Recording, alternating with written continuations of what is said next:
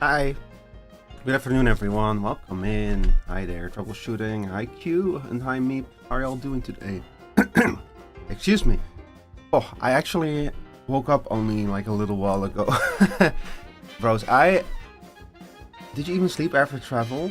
Yeah. I've been sleeping for like 12 hours. I got home and I fucking like... I got home, I ate dinner. After dinner, I crashed. I fell asleep. I woke up 2 hours later.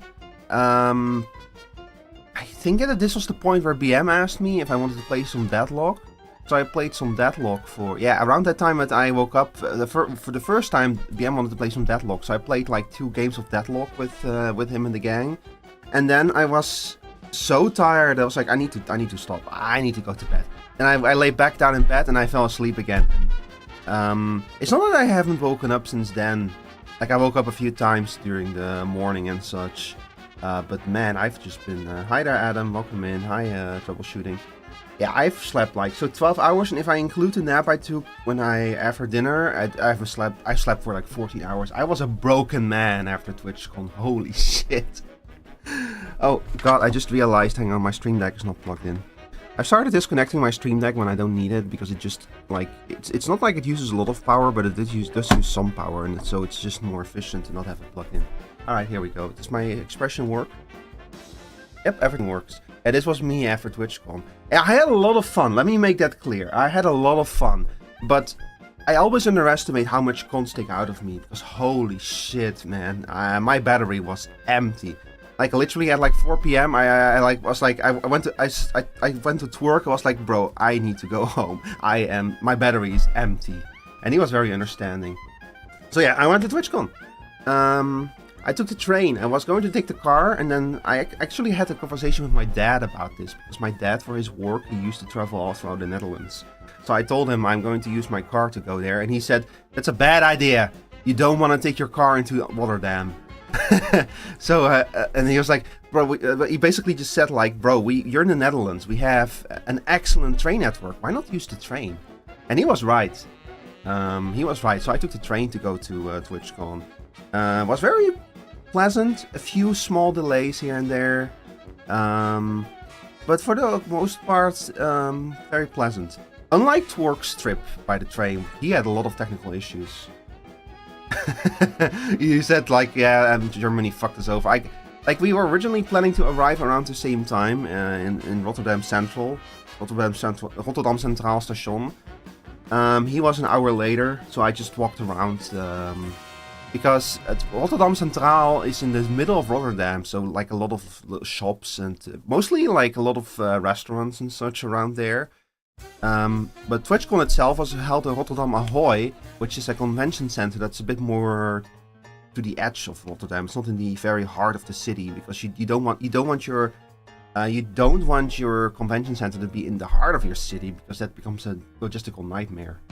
Hi there, Barlas. I don't know what you're saying to me. Did your cat step on your keyboard? So that part of the trip was fine.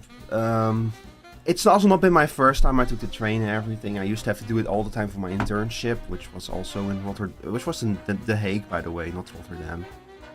But overall, that part of the journey was fine. What was not so fine was that I did not sleep the night before. I got maybe half an hour of sleep and then I was just awake because I was so anxious. I was so anxious for this chat. So anxious.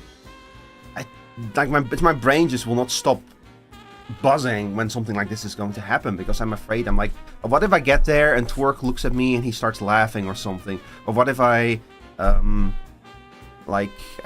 arrive too late, or if something goes wrong, and when you have toilets and such, because I have like certain health issues, so I need to make sure that there's always a toilet nearby.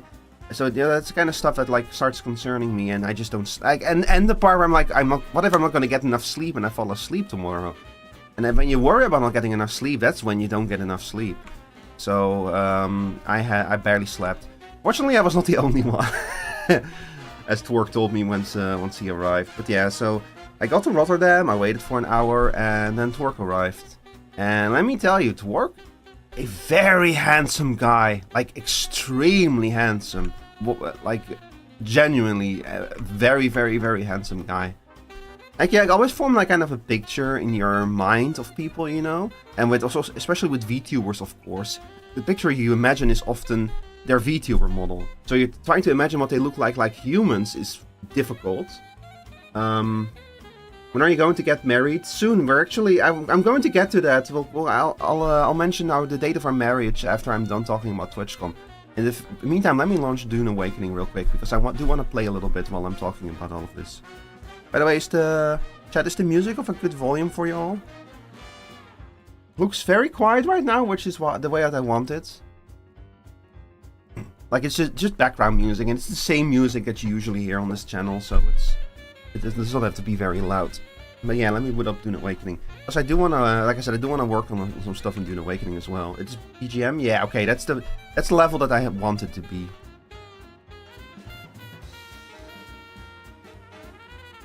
But yeah, so you always have like an image in your head of the people you meet online. And trying to then adjust that image, like what are they going to look like humans is always difficult. But when am I going to show my face? Never. I'm sorry, I'm a VTuber. If you want to see someone's face, I mean, I guess come to TwitchCon. A bit late now, but right now I have no intentions of ever showing my face on stream, I'm sorry to say. Like, that's why I became a VTuber, so I don't have to. Ooh, this is kind of hitching. But yeah, so I met up with Twerk and another friend of his. I forgot their username. I should have followed him while I was there. I was like constantly so overwhelmed there that there's a whole bunch of stuff. Like I took barely any pictures. I kept forgetting to do so. It's just kind of, I'm not used to cons yet. I hope to get better at them. Like after 2 Gamescoms, you would expect that I would have gotten better at cons, but no. I'm not used to them yet, so I really need to get better at them. I dream of it. I dream of it. That was me. I actually dreamt last night of the con. Of the stuff that happened there. Okay, let me set up the game capture. Oh, it's still set up? That's true. This is actually the last game I played on stream. That was on Tuesday. Coming to think of it. We played Panic Delivery, and after we were done, I've switched to Dune. And I've not streamed since then. Man, it's been a while, huh? So hang on, I was actually eating breakfast/lunch.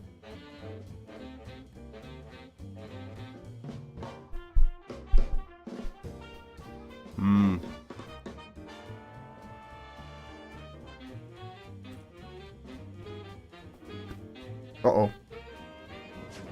The sandwich is falling apart.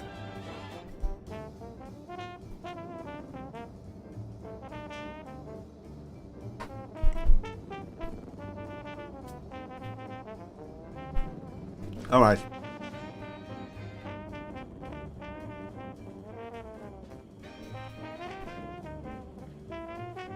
So within Dune, we're currently working on creating a carry-all. One of the members of the guild made a sand crawler which can harvest spice sand very quickly, very efficiently. but we need a carry-all to actually deliver the sand crawler to the deep desert. And especially to deliver it to patches of spice. Because a sand crawler will make a lot of noise and draw in worms. So we need a carry-all to drop the sand crawler on top of a patch of spice. And especially to very quickly pick it back up and bring it to safety if a worm shows up. That's what I've been working on. But okay, so the con. So Twerk gets there with his friend. At that point, I've already been trying to figure out how we even get to the con. Because Rotterdam Ahoy is not exactly near, it's not exactly next to the Rotterdam Centraal. It's like an hour's walk or something. So we decided to take the metro. Even getting out of the train station was a bit of a nightmare because Dutch train stations have like a rule that you need a valid travel permit to even be on a Dutch train station. So you always have to check in and out before you can even enter them. Like on smaller train stations, there's no gates. But on the bigger train stations, they have actual, literal, physical gates at the entrances. That you need a valid travel permit to pass through.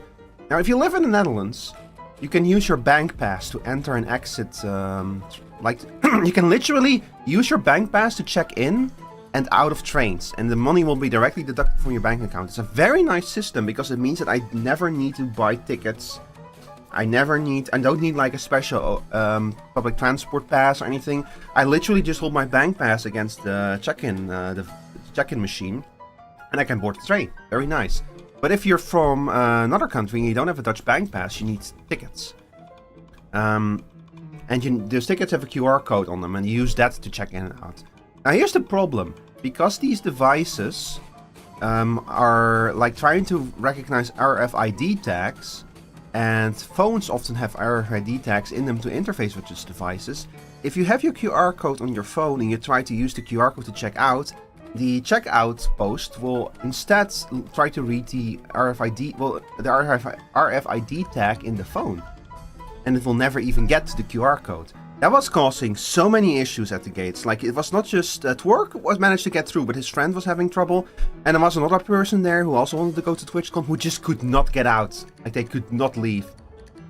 So at some point, I was trying to help them as well. At some point, I was like, look, just follow behind me, okay?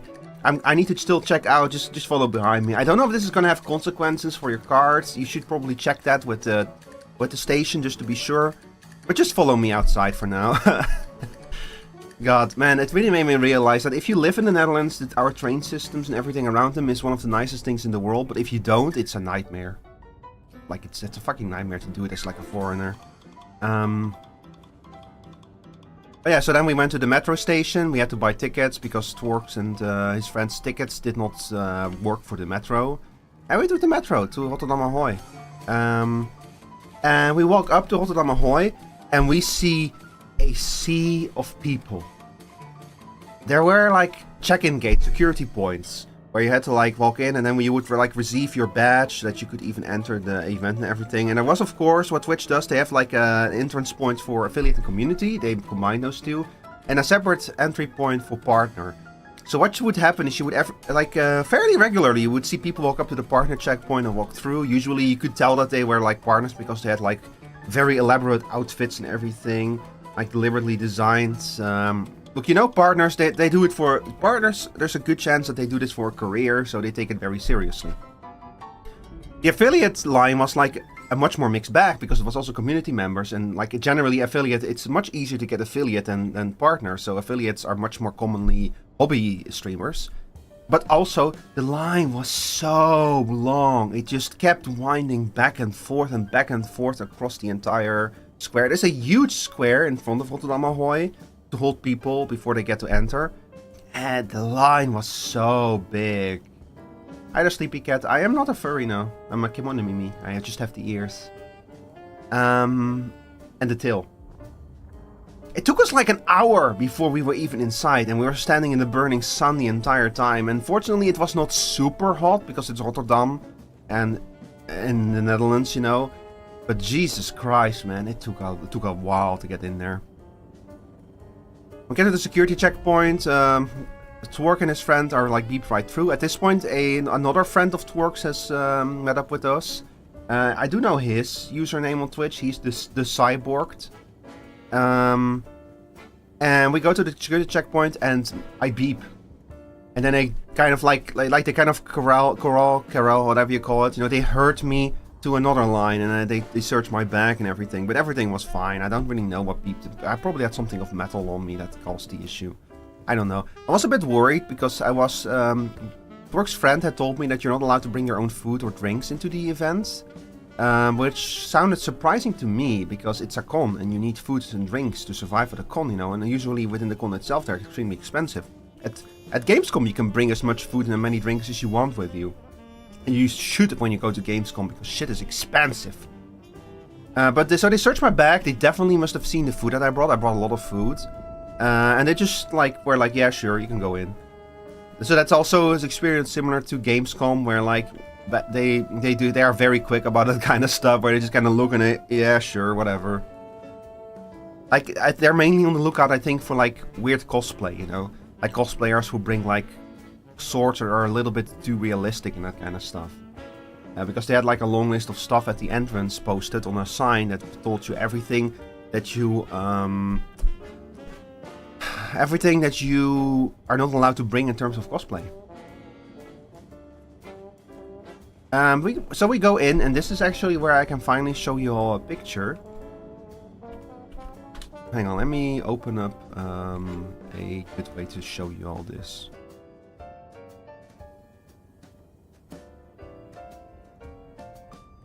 I'm gonna grab the pictures that I posted on... oh my god, I never posted this, oops. I'm gonna grab the pictures that I posted on Twitter. Because I actually made a post on Twitter yesterday. Okay, let me see. Can I open this in Edge? I don't really want to share my my Firefox.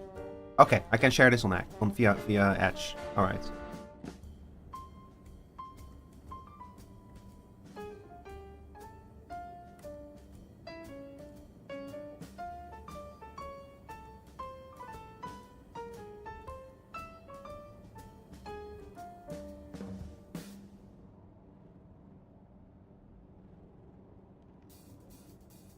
Alright, so first of all, this was Rotterdam Ahoy from the outside.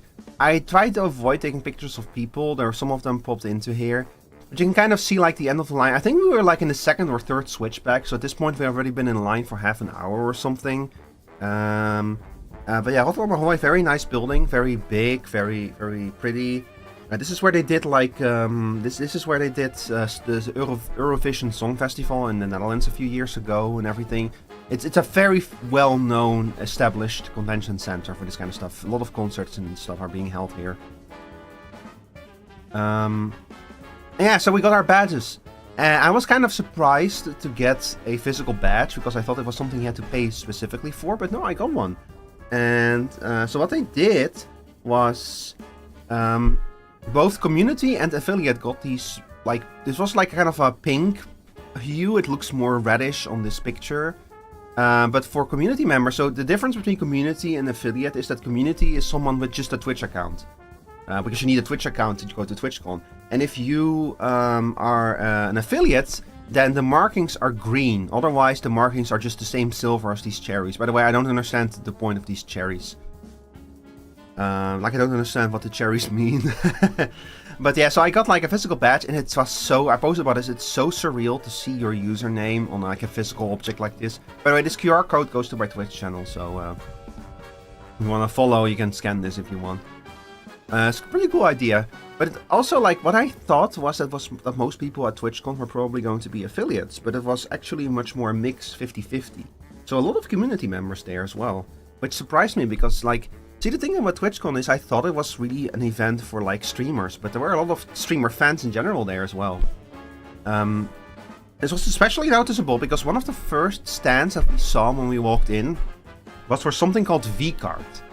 And let me see, I should be able to just open this. V-Card, VTuber. Here, V-Card trading games. So I had no idea this existed, but there is an entire trading card game about VTubers. And they had like a huge stand right at the entrance to the place. Yeah, so they had a huge stand. They had all of these amazing. Like, look at the artwork. The artwork is absolutely like incredible and everything. It's backed by Gamersub. Oh, okay, yeah, and then now it makes sense, yeah. So like, I don't even know if I can show a lot of this stuff. Oh, it's probably fine because it's covered up and everything, you know. But yeah, so like, I had no idea this existed, but yeah, like, looks absolutely incredible, yeah. That's, what's her name? A Doki Bird? I already forgot what this is. That's Iron Mouse, I think. Yeah, but so like, one of the work's friends, we made a joke like, do you want, hey, over there you can lose your V card, and I was like, wait, what? Because I thought I thought that he meant with V card that he meant like virginity, and then he points out, no, I mean it literally, and that the V card's over there, and I was like, ah. And then later he made another V card joke, and I was like, what, like the VTuber card? And then he meant, no, like your virginity, and I was like, wait a second. So initially I thought that with V card he meant like a euphemism for virginity, and he meant it literally. And then later I learned like, no, it actually is both of them. This is a euphemism. Oh god, VTubers, man. You know, it all goes hand in hand. But yeah, like the artwork is absolutely incredible and everything. And I actually have another story to tell about VCard, but I'm trying to go through this stuff kind of roughly in chronological order, you know. So chat, sorry, give me 1 second.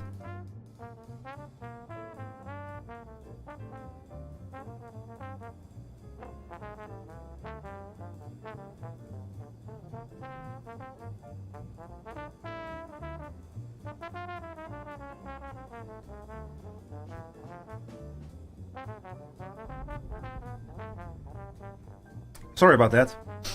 But yeah, so basically a boy has made it his mission. I want to be on a V card. I made that my life's mission. I want a card of myself, damn it.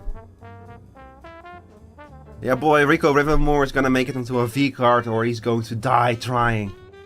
Nah, maybe not that bad, but it would be very cool to be on one of these cards, man. I need to like figure out how to actually play this card game. And I'm wondering right now maybe if I should have bought some of these while I was there, but maybe next time. Very cool cards. But yeah, so we walk past that, we go into like the, I think at that point we enter like the artist alley, because at this point Twerk and his friends are hungry, so we're gonna start looking for food.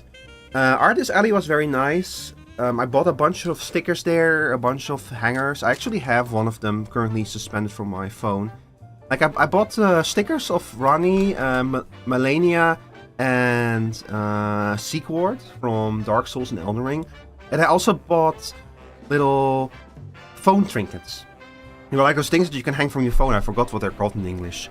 But actually right now I have a phone trinket of Sequard raising up his mug. You know, like the wooden cups that they used in the Middle Ages. Like raising up a mug of Seekbrow to salute you, you know. It's an iconic moment in Dark Souls 3 when you help him out, and he several times he like cheers with you, he salutes with you, he gives you a drink, and you like raise up your cup with him to like salute to your adventure.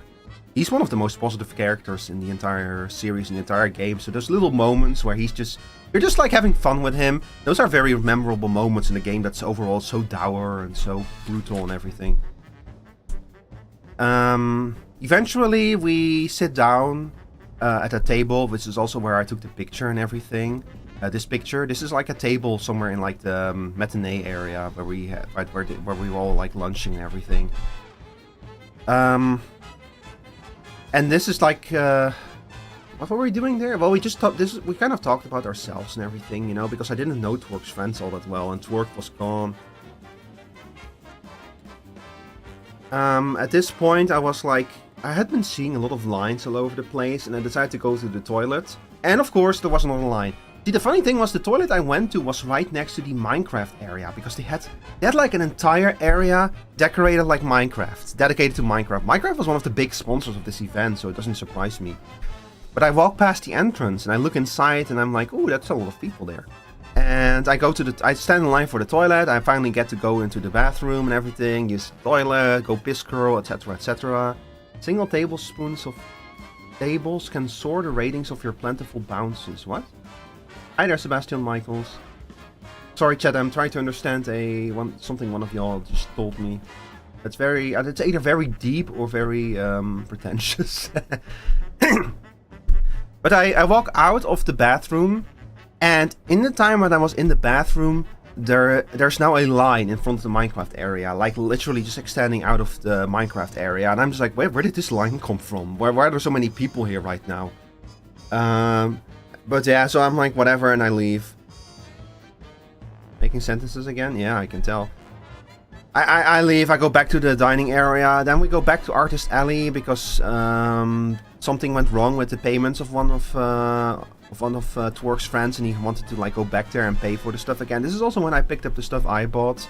Then we sit down in the tabletop area because TwitchCon is very loud. There's a lot of noise. This is common for cons, but I swear every time we tried to sit down somewhere, someone would start screaming or start playing music, or the band would start up or something. It kept happening. So we sit down in the tabletop area at a Star Wars tabletop game that absolutely nobody has any interest in playing. So we just sit down there, and we sat there for another good while, just talking again. And Twerk and we kept trying to come up with ways to get into the partner lobby, like not for real, joking, you know, but like I asked like, if I put on a mustache, do you think they would let me in? They'll be like, "Are you Rico Taz?" I was like, "No. I'm the mustache guy, the mustache streamer." And then by the time when they're trying to check out if I actually exist, I slip in or something, you know. And we came up with a few other reasons, but unfortunately my mind is kind of blanking right now because it's, man, that's the problem with sleeping for 14 hours. You just start losing little detail. What else have we come up with again? Have we come up with some really stupid plans on getting in? Like I think like distracting the guards or something, or climbing in, you know, that kind of stuff. But I actually did see a surprising number of partners, because while community and affiliates both had like the pink backgrounds, like you can see here, partners actually had like a green background for their cards. So they kind of had these colors inversed. So there were two ways in which you could recognize partners. The first one was they had the green cards. And the second one was they looked, like I said, they clearly stood out. They put a lot more attention to how they looked and how they behaved at the event, because they are like the people who do it for a living. So usually you would see them with like big IRL streaming setups, you know, like with the big camera. There was one guy who had two cameras, so he could like record one camera with his chat on the other camera. It was crazy. Fucking huge setups. And of course always the green badge. Also one person who had like the big IRL camera setup, but was not wearing a badge, which told me that they were trying to probably be somewhat incognito, although you're not incognito when you're IRL streaming. So I don't really know why they weren't wearing the badge. Maybe they just didn't feel like it. By the way, this is also something where I have to point out that you can see that I have a blue keycard attached to my badge, right? At the entrance to the place, you could pick up red keycards. And attach those to your badge instead. And a red keycard means do not film. So if you want to go to TwitchCon but you do not want to be filmed or photographed or interviewed, or you want people to leave you alone, you can put on the red keycard. I don't know how well enforced it actually is. Like, I feel like it's impossible to go to TwitchCon without appearing on at least someone's IRL stream, you know, because of how many people there are. But I guess it's more of kind of a friendly request kind of thing, where it's like, okay, look, if you see people with red badges, like go point away, don't snap the picture. If you're IRL streaming, try to avoid them, that kind of stuff, you know. Although I don't know if IRL streamers even have the environmental awareness, because they're so focused on talking to their chat and everything. And like, there were people in cosplay. There were also two ladies who, I don't know if they were in cosplay, but they were wearing like fairly elaborate outfits, and they were like very cheerful, you know. They have this kind of bigger than life personality that kind of tells you like these are also probably professional streamers, just like hanging out here and talking to each other about what's going on at the event. And they were talking German, so they're probably German streamers. Just fucking crazy stuff, man. Like, I'm still thinking back to it, I'm still so overwhelmed. But man, the vibes were so cool there.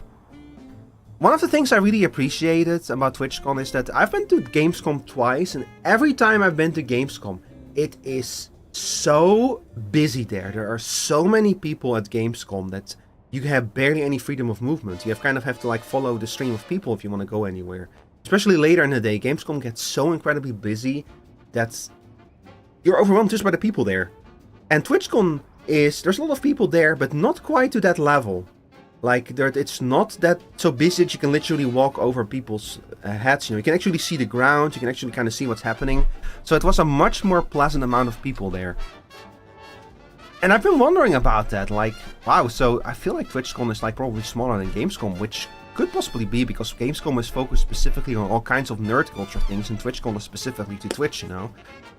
But after we were done sitting at the tabletop table, and by the way, another story before I move on from there is we were sitting next to a guy at the table. He was sitting in the Yu-Gi-Oh section, and we were like, oh, he's waiting for someone. You know, these tabletop areas, they are designed that you can sit down and then someone else can sit down and challenge you to a match of whatever tabletop game you're at. Like, these are all card games, by the way, like trading card games. So he was sitting at the Yu-Gi-Oh area. At some point, some of his friends joined him with like boxes and boxes full of V cards. Again, V cards. And they just start like opening the box and opening the packs. And they pull out these giant albums and they start putting the cards in the albums right there. Just sorting through them and everything. They're like, yep.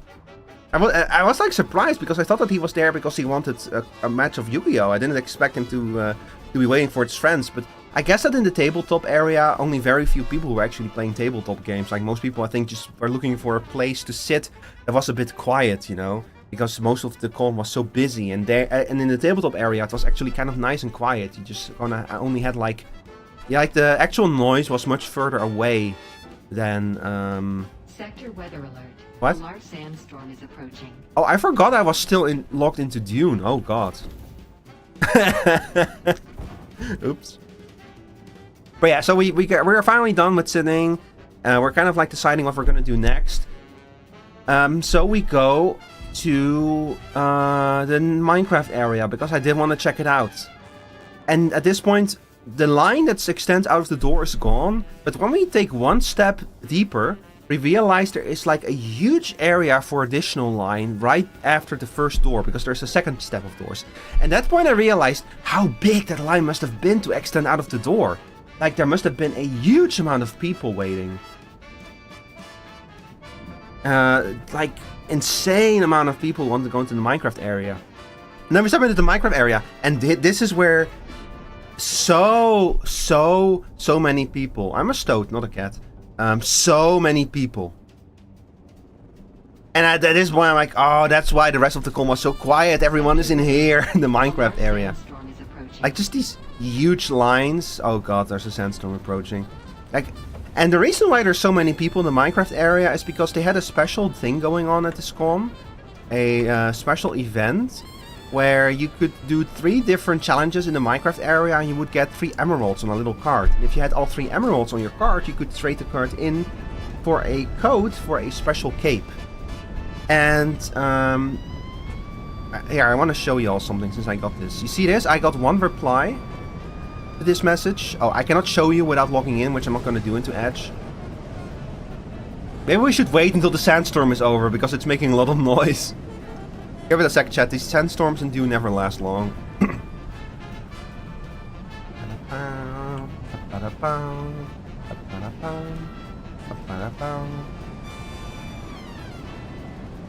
By the way, chat, how are y'all doing? How's my dear audience doing today?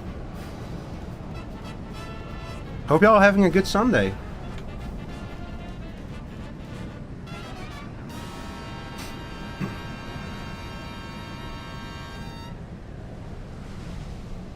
Come on, please be over. Okay, there we go. Sandstorm is over. Sandstorms, you just gotta deal with them when you play this game. Like, there it goes, leaving already.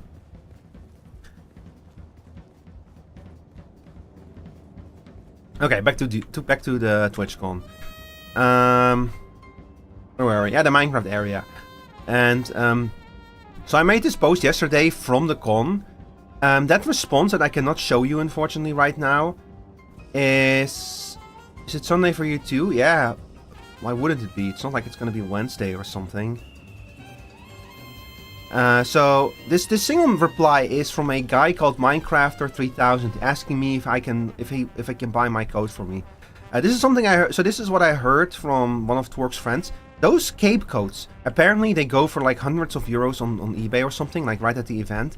And that's probably why there were so many people there. Everyone wanted to get those. Okay, there's a lot of Minecraft fans, you know. So probably a lot of people who just wanted to go for themselves. But I bet you that a significant portion of the people there were trying to finish those challenges and get those codes to sell them on eBay. I actually considered doing it, but at this point we were like hours into the con and I was getting very exhausted. So I was just like, no, I don't care enough. I just don't care enough to actually go through those challenges and do them and everything, you know. So I just turned around and left, but it was a very cool area and I really wish I took a picture of it because the whole place was decorated like different areas and biomes in Minecraft. Like they had like a deep dark area, they had a nether area, they had like a snowy area with like a sheep and everything. It was very cool, very nice. Absolutely very cool area. And this is the point where I just fucking run out, completely out. Like I feel like a man hits me with a hammer and I tell Twerk like we were going outside because one of Twerk's friends went outside and wants to do something there, and I just tell Twerk like, look, I'm sorry, but I have to go home. I'm so tired. I have to go home. And he was very understanding of it. So I hop back into the metro, back into the train. I like those. I have those off on the train and I get home. And then in the train, my knee really starts to hurt. So I realized like, yeah, I made the right call. Because I was hitting that point definitely where I'm just starting to shut down. And there's like a thing with my knee where when I walk a lot in a single day, my knee starts to hurt. I don't know what it is. It's kind of amazing that it only started after I left the con though. Like if it had happened at the con, I would have been in big trouble because I would have been barely able to walk. I get home, I order dinner, I pick up dinner, I eat my dinner, I pass out for like 3 hours or something. I wake up, BM wants to play Deadlock, I play Deadlock. I pass out again for like 12 hours. And now we're here, chat. So now you're completely caught up on everything that happened. I wish I had a little bit more to say. I especially wish I took more pictures because man, lots of cool stuff had happened. But yeah, I need to get better about this, chat. I am not very good at taking pictures at cons. I need to get better in general with cons because they drain my energy so quickly. So I want to go to more cons. Like, I want to be able to go to a con for more than one day, basically, to hang out with people a lot, you know? But my social batteries just right now are not big enough to handle that kind of stuff. So that's something for me, some homework for me to work on to get better at that kind of stuff. Alright, anyway, so we get back into Dune. I'm making a carry-all in Dune. I need to gather some resources from it, from the deep desert. The reason why I'm currently dressed in this kind of gear here is because I was trying to get those resources. Unfortunately, the enemies I have to kill for them are very powerful enemies. Big dreams for big boy, yeah. So, my goals, chat, are A, get partner, B, get my own V card, and C, be able to attend a con for more than one day. Personal goals, you know. Let's see, green crafting drop. Some of those, and some ore as well.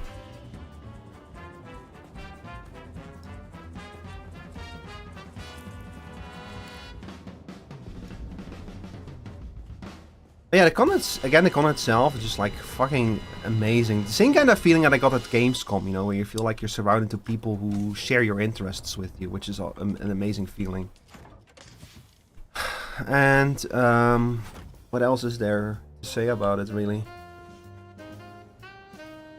Oh yeah, I saw like people. I saw like 2 people, like a man and a woman. I think that they might have been like partners or something, and they were both wearing like these shirts with a giant picture of Shy Lily on them.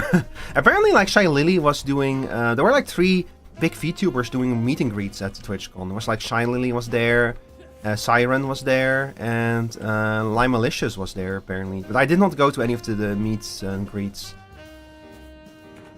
Like, most of the VTubers I watch are much smaller than those 3 are.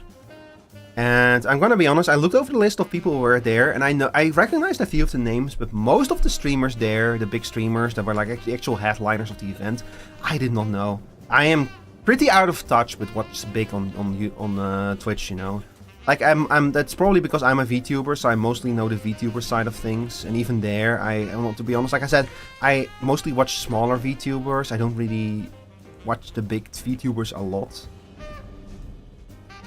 So I'm just kind of out of touch. I guess it probably comes with age, you know.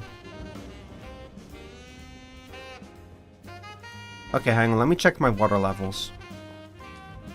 Oh my god, we're capped on water. Beautiful. That's what you like to see. Because I'm gonna need a lot of water for what I'm about to do. I'm gonna be pissing on the moon, chat, so I'm gonna need a lot of water. Does that mean if I get too big you stop watching me? Yes. I'm sorry to say. No. Nah, see, that's the fun thing. If you've known someone since they were small, and then they blow up, and then it's like, yes, you know? Like, don't you want your... Like, isn't there... That's the whole reason why people came up with the word Oshi, right? Like, you want to see your Oshi succeed. So you want to see your favorites become big. When are you gonna reveal your V card, Q? What the fuck am I doing, chat? I have my building tool on 1. Now we're gonna replace that with industrial static. I need to bring my rat suit as well, by the way, because the place we're about to go to places, chat, that are gonna be irradiated. So I'm gonna need to bring some protection. And I need to bring some protection, or they'll steal my V card. I cannot let that happen. Can you comfort my friend Emerson? She got dumped today. I'm sorry to hear that you got dumped, but there will be someone else in the future, you know? Like, wherever dumped to, they're not worth it. They're a jerk who do not recognize what they have. That's a fucking lot of spice residue. What the hell? How's my day going so far? Pretty good. Thank you for asking. I slept for like 12 hours today because I got home from TwitchCon and I was exhausted. That was fun. Okay, red suit got. Might also make some extra med kits because holy shit, do you take a lot of damage in those places.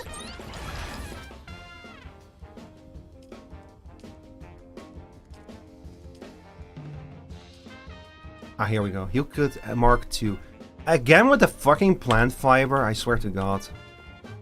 I need a better place to farm plant fiber, it's always something. Where's my... Oh yeah, I put my my still suits in the plane. Do I play Delta Force? No. Do I play mainly this? No, I rarely play this on stream. I play this game a lot off stream, but I almost never play it on stream. I'm just playing this today because I was talking about my experience at TwitchCon. And this is a good little AFK game to play like in the background while you're talking about while you're like thinking or talking about other stuff. Chat, I need to make a new bike. Like, especially for stuff like gathering plant fiber, having a bike is so nice. I don't want to pull out the buggy for fucking plants.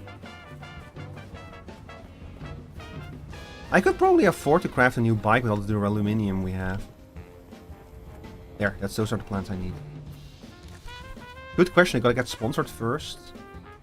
I have a feeling you can get there, Q. You have like you have a good vibe in your streams. You have a very powerful aesthetic, you know, as a seamstress witch. You have a very pleasant voice to listen to.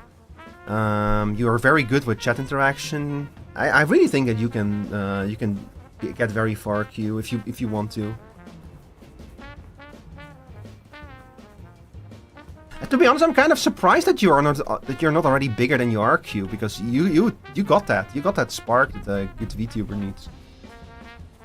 Speaking of which, y'all, go follow Q. She's great. Very very cool streams, very cozy. Is that the right word? I don't know. I saw Rico Tess at TwitchCon. He was carried around on a golden throne by 4 large muscular men. Yeah, those 4 large muscular men were twerking his friends.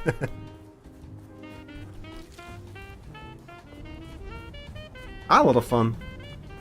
Rio, did you hear me talk about TwitchCon? Or do you? I can repeat a few of the things I talked about. Like, I saw 2 people there with like giant pictures of Shy Lily on their outfits. a lot of cosplayers too. Well, okay, no, not as many cosplayers as an event as like Gamescom, you know. So when I say a lot of cosplayers, I should correct myself. There were a number of cosplayers.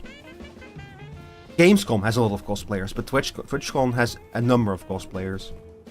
Just the last few bits, I probably heard that part then. More plant fiber. Come here. Yeah, amazing event. Very cool.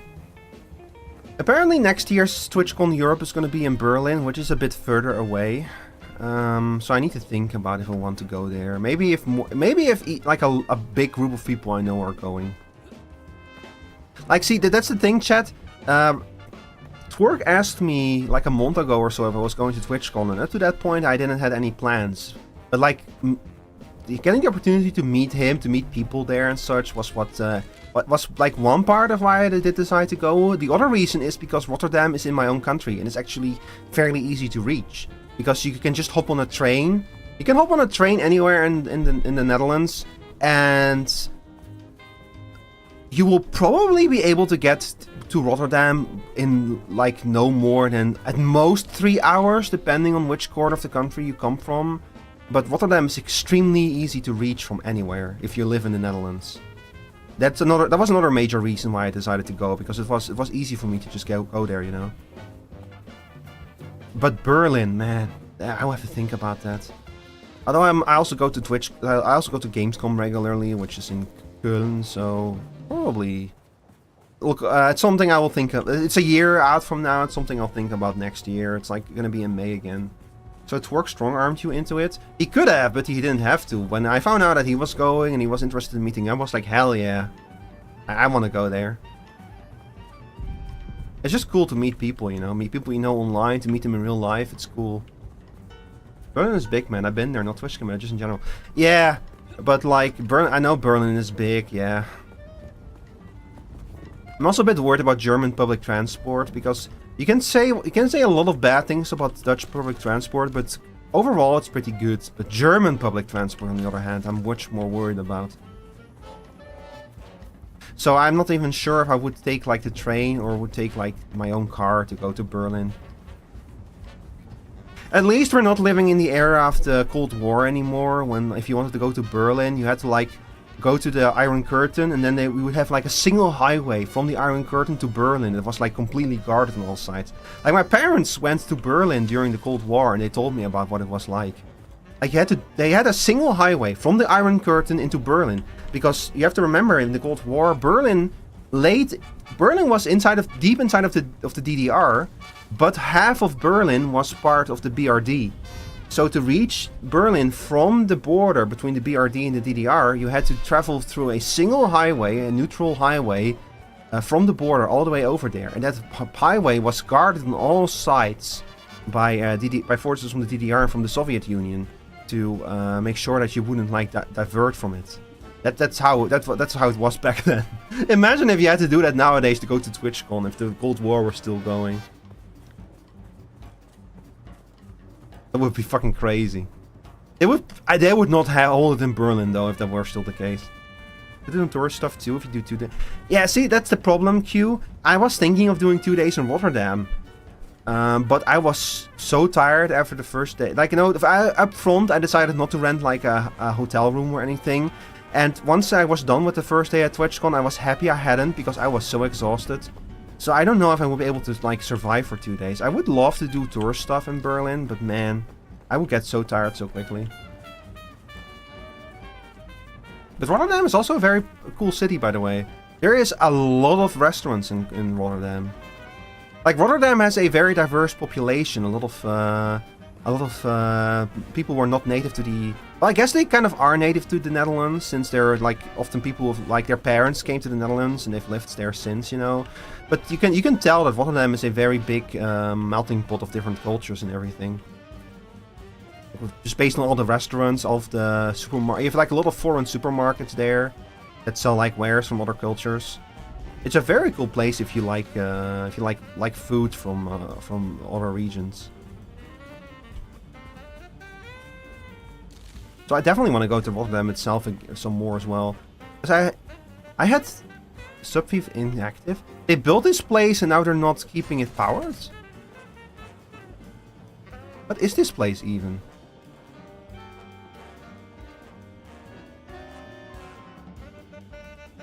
So this little building showed up like a week or so ago, and apparently they've not been keeping up with it because it's unpowered. So that's gonna disappear at some point. Hang on, let me take a bite of my sandwich. I made breakfast for myself, chat, and I'm not eating it now. I need to finish this quickly.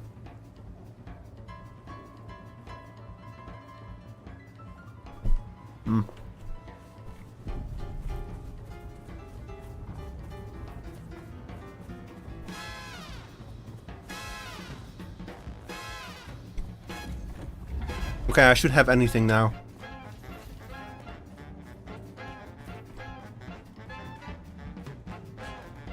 Let's see.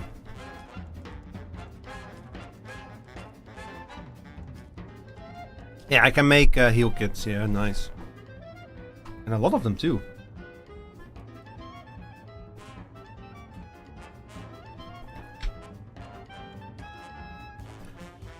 Hang on.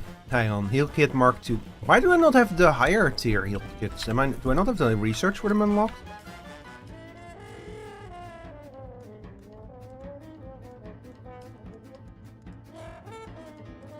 Oh. I never got the heal kit Mark 4 recipe. Oh god, heal kit Mark 6. How much expensive is this one? Off-world medical supplies. Oh, okay. I thought this one was gonna require spice, but it doesn't. We have some off-world medical supplies, but they're technically not mine. Hang on, micro sandwich fiber, off-world medical supplies. No, we're gonna make Mark 2s. I don't want to spend our off-world medical supplies yet. This is not that important.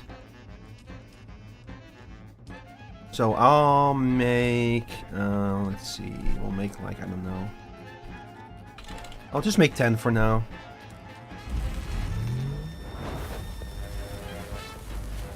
I just need a better form of healing because I'm gonna be diving into some shipwrecks in the deep desert, chat, and those shipwrecks are filled with enemies that fucking hurt, so I need some good healing.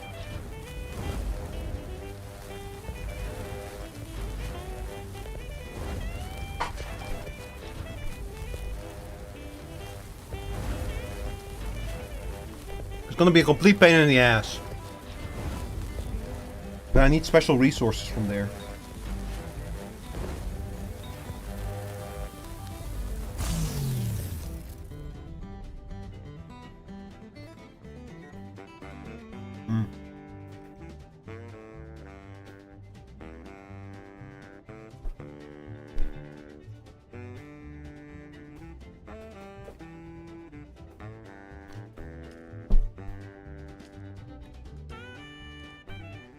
By the way, I think that like tourist stuff is what Dwarg is doing right now. Because I know that he did decide to stay in Rotterdam for 2 days, but he only went to TwitchCon for 1 day. So I think that he's doing tourist stuff now, or maybe he's already on the way home. Because he had to come from much further away than me, all the way from Austria.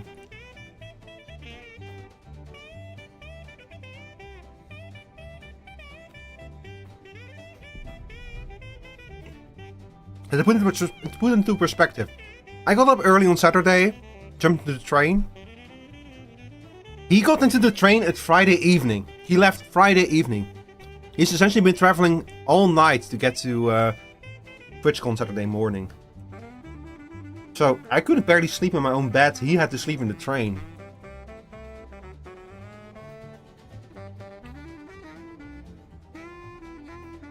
Fucking amazing. Fucking trooper, man. I do not envy that one bit. Oh, sorry, chat. Hang on, be right back.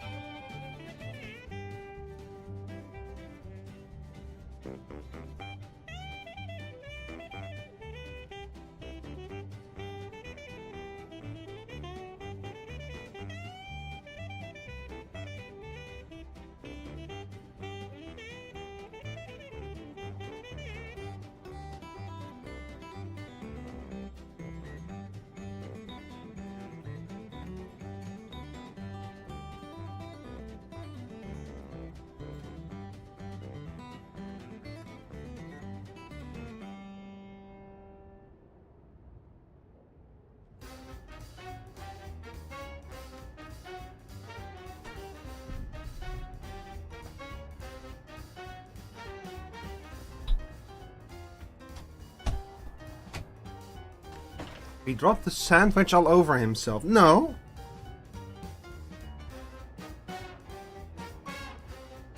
No, what are you talking about? Nuh-uh. No, I had to go wash my hands for my sandwich. There was peanut butter on it. I think you can add the rest together. Must have been your imagination. What, are you in my walls or something? Did you tap into my phone camera? Is that it? Chat, I have a dumpy in this outfit. Like, look at that. See my dumpy? I love this still suit. There's one tier of still suit that's even better that I'm probably gonna end up crafting, but this one is pretty cool. I just don't like the fact that this has a face on the shoulder. Like, check this out. Why is there a face on the shoulder? That's the part I don't like. But it's like, it's funny because this full outfit, it looks like kind of like bondage gear or something. Like, it even has like a weird emphasis on the penis. Like, you have like a little cup there to protect my hog. It's like a fucking fucking bondage gear. I'm pretty sure the Fremen didn't wear still suits like this.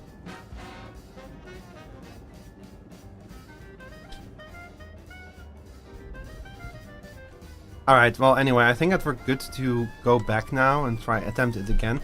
I attempted this yesterday before BM invited me for Deadlock and very quickly realized I had made a huge mistake. But it should probably be fine now. Hang on, let me put my my heal over there. Yep. Got 17 Mark II heals. That should help a lot with doing this shit. Oh. Do you think a still suit would be hell if you had auto brewery syndrome? I don't know what that is and it sounds scary.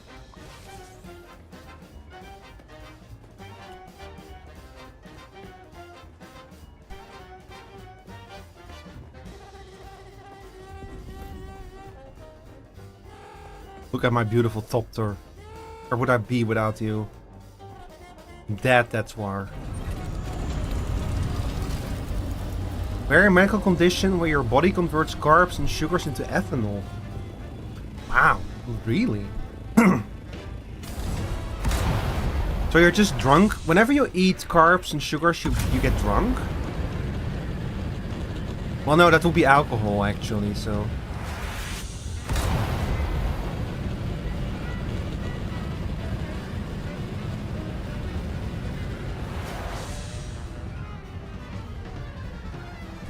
You know, that sounds like the kind of crazy nightmare mutation from like a story about like a bioengineer or something.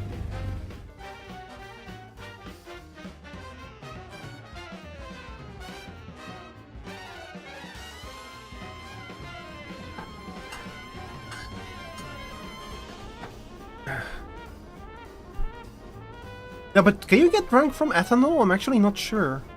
I don't think you can. The man made of beer, so you can get drunk off of them. It's me and for every Friday evening. Well, not except the most recent Friday evening, of course.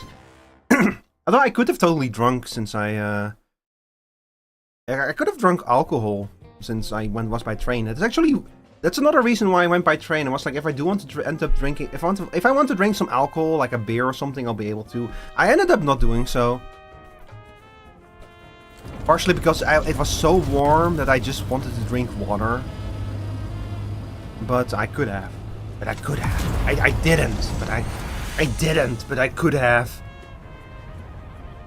By the way, chat, did y'all see the little thing that Sherry posted? I reposted of a certain guy's, a certain weird stoat guy's eye in very high detailed live 2D. Did you see that?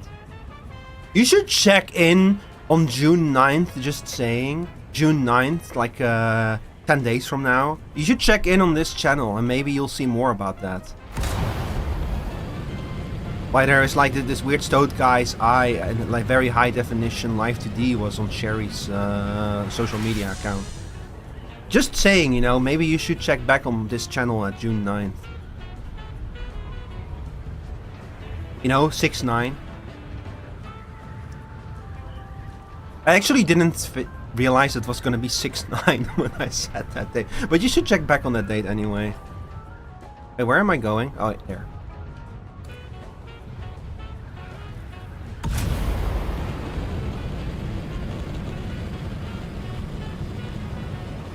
But yeah, anything else you guys want to know about TwitchCon? This is, let's do an AMA. Ask me anything about TwitchCon. What do y'all want to know?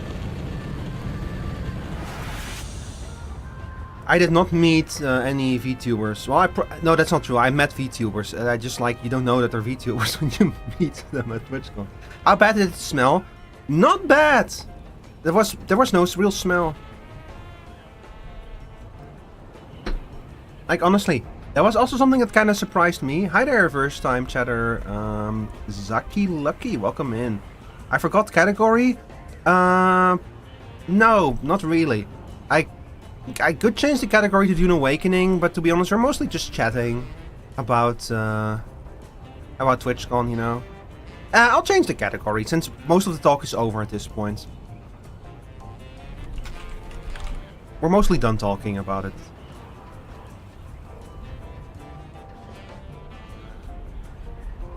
Also, give my tail back. I need that.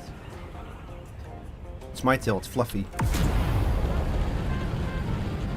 But yeah, so like, honestly, for such a warm day, after everyone had been out in the sun for a while to even get in, I was very pleasantly surprised by how little it smelled. Like Gamescom is... the smell at Gamescom is okay, you know? But you can definitely tell that there's like it's like a room full of people, not all of which necessarily maintain the best hygiene standards, but Gamescom overall it's okay. It's very doable. But this one, however, was definitely like very like pleasant and fresh smelling, you know.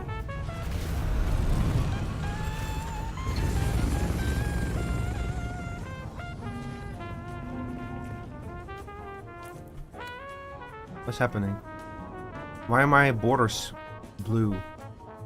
Why are you blue? Okay, hang on. Let me dress up. Let me dress up in my cosplay as a Dune man. I'll do like this. Okay. Let's go. No, not my tail, Rio. Give it back. So any other questions y'all want to know about TwitchCon?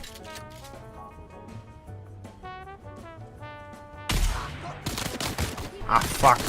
I forgot my shield. Bro, I always forget the fucking shield.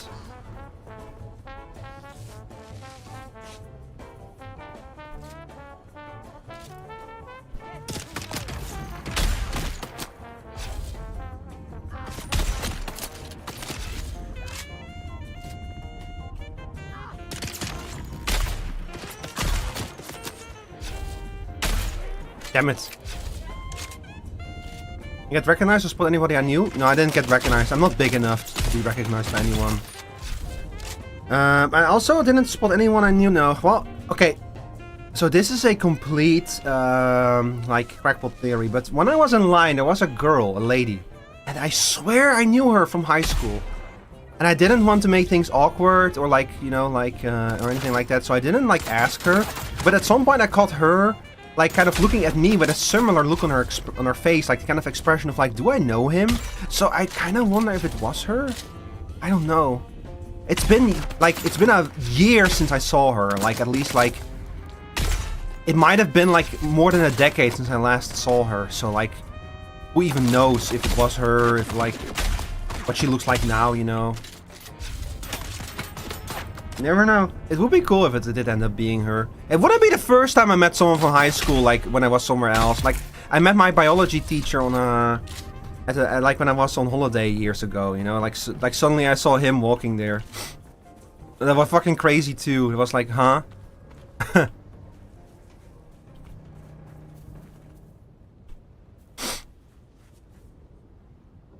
These are the kind of stories I probably shouldn't tell because they can get me doxxed, but you know, whatever.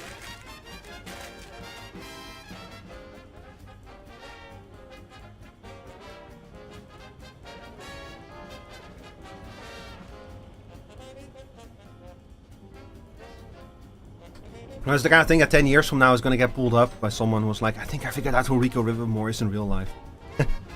Confirmed, streamer lives somewhere, has gone to school.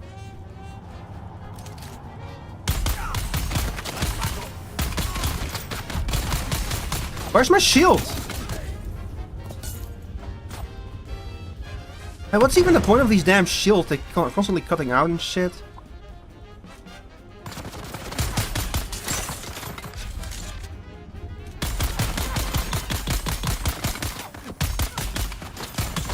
There's so many of these freaks.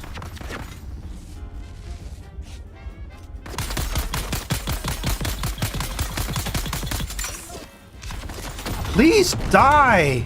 Jesus Christ! Why are they so tanky?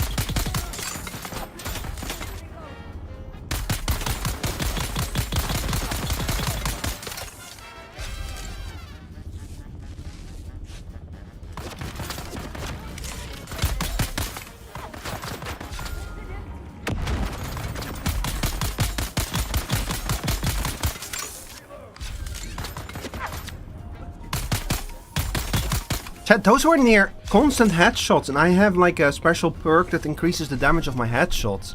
That's how insanely tanky these people in this area are, man. It's crazy.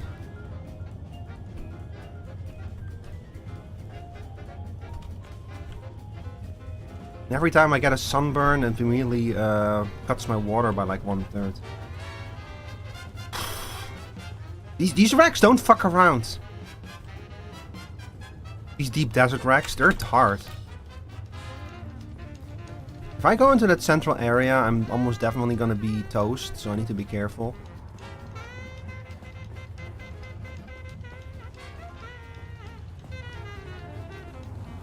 This goes back outside, yeah. Not dealing with that. Over there's an irradiated area. I could check in there real quick. Hang on.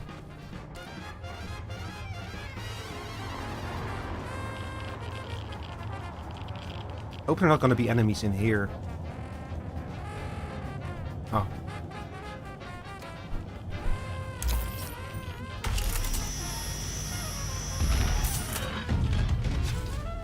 Last time I was on one of these wrecks, I completely forgot to bring a radiation suit, so I wasn't able to go into any of the irradiated areas. Oh, there it is! Plasteel. No, that's plasteel plate. That's not what I need, damn it. That's the wrong type of plasteel component.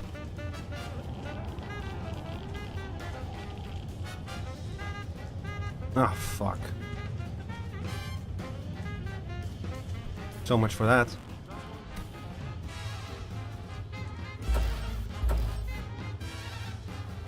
Okay, hang on.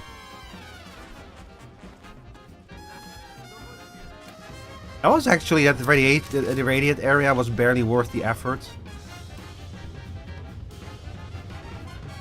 of putting on the radiation suit.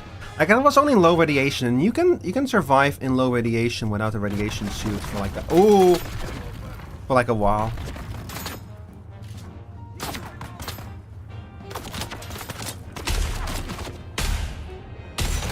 Next time I'm bringing a rocket launcher for these assholes.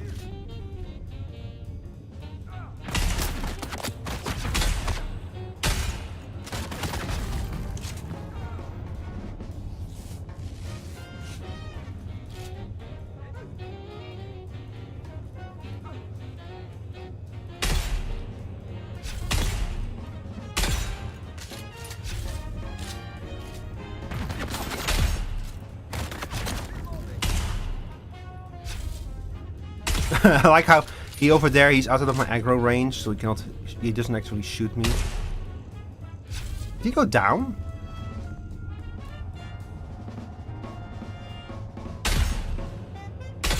There we go.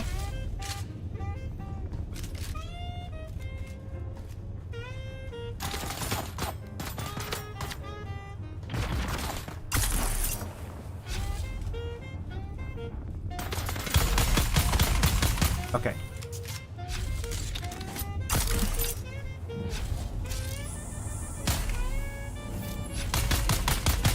He healed himself. He was down and he healed himself. bastard. I see someone. Yep, you sure do. Come here. Eyes on hostile.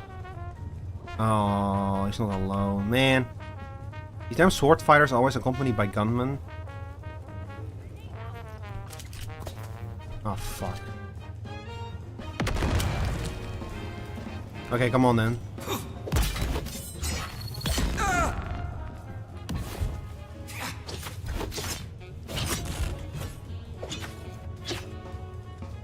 Oh, fuck.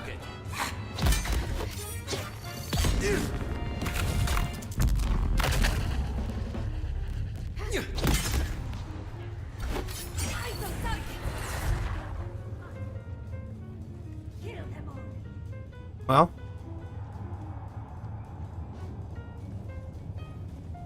Well.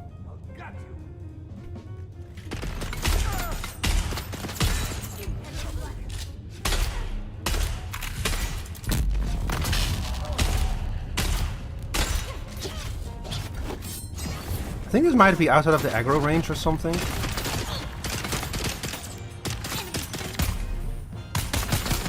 Oh, fuck me. Fuck!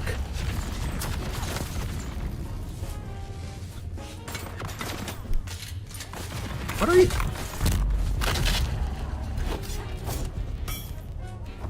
Uh-oh. What are you doing?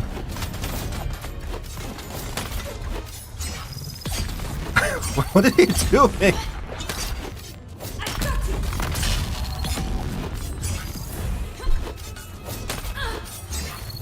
You're a sword fighter. Use your swords. Okay. Oh.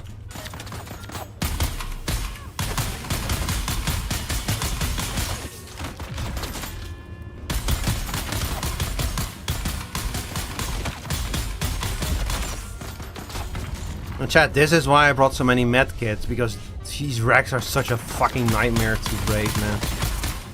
Ah, these enemies are so tanky. For no reason. Like, why even is this? They don't have to be this tanky, man. Like, really, they don't have to.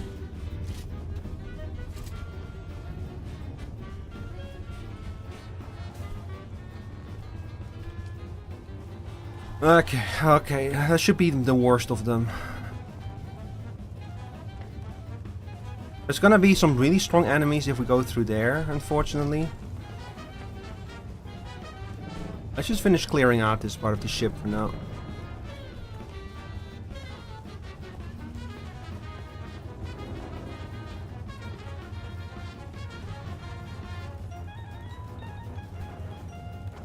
Not the parts I need, unfortunately.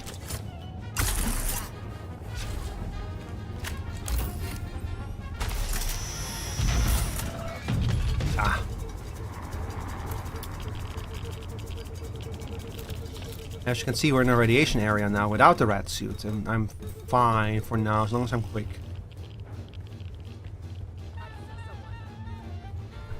How do you guys like my choice of music?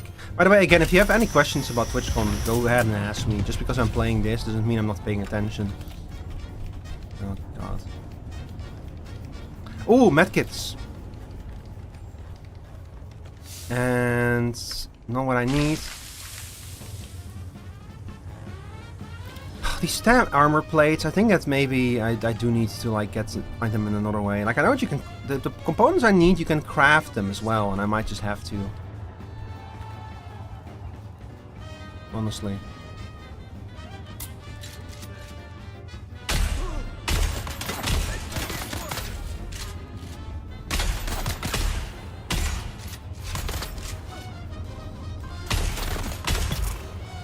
Wow, okay.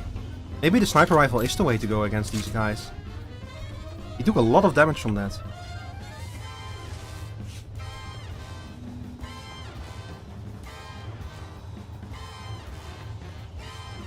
Wait, this is where I came in. Right? Yeah. Okay, so we have not looked in that radiated area yet. So hang on, let me put on the rat suit again.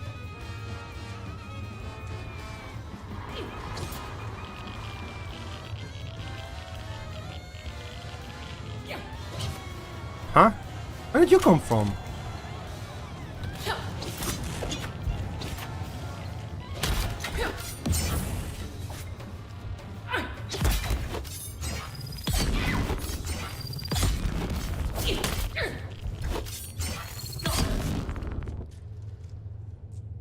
Yeah, come on.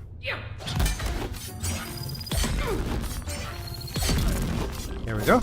Melee combat in this game is a little bit tricky, but once you figure out the rhythm, it's fairly easy. I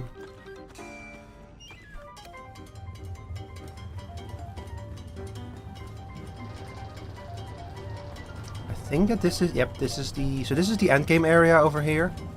If we step through here, we will not be able to go back through, so I need to make absolutely sure that I'm up for whatever is ahead of us. Don't even shoot through it. Okay, chat, this is gonna be painful. We need to be careful.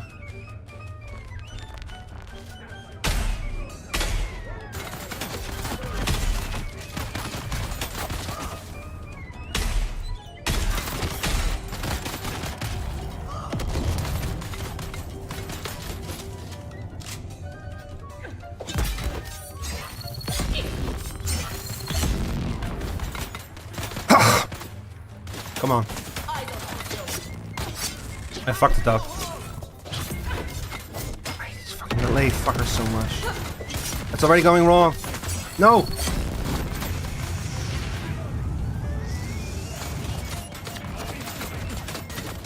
I hate the combat in this game so much.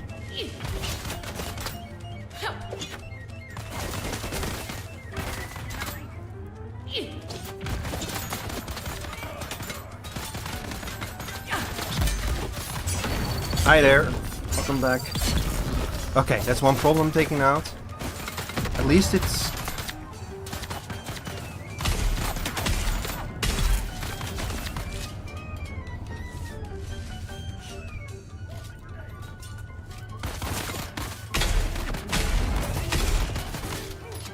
Him over there with the flamethrower, he's the real danger. Those flames deal a lot of damage.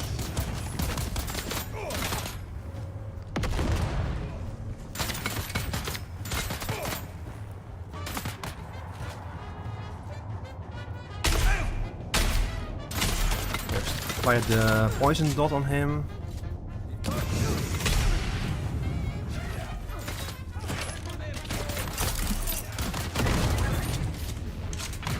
Oh! I missed. Fuck.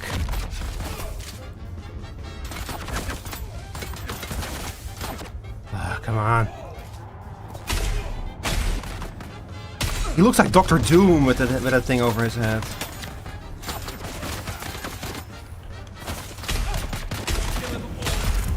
No.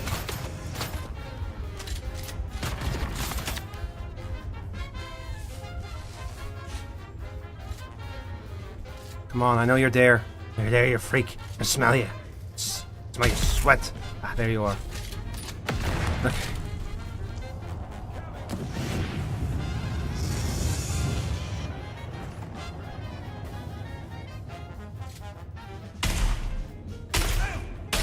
Can you stop missing these shots, man?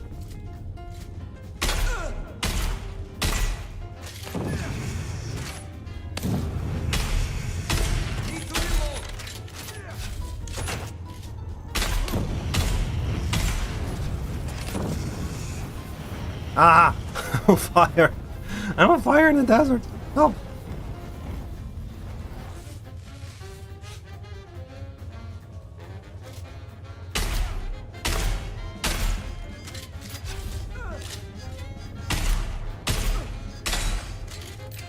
Okay, there is a more reliable way to take them on, but please finish reloading first.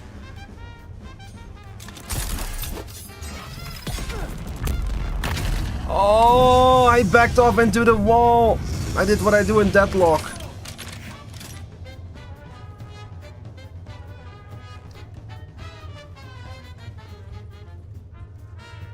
It happened to me so many times in Deadlock chat where I try to dodge an attack, I could try to do some cool movement, and I just fucking end up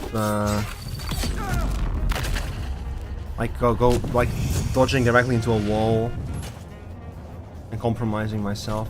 But I had such a rough match as Graves last night.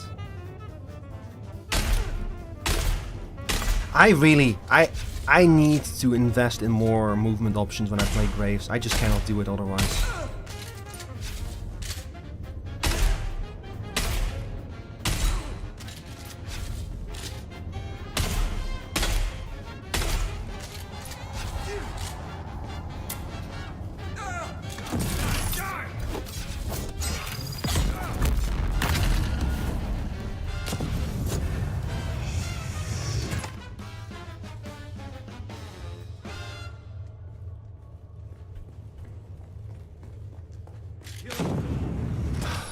So the thing about fire is a slowly building up. Like fire basically builds up stacks before you like really catch on fire. But if you allow the fire stacks to go all the way up, that's when you catch on fire, and when it will become a dot that burns for a while. So I need to be careful not to let that happen. Bro, how much fucking health do you have? There is a way to see enemies' health, but it requires me to activate my prescience. At the very bottom of my screen you see a pink glowing bar. That's my just the amount of spice in my body, and I can use that spice to basically do what Paul can do and predict what's going. Is he dead? Oh, thank God. Why do you have regular armor plates, Bozo? It's not what I need.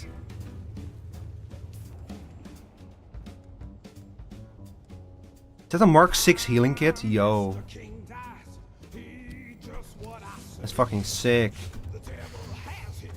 Again, not the parts. Chat, I'm gonna go through this entire rack and not find a single item that I actually need. It's gonna happen. Just watch it.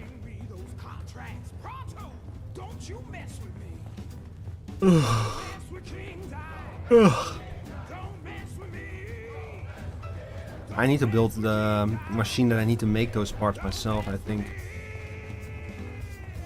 Alright, here we go.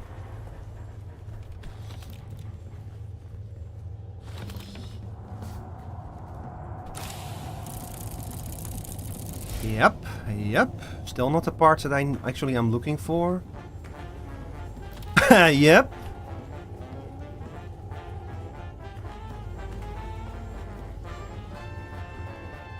Yep, we did not get the we didn't get a... Oh, there, 2 of them. Chat, I need like 50 of those, and I have like a total of 11, so we got 2 extra. I got 2 of the item that I actually came here for. I love Dune. I love hanging out in the desert and fucking drinking my own piss and sweat. Recycled by my own suit. I love it.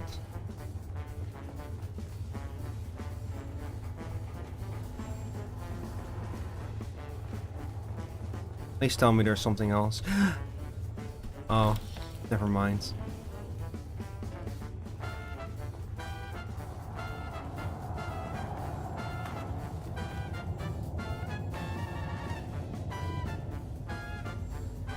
Hi Kissy Missy, really welcome in. You're currently watching a man who has found the deepest pits of despair. You're watching a broken man.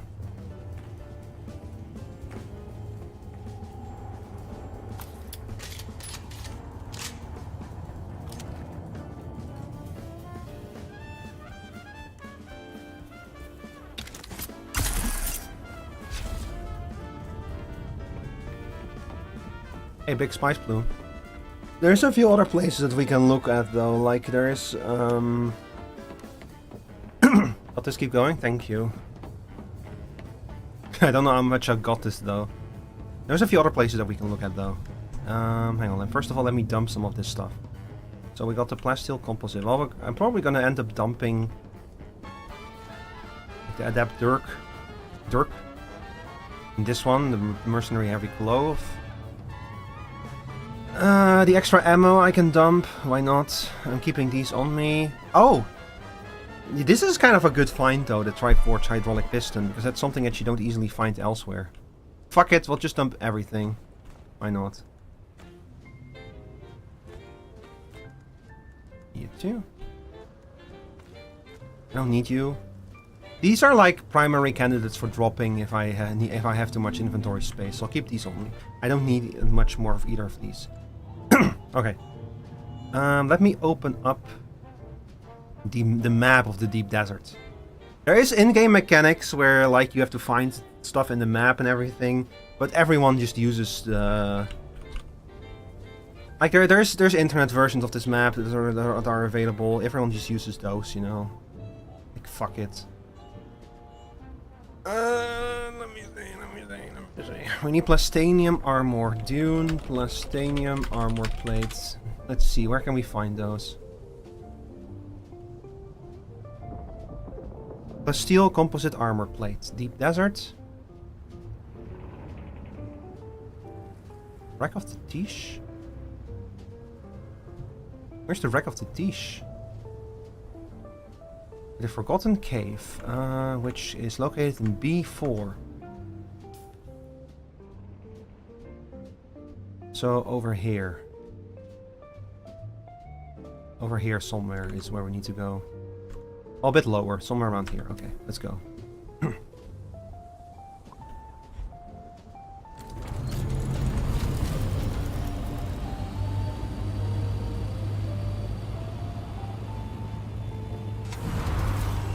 My biggest fear came true. I only found 2 of them. Those Triforged pistons, I think you need those 2 to make a carry-all. So it's probably not a bad thing. Hey, the nice thing about those armor plates is that you can actually craft them if you have the right equipment and the right materials. So, you know. Like, chat, so this plasteel composite armor plate, we need a lot of these for a carry-all, and that's my primary concern right now. If I can these are pretty much the main resource that we need at this point. If we can get all of these and enough plastanium, we will be able to make a carry-all. And that's gonna be a big... Oh, it's gonna be a big machine. It's also gonna be a big deal for us.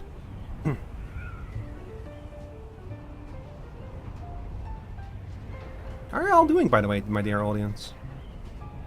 Have any of y'all been to TwitchCon as well? Any conners here? Any con men or women or people? Any done any great cons lately?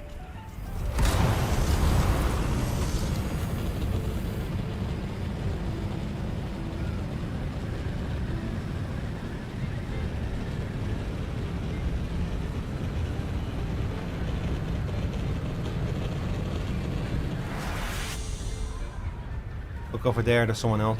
Man, so I'm currently in the area called the Deep Desert. This is the endgame area of Dune Awakening, and this used to be akin to the wilderness in RuneScape. Like, PvP was always open here, and they've recently added a separate instance of the Deep Desert that's PvE. So PvP has to be forced before they can actually engage. And I think honestly, while I totally get the appeal of having a wilderness, I think it was a good idea of them to add a PvE version of this area, because it has done such a great job to revitalize this game. Like, I've seen so many people playing it again. And the Deep Desert is by no means safe now. It's still a very dangerous area. It's just you don't have to worry about other players anymore. You still have to worry about the worms. And the distances in this place are huge. And you need a Thopter, because if you don't have a Thopter, forget about it. You cannot navigate this, because all of this is worm country. You know? I think we're almost there. We just need to cross this sector. But it's a great place for resource gathering. And there's still a PvP version of this place. Like, there's still a PvP Deep Desert. And over in the PvP version of the Deep Desert, you get 2.5 times the collection rate of any resource. Which means it's still worth considering. If you're a powerful PvP guild and you think you can pull it off, it's worth investigating if you can survive the PvP Deep Desert.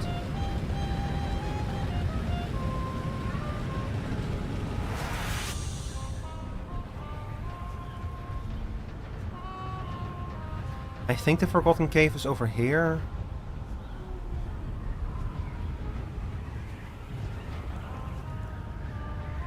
Yeah, it's over here. Alright. Yeah, there it is.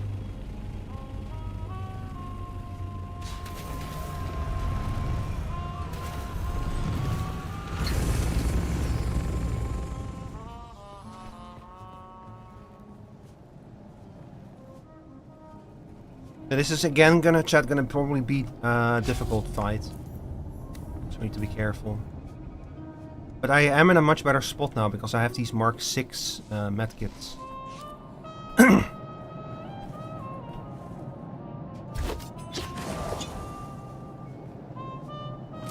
Actually, I think that this one of these caves might have been the first thing I ever did in the deep desert. I actually think I did go to the Forgotten Cave before, yeah. I recognize this.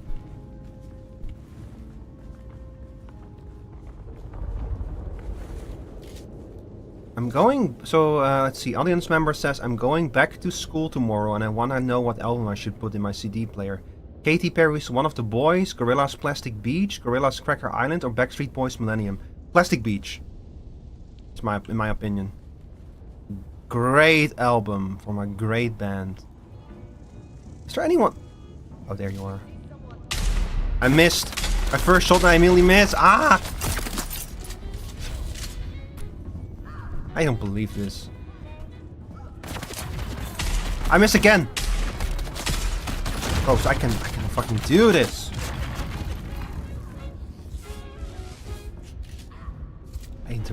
I interrupted the hill by zooming in.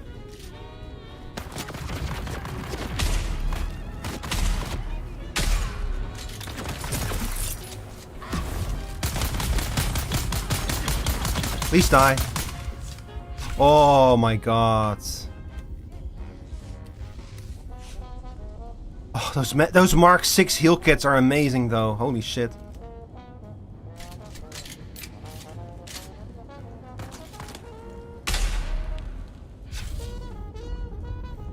Where'd you go?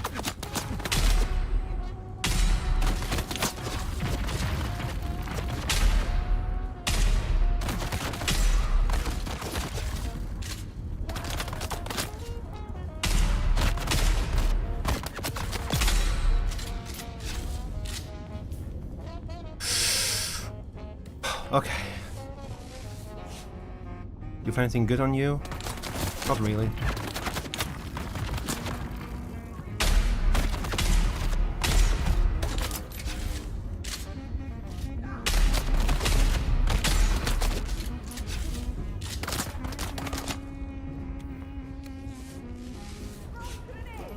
Uh-oh.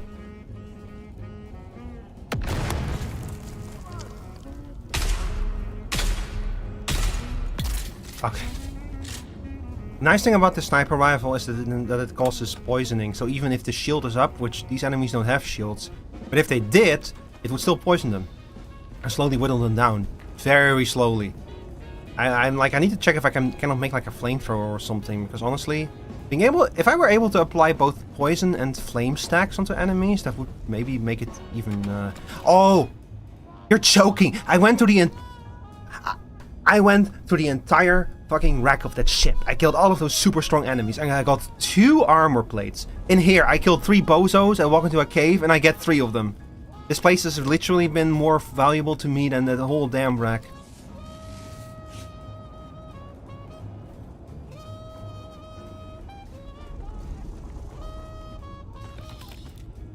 Improved Holtzman actuators. This is where you get them. Oh. I've been looking for those. I need them for certain crafts. Hang on, do I have everything now? Is that it? Huh, I guess it is. Oh.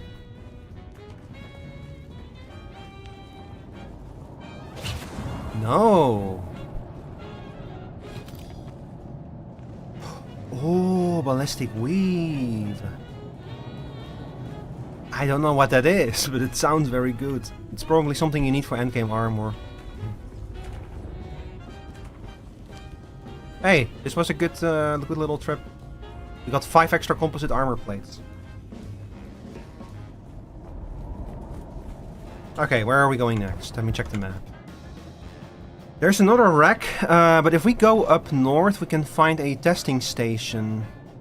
That's D5, the border with on the border with D6. Or we can go to more caves up to the north. I want to try one of those testing stations. So that's the border between D5 and D6. So D5 right here. Really? No, actually it's in D6, yeah, it's this rock. I've been here.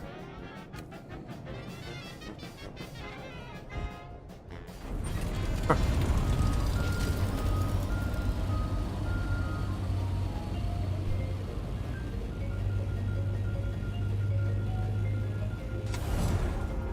Hey chat, do any of y'all know like a good soundtrack that I could put on for a desert game, you know? Like a good desert kind of soundtrack. I've been like trying to figure out something that I can play. Preferably like a soundtrack that will not get like copyright claims or anything like that. Hi Sora, welcome in. Sorry, I only just saw your message, Sora. I apologize. How are you doing today?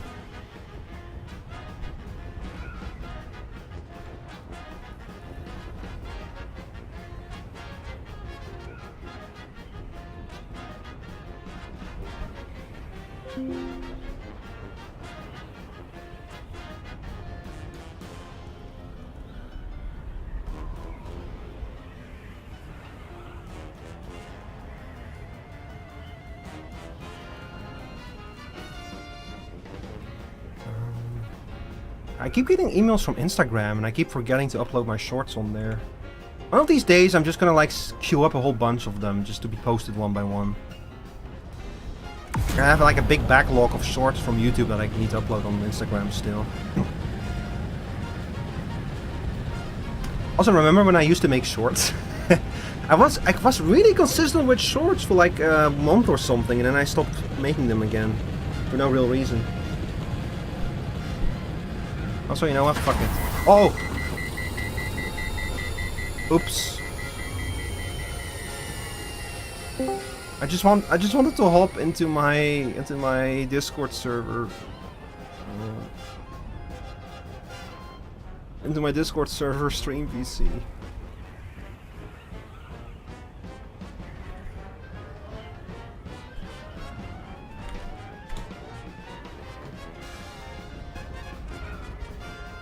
And I accidentally let the thing overheat.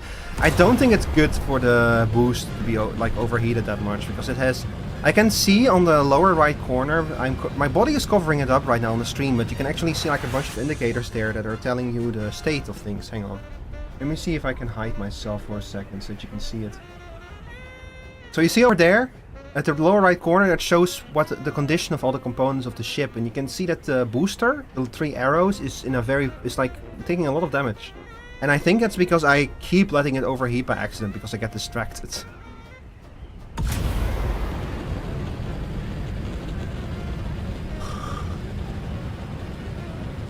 It probably also doesn't help that I use it so much. Like I kind of just use the booster instead of.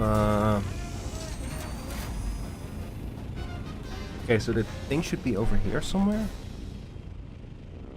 I kind of use the booster instead of the engine, which I don't think is what you're supposed to do. So there's really a testing station here. I have not seen it.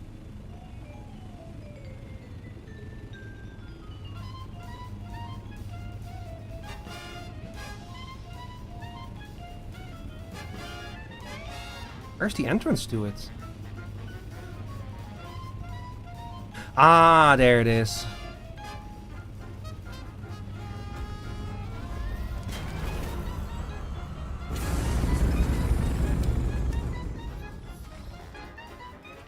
Hey, let me out.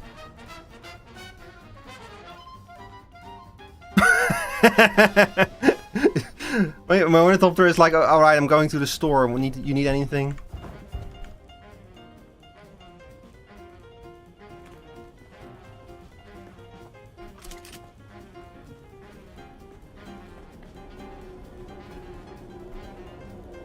So these testing stations are like ancient structures from like 10,000 years ago when the Empire was testing Arrakis for terraforming.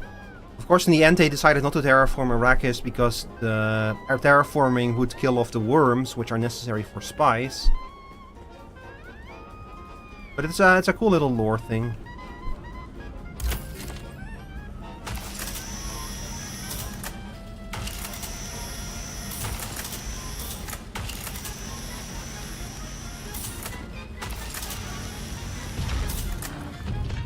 I hope I have enough inventory space for everything.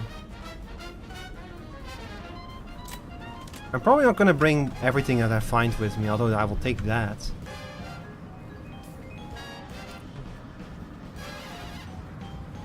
This looks way more ruined than these things usually do, probably because this is a deep desert testing station. Yo? Wait a second. I think that this is the actual dungeon.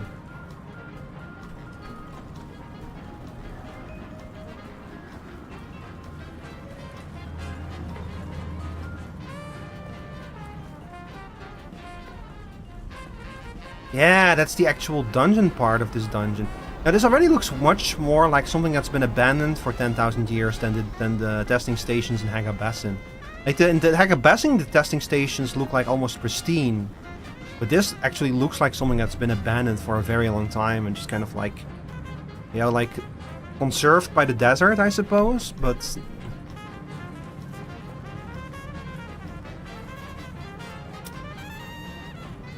Although in reality, I don't think that anything made by humans would like be able to, like anything intricate created by humans would be able to survive for like 10,000 years. Like we obviously have structures that have been survived for like thousands of years, but like look at the pyramids, for example. Look at how badly damaged those are after all those thousands of years. Like the fact that they probably used to be like nice and smooth on the outside, and that they used to have like a tip of gold, and none of that stuff exists anymore because it's all been like worn off by thousands of years of exposure to the desert.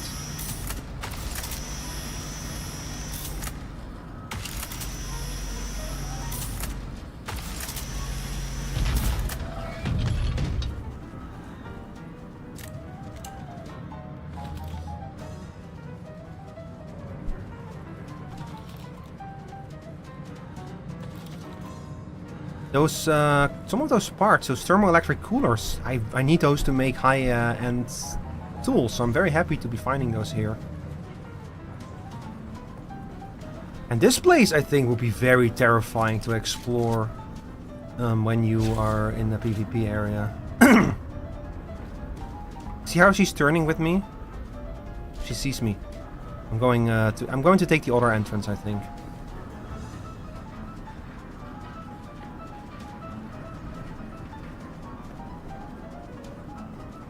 There is another entrance, right? Yeah.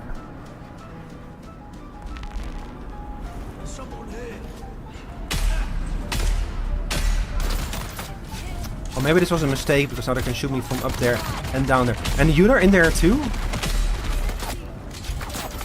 Uh-oh. This was a mistake.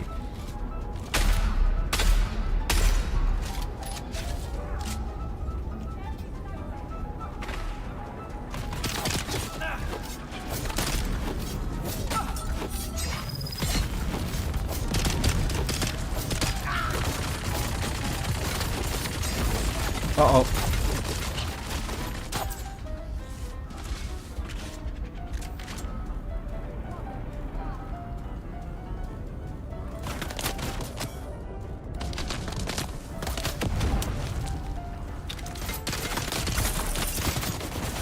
Oh!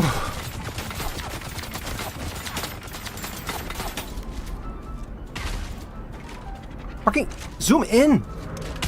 Man, I hate it when like shields are down and I try to hit and the game just says, no, you're not gonna shoot now. I don't understand the logic by which it... Oh, this guy seems to be dropping his shield a lot for some reason.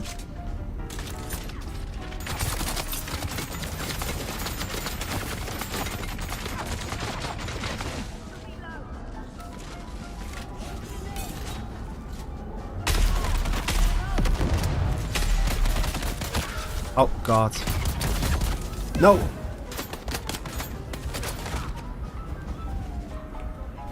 Let me heal, let me heal, let me heal, let me heal!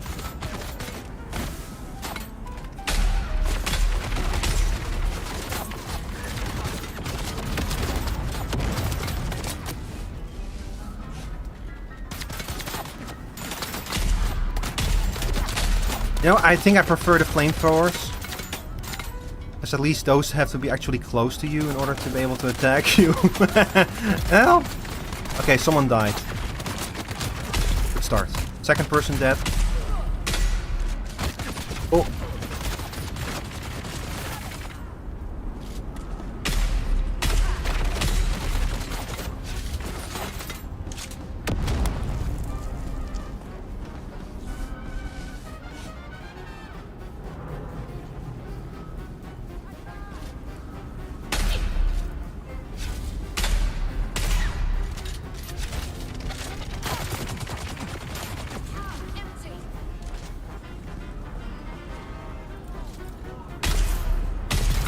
Okay, another one dead.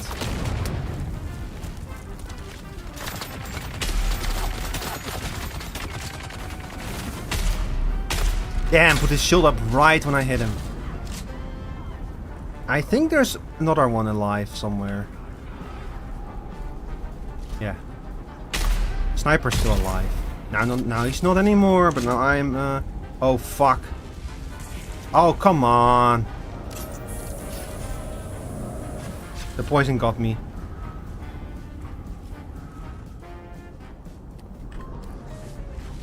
A single heavy guy with a heavy gun I can handle though.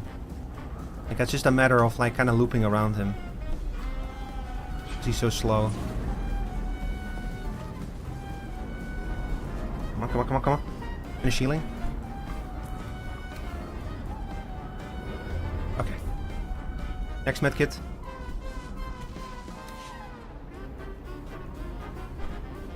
This him walking up to me with this music is very funny.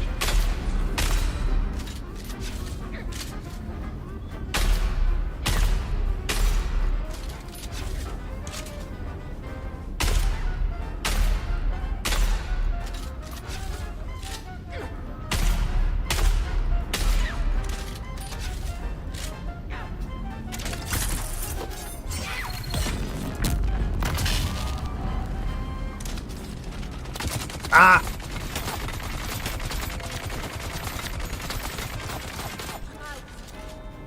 So, the shield is down while they're shooting?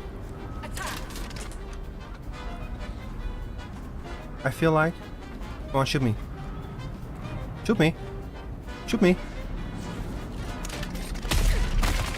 Yeah, the shield is down while they're shooting. I've never realized that before, that's interesting. I bet because the...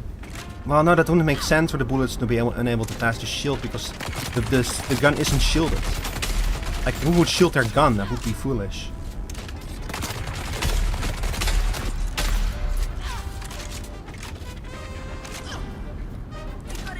It's probably more that the gun requires so much energy to actually fire that it cannot be active at the same time as the shield. But hey, we lived. But the red shields are still up, so there's still someone else here with us.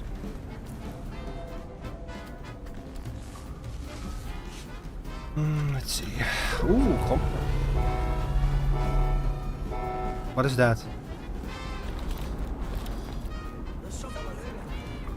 Oh, wave 2, I see.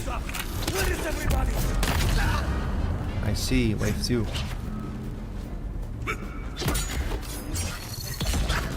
Oh. What do you mean it was a wave 2? What do you mean?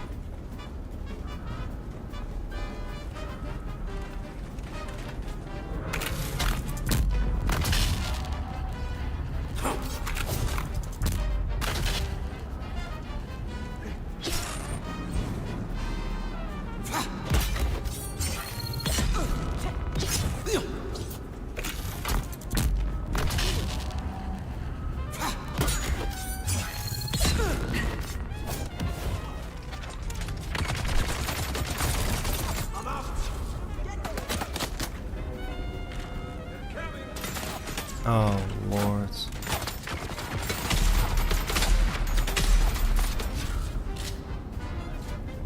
Oh, come on. Boss, bastard!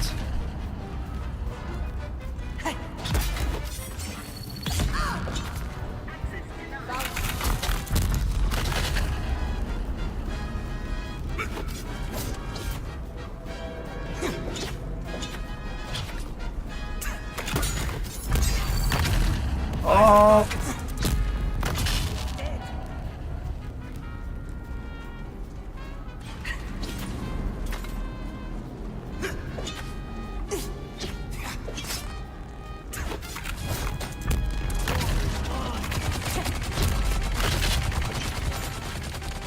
Or thinks he's a clone trooper. Okay, come.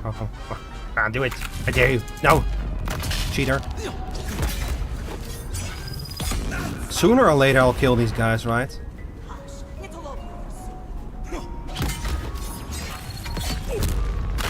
Yeah, sooner or later I'll kill these guys. Just to keep getting away with them, yeah, right? Sooner or later. Okay, if y'all gonna like be like that, then I'm going downstairs. Bye. Going back upstairs.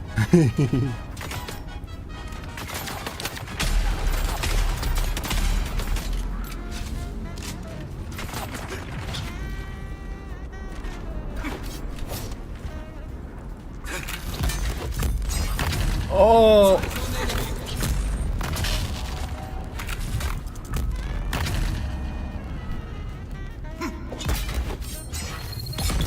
Okay, that's one of them.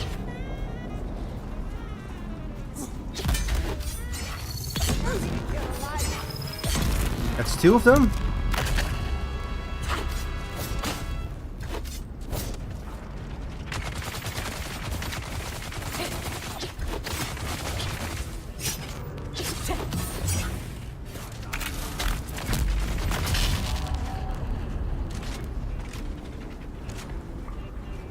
Come on then.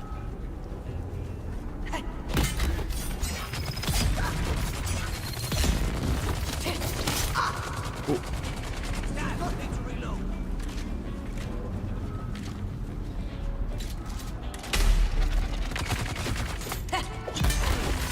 Please die.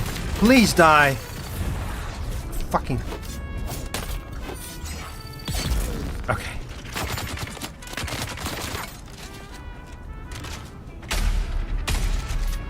How did I miss 2 shots against someone standing still?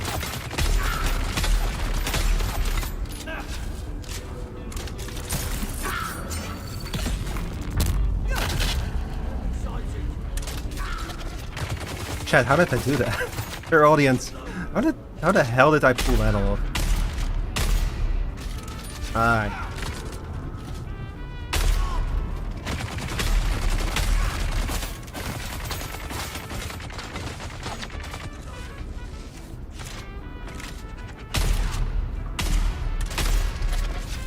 Continue to miss shots on when you stand perfectly still. Did we actually do it? Oh my god, no, the doors are still red.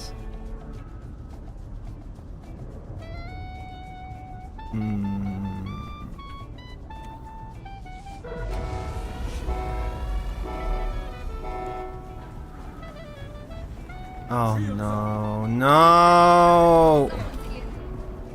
Please! How did I miss all of those shots? I'm so tired of this. There's so many of them here!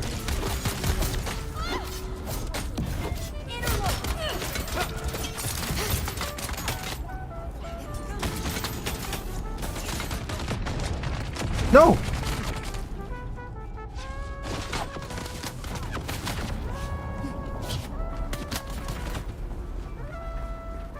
Me trying to find my medkit, my inventory be like, what if I just changed and just didn't show you what you needed? Oh lord. Where are you assholes? I have...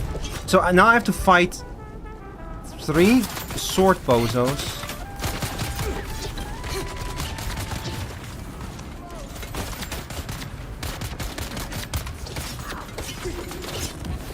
Game, if you didn't want me to do this solo, just tell me. Don't just tell me you don't want to do this solo, please.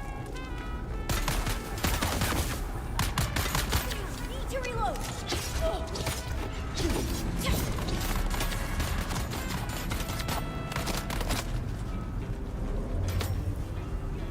Grenade out.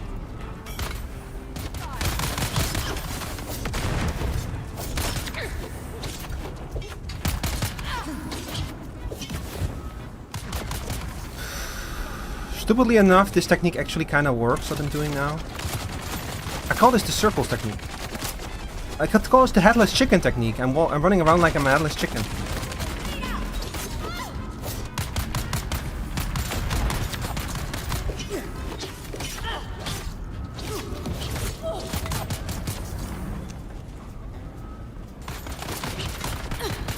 Oh god, no! My shield!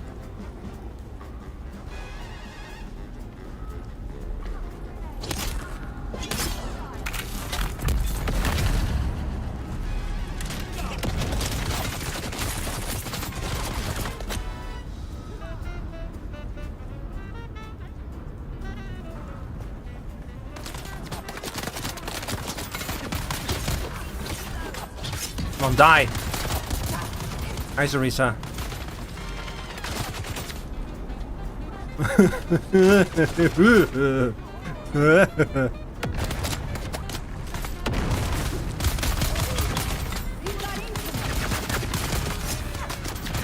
You're joking. Let me! Where?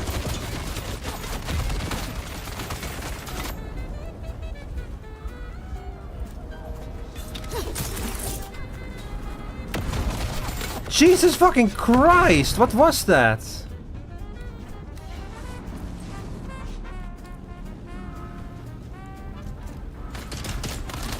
Oh my god.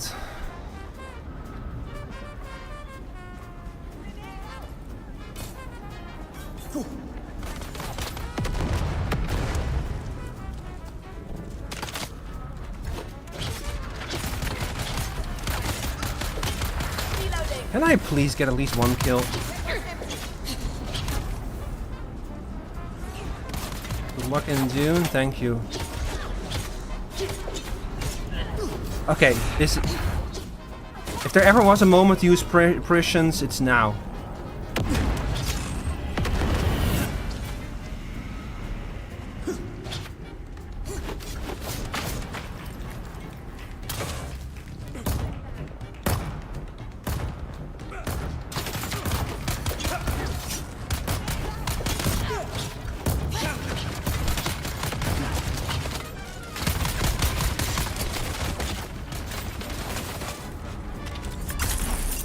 So again, this is what I was talking about. This is prescience. This is my special spice power mode where I become the Lisan al-Gaib.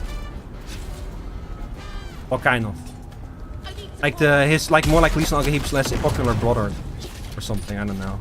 It makes me stronger, faster, and I can actually see enemy health bars, which is always nice, you know. Get off my ass.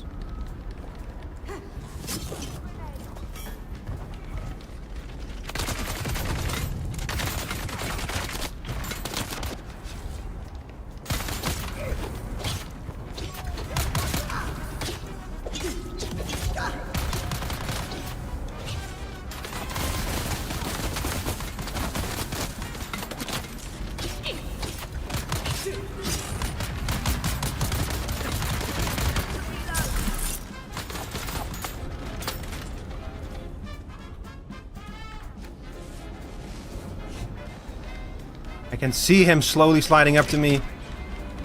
Please die. Almost dead. Yes, okay, good. That's not what I wanted to do, but it works. Okay. Basic gunners are dead. That's a big step up from where we were. Now I can kind of do these three like I did before.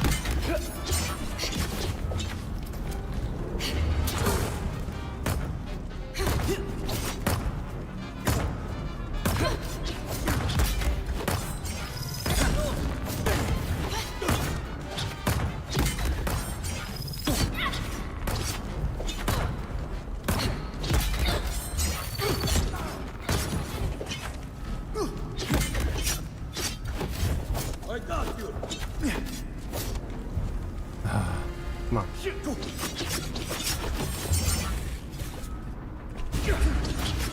Oh. I thought that was supposed to knock him over. Oh.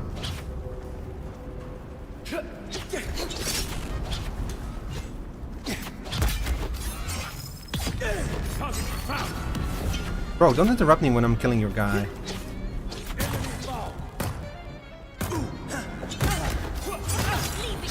Oh my god!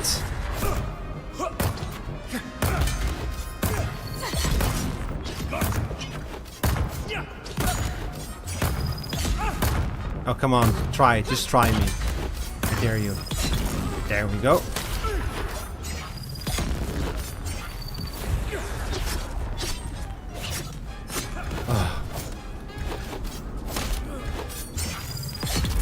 Okay. Oh. I'm losing my fucking mind. Just the last bozo now. Where are you?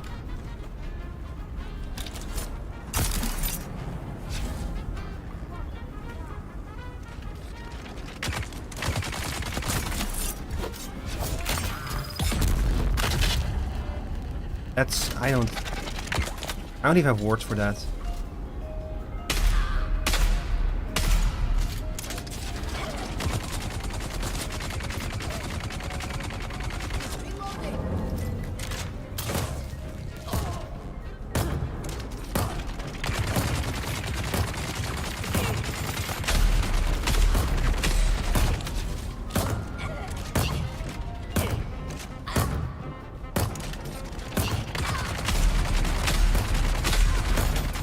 Come on. So close to death.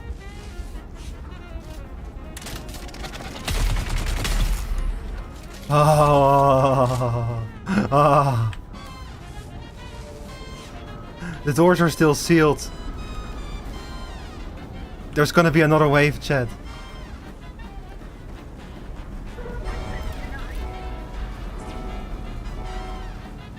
There's gonna be another wave.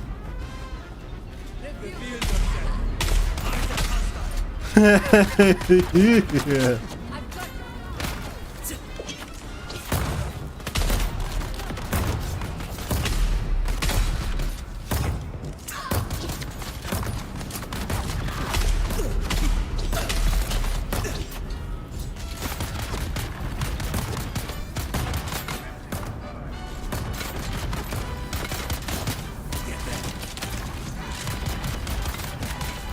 Oh my god!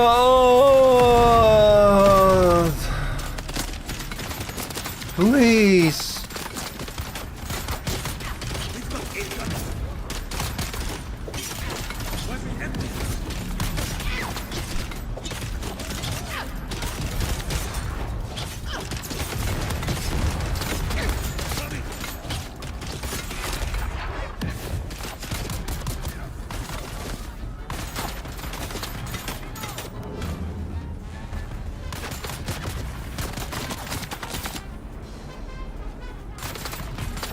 How many more fucking waves do I have to survive after this?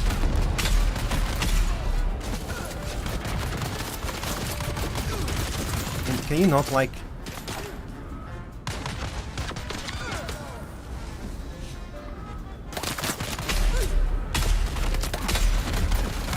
Where's that coming from?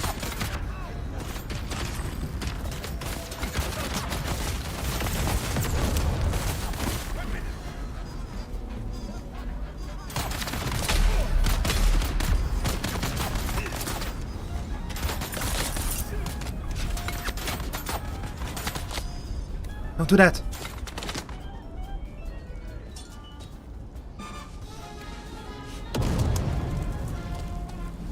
Something interrupted my heal just now.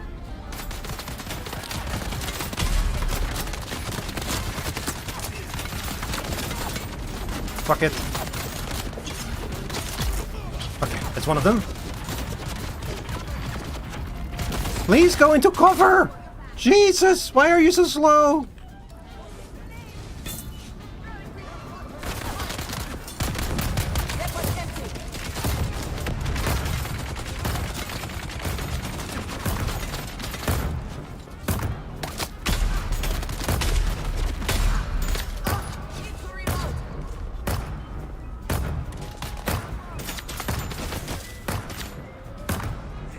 Heal. More heals. We need more heals.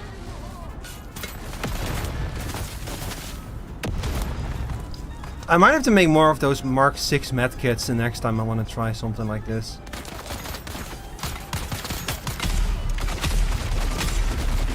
Oh my god. I got the level up of it. Yeah. Got a level up. One extra level will make the difference. I actually don't know if you're going up in levels improves your situation any kind of way. Hey, at least the melee guy is like stuck on something. That helps.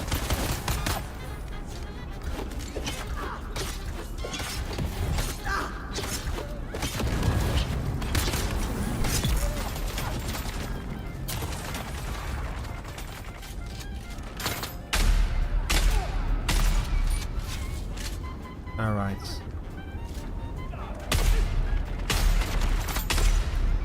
Ah, damn it! These damn hitboxes.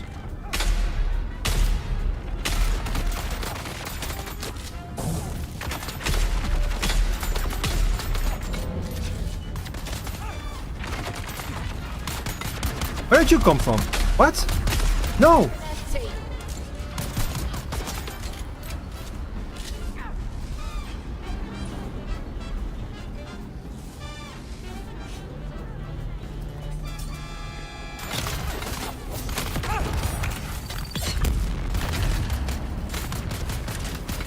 There was an extra gunner? Where did he come from?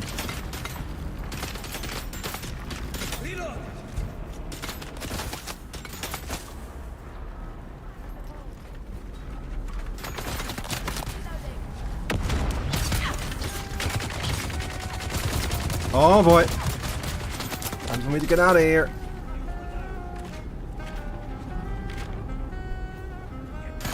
Oh, like, for real, where did you come from? Yeah, have fun with your own grenades. I don't know if their own grenades can hurt them.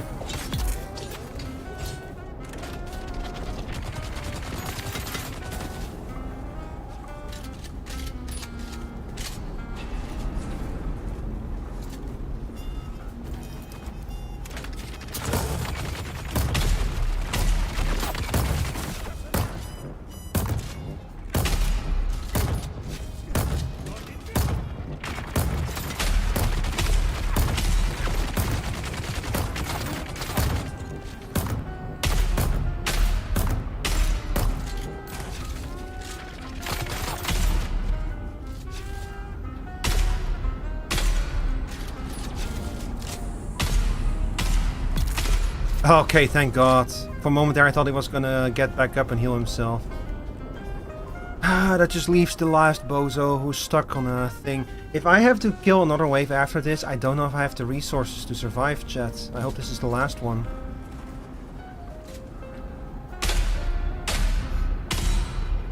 That didn't hit him.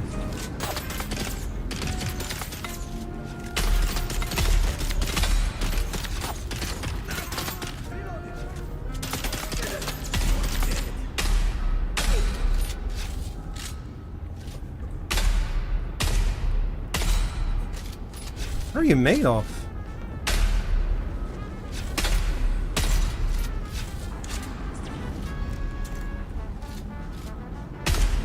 It looks like Master Chief, by the way. Please! It was not the last wave. I'm so tired.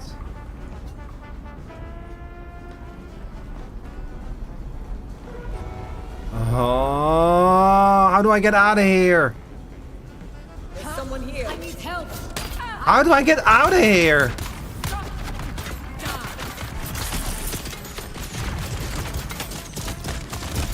How?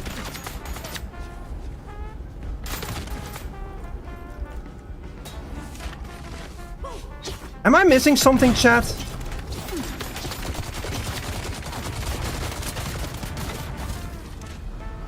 Is there something I'm supposed to interact with after I kill all of these assholes?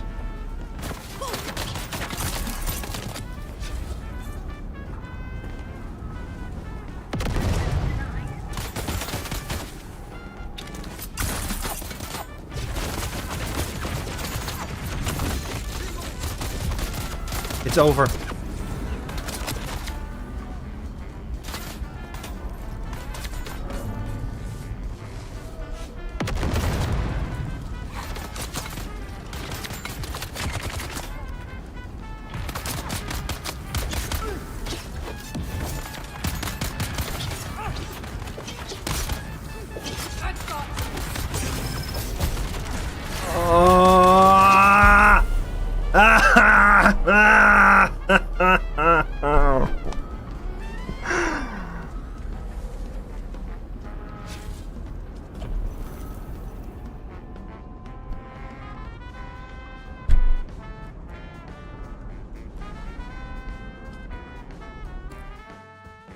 What was that?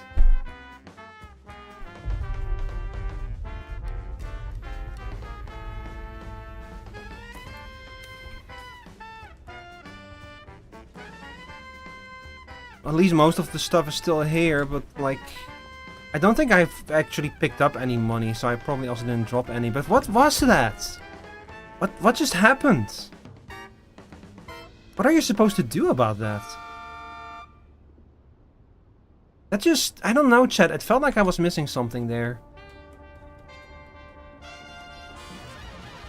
Okay, hang on. I need to check out what the fuck is going on. Dune to buried testing station. Dune buried testing station.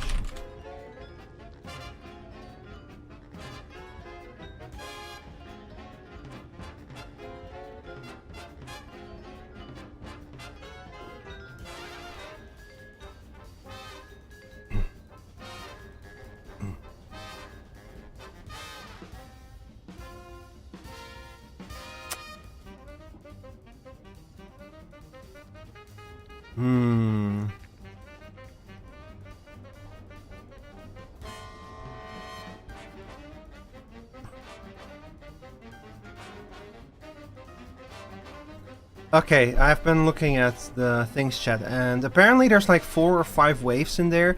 I think we were pretty close to the end. But like basically what I see on the internet is like they are soloable, but they're a fucking pain in the ass to solo, and they're strongly recommended to do them with multiple people. So I am proud of how far I got. I basically did a dungeon that's supposed to be done with multiple people. I did it on my own. Holy shit, what the fuck, man. Just what the fuck. Ugh, okay, there's another ship over there if we can go into, but you saw how few resources we got from the other ship. There is actually a few forgotten caves nearby as well that we can do. Those are probably much easier. I'm not going back in there to pick up what I dropped. I don't think I even dropped anything, right? Did I? There seems to be something missing here, but I don't know what it is.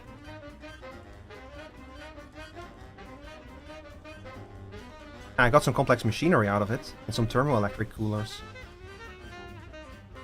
Oh, most of the stuff that I found seems to still be here. Oh, I did lose a plasteel composite armor plating. No, I dropped some items in there, but man, fuck it. I don't care. If I go back in there, I cannot get out until I clear all the waves, and I just burnt up most of my resources, so that's not happening. Okay, let's see. There is another forgotten cave in the middle of G5 that will have what we need. D5, E, F, G5. So right around here somewhere. Is it renewed in my map already?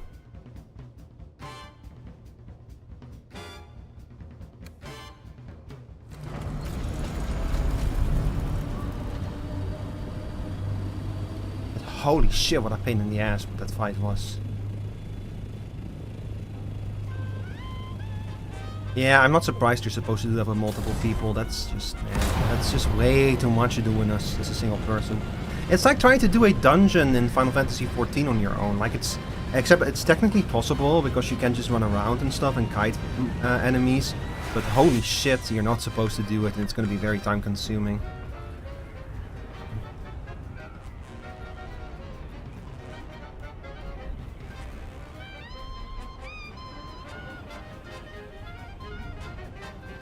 Easier if you're a warrior. Hi, Chris. Yeah, I suppose so. Wait, are you saying that I'm not a warrior?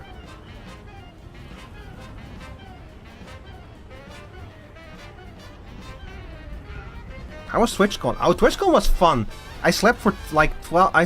After I ate dinner last night, I fell asleep for 2 hours, and then later I fell asleep for 12 hours. It was exhausting, but it was very fun. I've been like showing off some of the pictures, Chris. I got like a badge with my own name on it, which was like my own my own online handle, which was crazy. It's so weird to actually see your channel name printed on a physical object, you know. Quite a blast.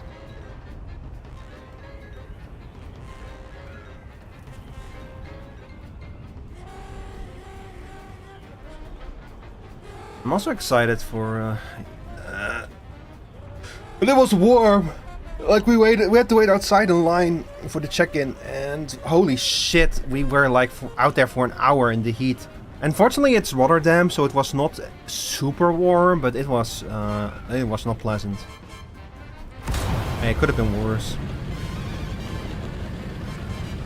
Like next year, it's gonna be in Berlin, and Berlin is warmer than Rotterdam. There's a problem with cons in the middle of summer. They just are very warm, you know. But the con itself was very nice. It was like a lot. There were a lot of people there, but it was not like Gamescom levels of busy. So it was actually kind of manageable. You know, you could actually see where you were going and stuff, and you were not constantly being like corralled around, hurt. Like you weren't being herded by security people like you are at Gamescom. Gamescom has outgrown the Kölnmesse. Like the Kölnmesse has gotten too small for Gamescom. There's just too many people there. In this case, it didn't feel like that. Like it felt like the con was the appropriate size for the venue. And I think a big part of that was the fact that a lot of people were in line at the Minecraft area, so that like lines take away a significant chunk of the people like walking around, you know.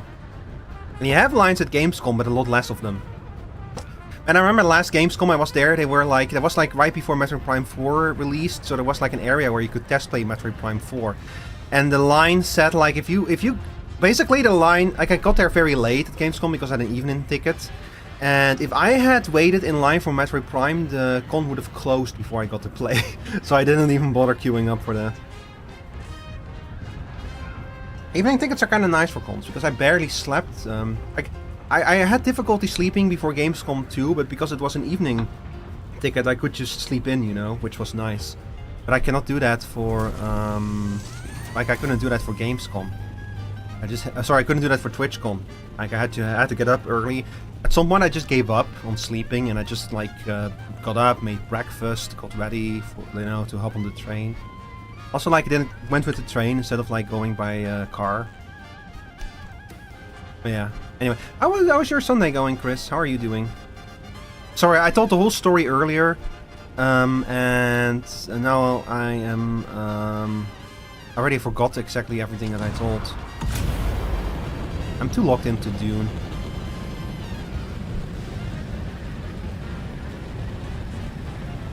Is the Forgotten Cave over here?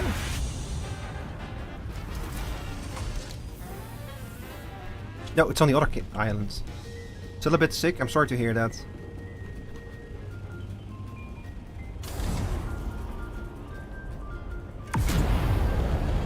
Another friend of mine was also sick recently, but she's finally starting to feel better.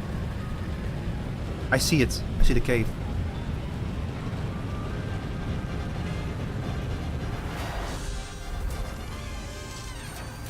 It is right there. And I'm not gonna park my vehicle on sand, even though this sand should be safe, but I don't trust those worms.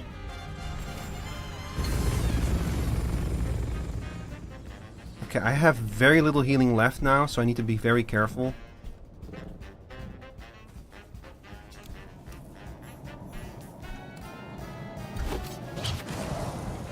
Oh!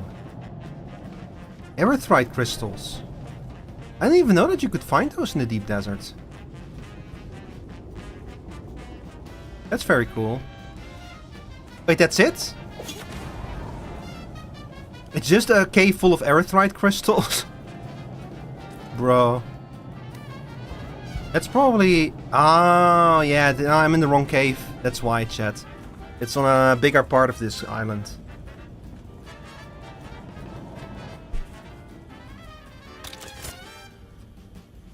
But yeah, so TwitchCon very nice. The problem is that next time I would probably be interested in going to TwitchCon again if it was in like in the Netherlands again. But next year TwitchCon is going to be in Berlin, so unless I feel like I have a very good reason to go there, I don't know if I would go to it next year. Like, I want to go to a con in America so I can, with like other people, you know, like with American friends. So I can finally have some I can finally meet some American friends. That's what I really want to do. Like with the scouts or something. Because we've known each other for 10 years, but I've never met any of y'all in real life. But that's just kind of part of the problem, you know. Like I've met 2 friends at cons now, and both of those were Europeans themselves. It's just harder to meet like my friends who live on different continents.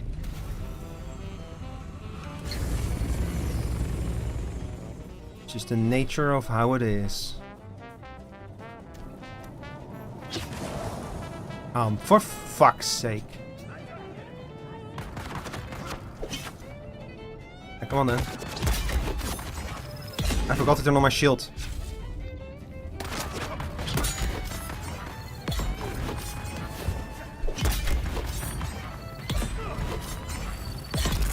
Okay.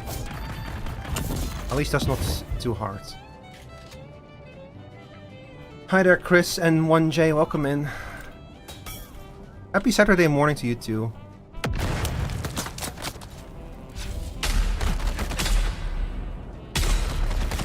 Uh-oh. Oh, for fuck's sake. Where's my medkit? Stop opening the map. Oh. She's gonna blow up my Pop-Tart at this rate. Can you zoom? I am surrounded by idiots. Okay.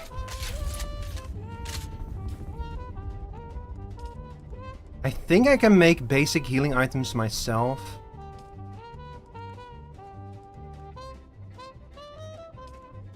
Oh, I need more plant fiber.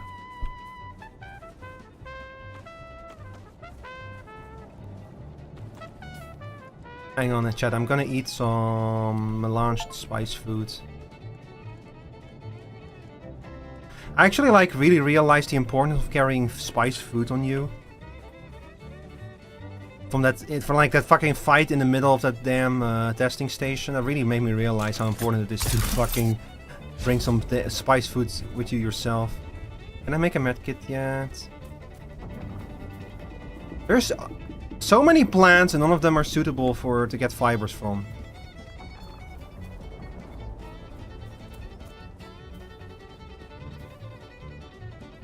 I might just have to work with what I have, chat, honestly. We have one Mark 6 medkit. That's a full heal. And that's all we have. A single full heal. Well, it will have to do. I'm not leaving.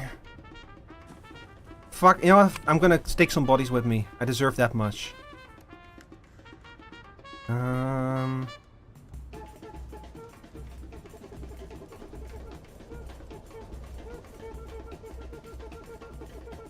You know what? Who needs mercenaries heavy glove when you think about it?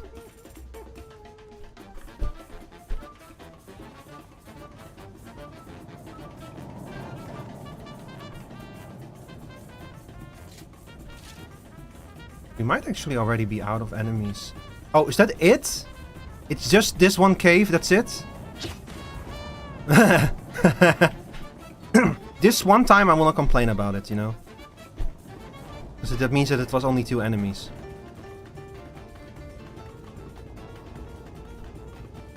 Ah, damn it. Didn't get the resources we needed though. Unless there's like a secret somewhere. According to the map, the composite armor plates should spawn in here, so I don't know why there's none here. That's it? Really? Please tell me I'm missing something.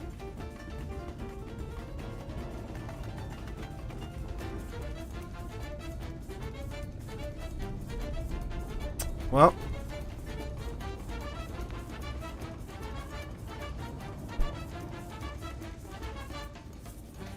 And thus concludes my adventure in the deep desert.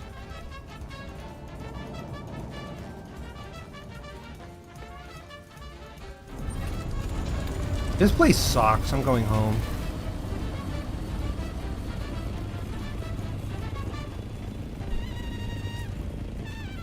Let me see. If I go straight to the south, I'll eventually, man. This trip was a big letdown.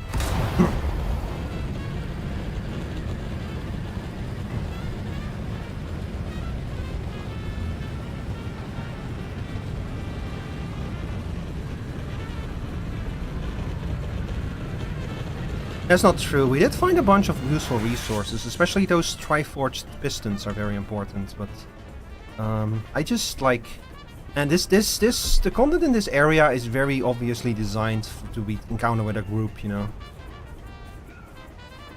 Hi Mushy, welcome in. How are you doing today? Hang on, let me give you a shout out as well. Also go follow Mushy. A very good streamer. They're a tiger.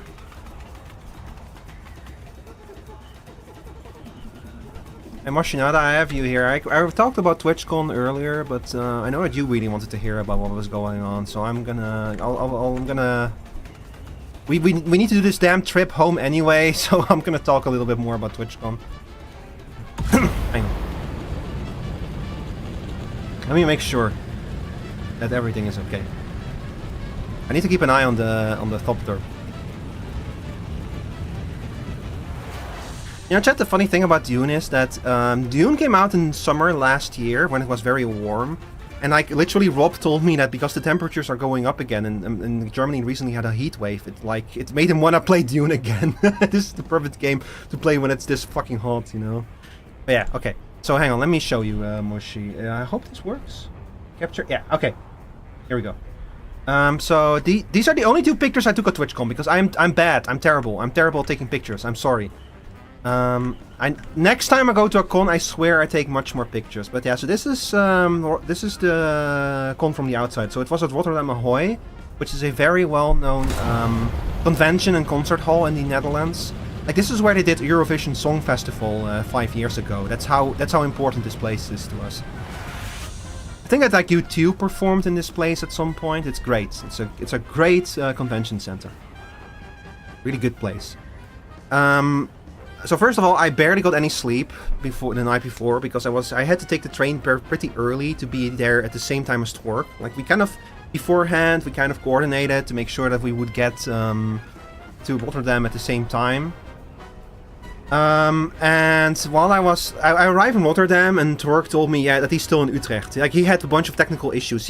Twerk has been traveling all night at this point. Like, he's been going all night. He literally left Friday evening to be able to be in Rotterdam in time. And it all fell apart in Germany because of issues with the train. So he was like an hour delayed. Like, apparently also barely got any sleep and everything. Yeah, poor Twerk. But yeah, so he arrives an hour later at Rotterdam Central. By the way, Twerk is an incredibly handsome lad. Like, I was blown away by what a handsome lad he is.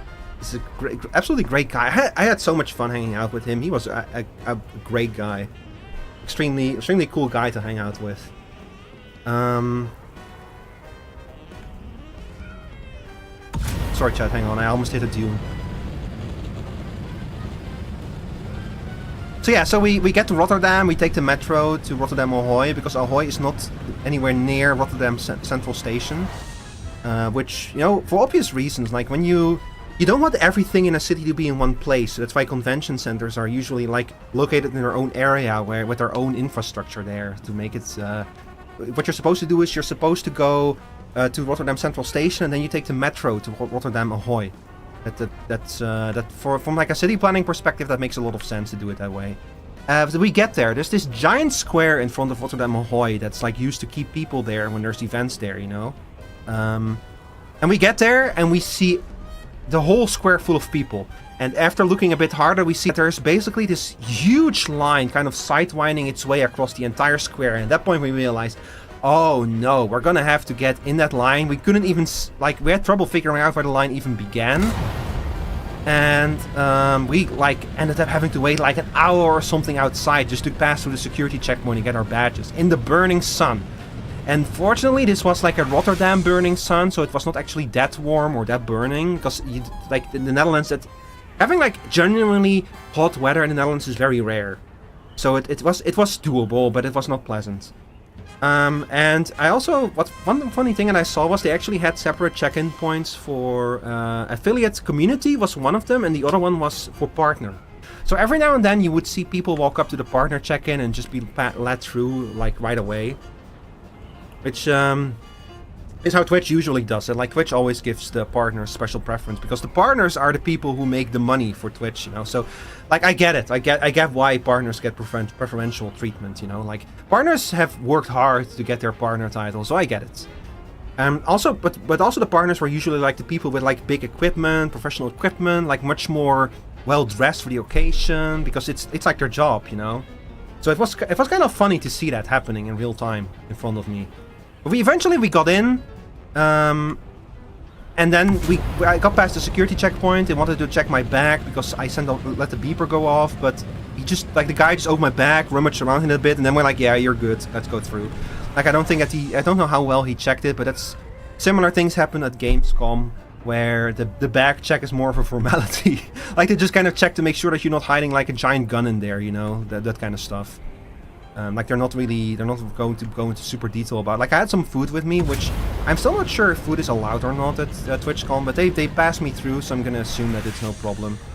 Okay, so then we got our badges, and this was the part that surprised me, because I not only did I get a wristband, but I also got a physical badge with my channel name on it. This really blew me away, because, chat, I have never seen my my channel name, my handle, printed on a physical object in the real world. Like, in my mind, the physical and the digital world have always been two very separate things, you know? So to actually see my channel name printed like this on a physical object, to have like physical evidence, and... Hang on, let me grab it. I have it here somewhere.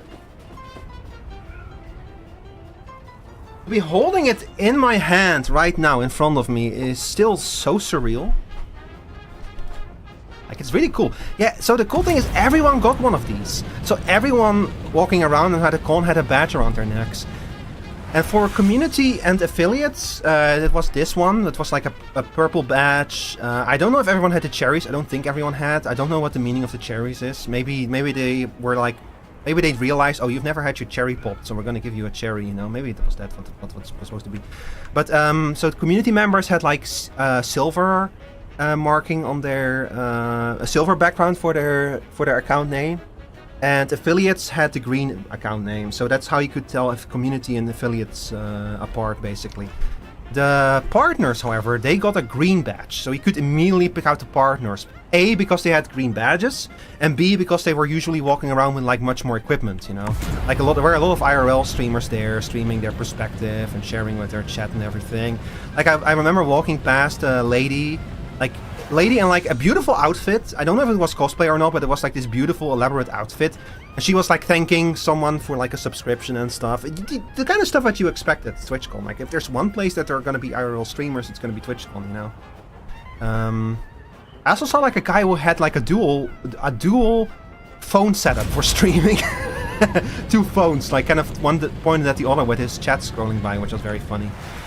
But that was the kind of stuff. I don't really watch IRL streamers. Like, at most I watch Kraken if he's somewhere and like streaming something from IRL, maybe. But it's not really my cup of tea usually. And it was kind of a general recurring theme. Like, they had a list of big streamers who were there at TwitchCon, and I barely recognize any names. Like, I recognize some of the VTuber names. Like, Limalicious was there, and Siren. They had like meet and greets. So yeah, it was pretty cool. And hang on, I'm gonna like show this again. So one of the first stands that we passed by was for a card game called V-Card. So here, check this out. look at how sick this artwork looks. There's like an entire trading card game, and this is apparently... So Q told me that this is run by Gamersubs. An entire card game about VTubers. And they had like a huge stand there, you could buy their cards there and everything. It was really cool, yeah. And that chat was the moment where I decided I want a V card. That's gonna be my goal. I want to see Rico River more printed on a V card. I want my own trading card, damn it.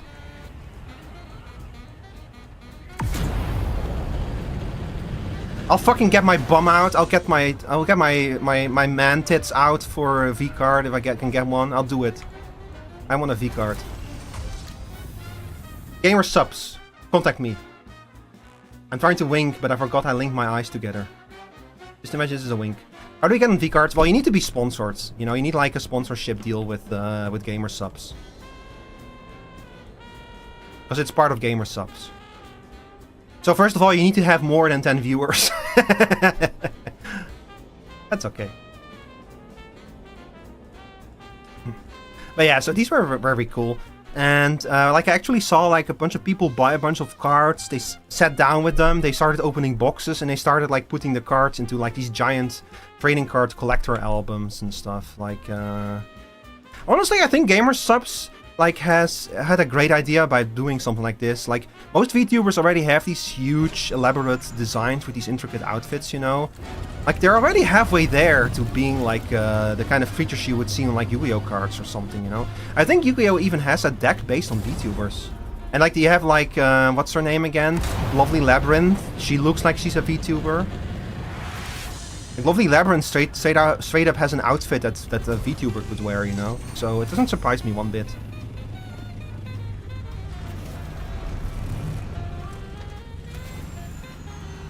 I like the idea. We need to do card stuff. Yeah, it's such a cool idea. Have trading cards based on VTubers. Yeah. So yeah, very cool stuff. Let's see what else is there to say. Unfortunately, like I said, I didn't take a lot of pictures. I am very bad with that kind of stuff. I'm trying to get better with it, but not this con. Maybe next con I'll try to take way more pictures.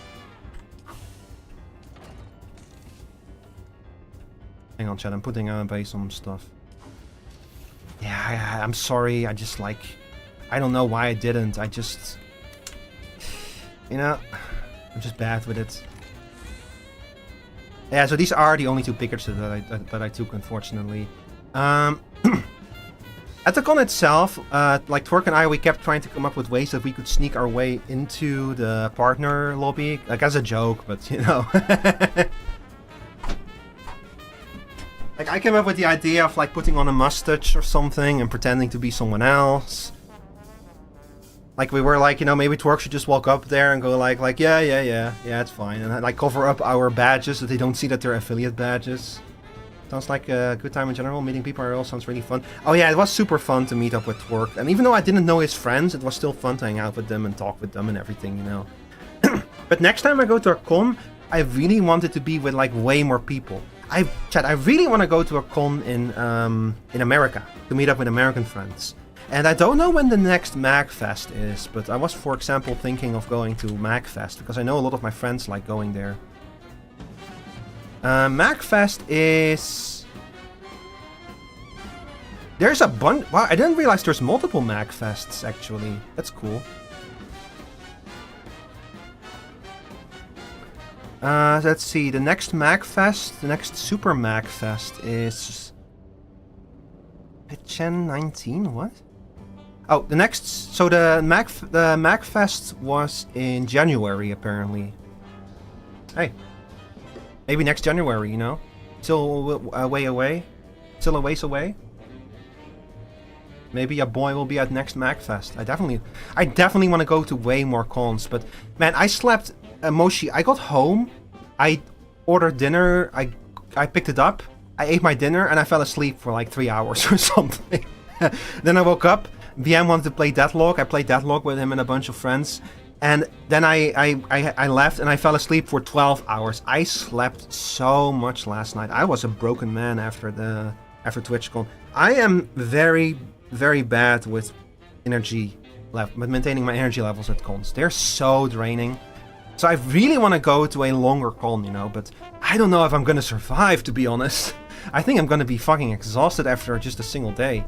That's one thing I'm worried about. But hey, the only way to get better at it is to do it, you know? So at the same time, I don't want to, like, let that stop it from happening. If that makes sense. Okay, hang on. I need to make a bigger chest for myself.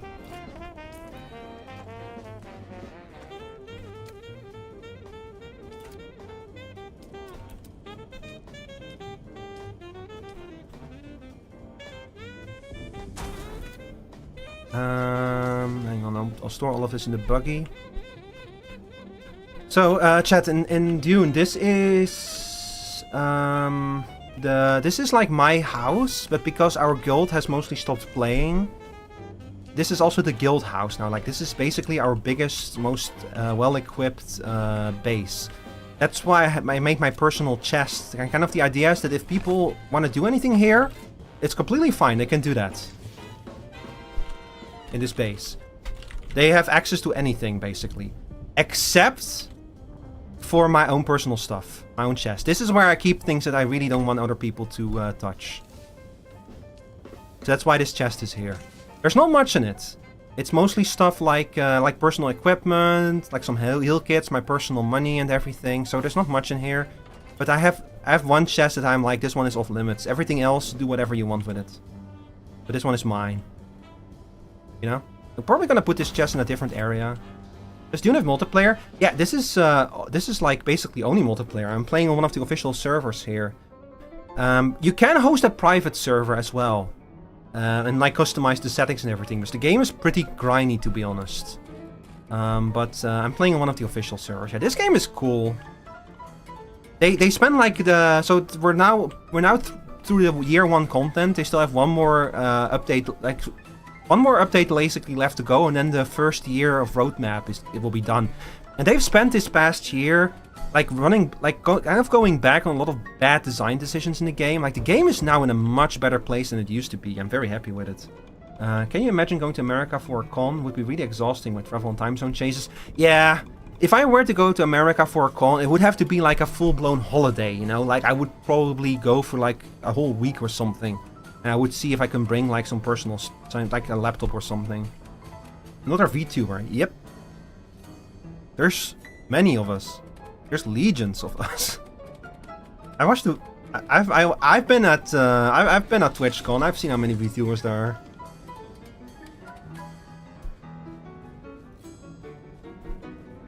But yeah, so I've been playing this game since it came out, and I've been having it's a lot of fun. Very grindy though. Do you know, Moshi? Do you know Conan Exiles? I need to put all of my ammo away. I have so much ammo. I haven't played it though. Also, this game is by the same people that made Conan Exiles. It's Gamescom, and it's sorry, not Gamescom. It's Funcom. And it's a very similar engine too, like the building system is very similar. The combat is very different, because the combat has to be different. Because combat in Dune works very different on a fundamental level. Let's recycle you. Yeah. But other than that, the game is pretty similar, like Conan Exiles. Yeah, Conan Exiles is also a fun game. Been playing it. I've actually been playing Conan Exiles lately too. I think Twerks wants to do something with Conan Exiles soon. I haven't heard back. I don't I think he wants to run a server for it. I don't know if it's gonna happen and when it's gonna happen, but he did say something. He mentioned something about wanting to do something with it. So that might also be fun. Conan Exiles is kind of infamous though, because Conan Exiles basically has full nudity. You can turn it off, but it does have like full nudity, and it's actually super funny. Because especially if you play a male character, you have not just full nudity, you also have like customization for the nudity. And if you crank out that hog slider, you have a big hog. You have a big hog if you crank out that hog slider. It's so fucking funny. And it has full hog physics too. They have like the most powerful hog physics engine in the world. It's customizable, yeah. And of course on female characters you can crank You can give them like fucking, like, you know, like supermodel silicon level boobs and stuff. But the cranking up that hawk slider is much funnier. You like them survival crafting style games? You might like Dune, Conan Exiles then. Although I also say Conan Exiles is hard as balls, not just because you have your balls hanging out. It's like the combat is... I like the combat more than the combat in this game, but you have to be very careful. You have like combat, you have like combos and such that can stun lock enemies. But enemies in Conan Exiles hit hard. I'm struggling with that game. I really want to play it in a multiplayer server because on my own, I'm really struggling with it. I think that Conan Exiles will be very fun with other players though. And I might like make further customization to the server settings to make the combat a bit more manageable. I want to try Conan Exiles, to be honest. If Twerk starts up a server, I might join in with y'all.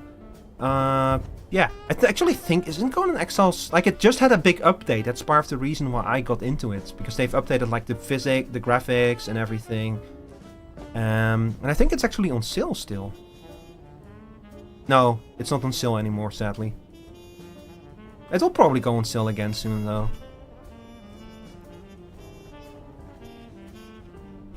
But yeah, it's very cool. Hang on. I need to refill my... There we go. Alright. I've been drinking so much water during that mission, chat. God, before we do another expedition like that, I'm going to have to, like...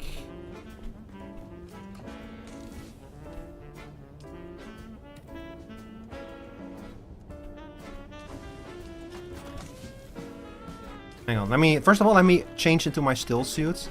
I don't need the armor anymore.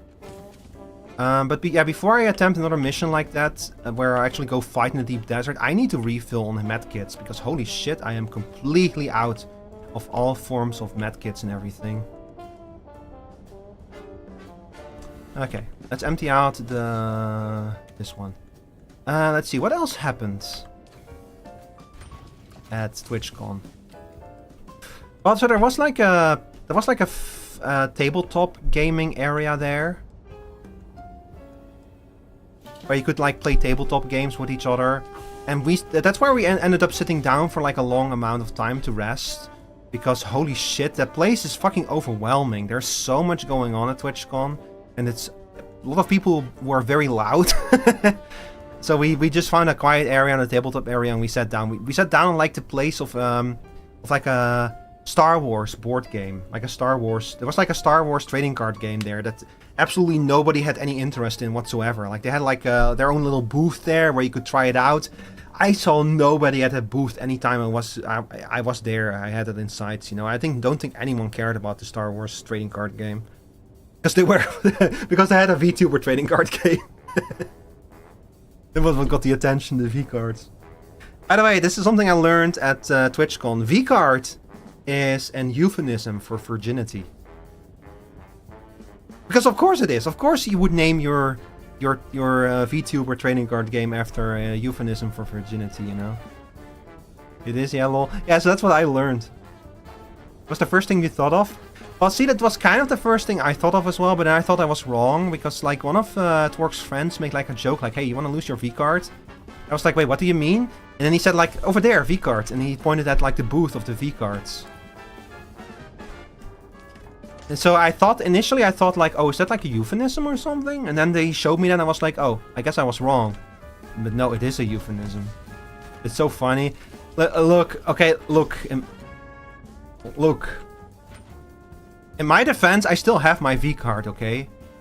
In my defense, I'm an innocent boy, I'm a pure boy. I don't do dirty jokes or something. That's not true. If you've been here, you know that I fucking love dirty jokes. But okay, look, so I should have probably bought some of. Man, I really regret now that I didn't buy any V cards, so that I could go on stream like, look, chat, I have a V card, and here it is. And show y'all like I don't know, like what VTuber would be on there.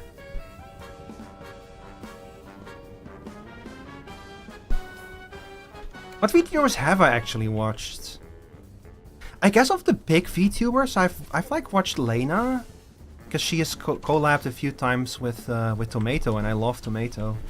What YouTuber's card would you buy if you could pick? I would probably go with Lena Lazar's card, but that's mostly because I've actually watched Lena. Again, because she has collabed with Tomato a few times, and those streams are so fucking funny. Because when Tomato and Lena play together, like Tomato, the funny thing about it is that it sounds like Tomato is driving Lena crazy, because Tomato is insanely like anal about a lot of stuff, you know, like. So it sounds like he's very toxic to her and driving her insane. But if you pay attention, it's actually the other way around. She is trolling him. She knows exactly how to get under his skin, and it's so fucking funny.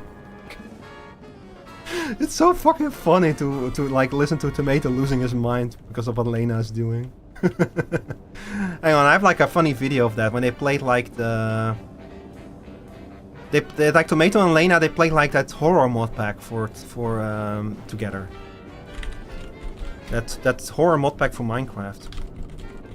I forgot the name of it. I want to play it myself someday. Here. Genuinely, this is not even... Here, this one. This is a good example of what I mean. So this is like, there's like, for example, there's like a part where like Lena suddenly in like a super sweet voice goes like, Bye Tomato, I hope you have a nice day. And Tomato just kind of goes, like, this is after they had like a big fight, she's suddenly like super sweet to him. And then it cuts to like Lena's perspective and she's like, there we go, now he's gonna feel bad about me and he's gonna apologize. And it cuts to Tomato's perspective and Tomato is like, oh, I'm dead, y'all. She's gonna fucking murder me. Oh god, I love the interactions those two have with each other. They're so funny together. Like, especially because what I mentioned, it's like superficially it sounds like he's driving her crazy, but in reality she's the one trolling him. It's also having both perspectives for that too. Yeah, that's like... chat, I've been talking about this, but I'm working on a Backrooms video that I played a while ago, and I actually got... I played it together with VDog and a few of her friends, and I actually got her perspective. So that whole video I've been editing with like 2 separate perspectives, which is a lot of work, but it's so cool to be able to make a video and cut to different perspectives and everything. So that video, actually, I finished the first cut of it, so I'm like working on polishing it. I wanted to release it when the movie came out in the cinemas, but I unfortunately missed that deadline, so... So I'm trying to finish that, but yeah, man, videos with multiple perspective videos are so cool. And hard to make. But yeah, I do really like that, like, in that video that they actually cut between the 2 perspectives. Can't wait for your video, it's gonna be awesome. Yeah, I hope so, yeah. I'm gonna be doing the same thing for Subnautica 2. I got Scene's perspective for those streams, and I still need to download Rio's perspective, but I'm gonna try to do the same thing. And for Storebound, I got Lily's and Meep's perspectives for those. I actually found a technique in DaVinci where I can use the multicam feature to like kind of to synchronize multiple perspectives together and easily swap between them, which is absolutely incredible for editing with multiple perspectives, because it means that at any time I can select a fragment and I can see what the other people were doing at the same time. Didn't know DaVinci could do that. That's because it's not supposed to be used that way. The multicam feature is for when you're having like multiple cameras, you know, it's like really designed for movies and such. But you can use it in that way as well for multiple perspectives. The only problem is that the audio gets a bit messed up, because it will, when you insert a multicam clip into a regular timeline, it will play the audio in only a single ear. So what you can do then is you can force a channel into mono. You'll lose the stereo sound for a little bit. It will not be completely gone, because once you flatten the clip, the stereo audio will be back. But you have to do the actual editing in mono audio, which is a bit annoying, but it's not like a deal breaker, and it's okay. You know, when you're just like cutting the video together and figuring out clips and such, it's fine. It's good enough, basically. But it's very cool that you can use the multicam feature in that kind of way. It makes it so much easier to edit with multiple clips. If you're curious and if you want to learn how to do it, Moshi, I can show it sometime. Because it's not hard to do. It's actually pretty easy to set up. It's just you need to like find a good syncing up point between both streams. And then you can use like a marker to perfectly sync them up.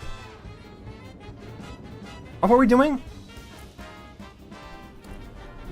I kind of lost track of what I was doing. I think I emptied out the entire ship now. Hang on, let me check. Bigger Gunther is not empty yet, no. A few guns that I need to recycle. Da Vinci has so many cool features in it that you just never learn about. Because it's a big and complicated tool. I need to make a video about it, I think, to explain exactly how to do it. Because I also want to cover all of the stuff about having to set audio, what you're supposed to do with the audio and everything. I've been trying to find a better solution for that, so you have the regular audio, but I just couldn't. But what is cool about it is that it will support even if different recordings have different levels, different numbers of audio clips, different audio channel, different levels of audio channel, it will still work. And for example, I always have local recordings that use up all 6 audio channels that Twitch can record, because I have I have the VOD track, I have the live track, and then I have microphone, game audio, browser audio, and Discord audio. All 4 of those I separate in their own channels. Oh god, fuck, sorry, I didn't notice there's an ad break. I'll keep talking after the ad break. I'm kind of gonna use the bathroom while the ad break is playing, actually.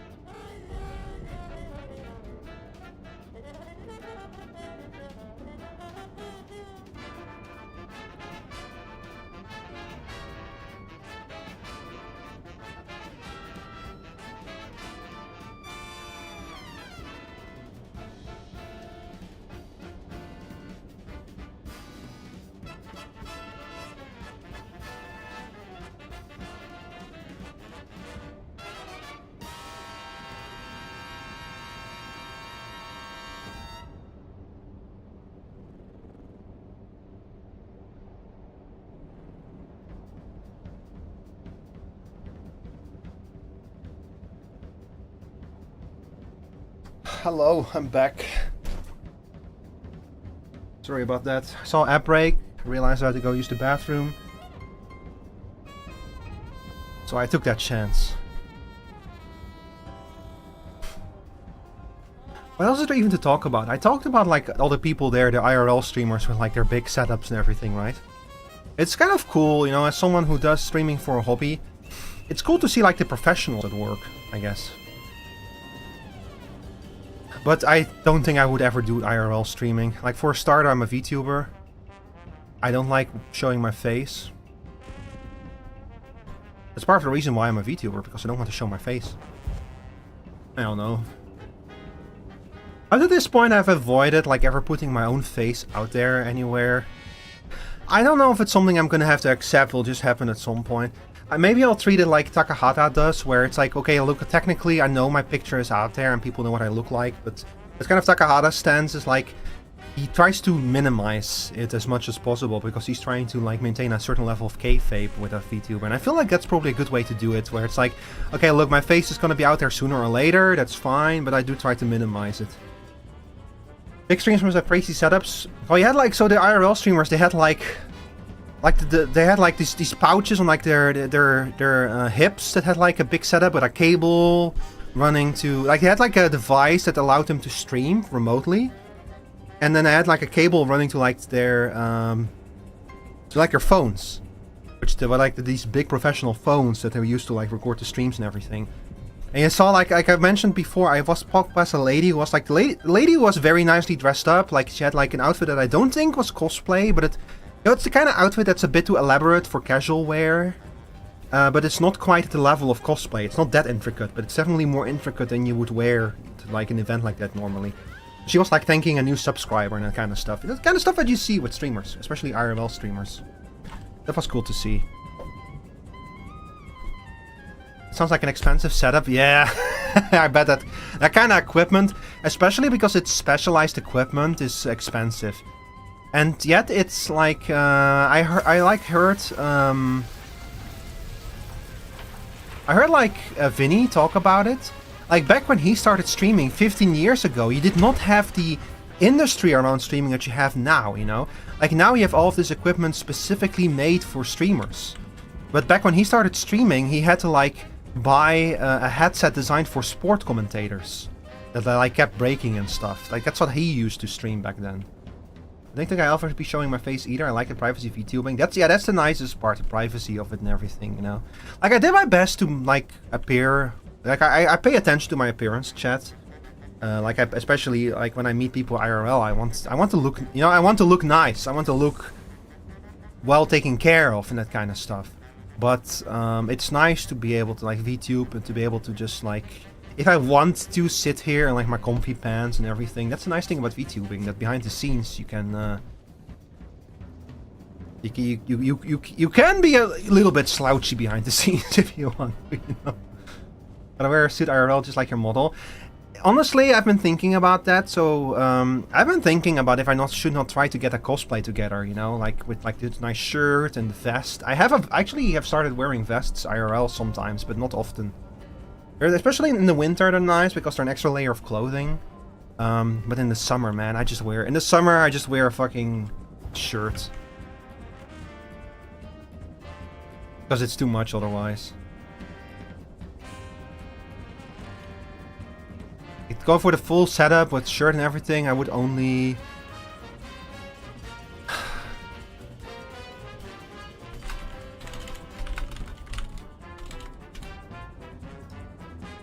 Cosplay for real life events would be cool. Yeah, I did see people there walking around with like you know, like little fake little animal ears, and I wonder if they've been like I actually saw people in like walking around in cosplay that I didn't recognize. So I kind of wonder if those were VTubers cosplaying as their VTuber model, which would be cool. Like I know there's certain VTubers who are like they have like they're more more like humans or elves in like nice outfits. For those VTubers, it would probably be a lot easier to cosplay themselves in, especially if their model looks even remotely like them. I personally I would have to like put in a little bit of effort, like do some exercise. But I feel like I have the basic build to be able to pull off a cosplay of my character. If I can get the clothes, I just have to figure out how to do stuff like if I even want to do the ears and the tail. You know, I don't even know if I would want to go that far. Maybe I would stick with like a more human version of it, like the same outfit, but not like change my hair or anything. I would have to think about it. That's like that's not gonna be anything to be concerned with anytime soon. I just do the clothes, yeah. Yeah, I would probably just do the clothes. See if I can get that together at least. I kind of want to like get gloves similar to the one that Rico has. Because let me see if I can show you all this. That's the wrong thing. Hang on. Stop doing that. Stop the Rico pussy attack. Stop it! Okay, here you can see. So you can kind of see how like on the right hand has like a full fingerless glove, but the left hand it's only like the hand palm.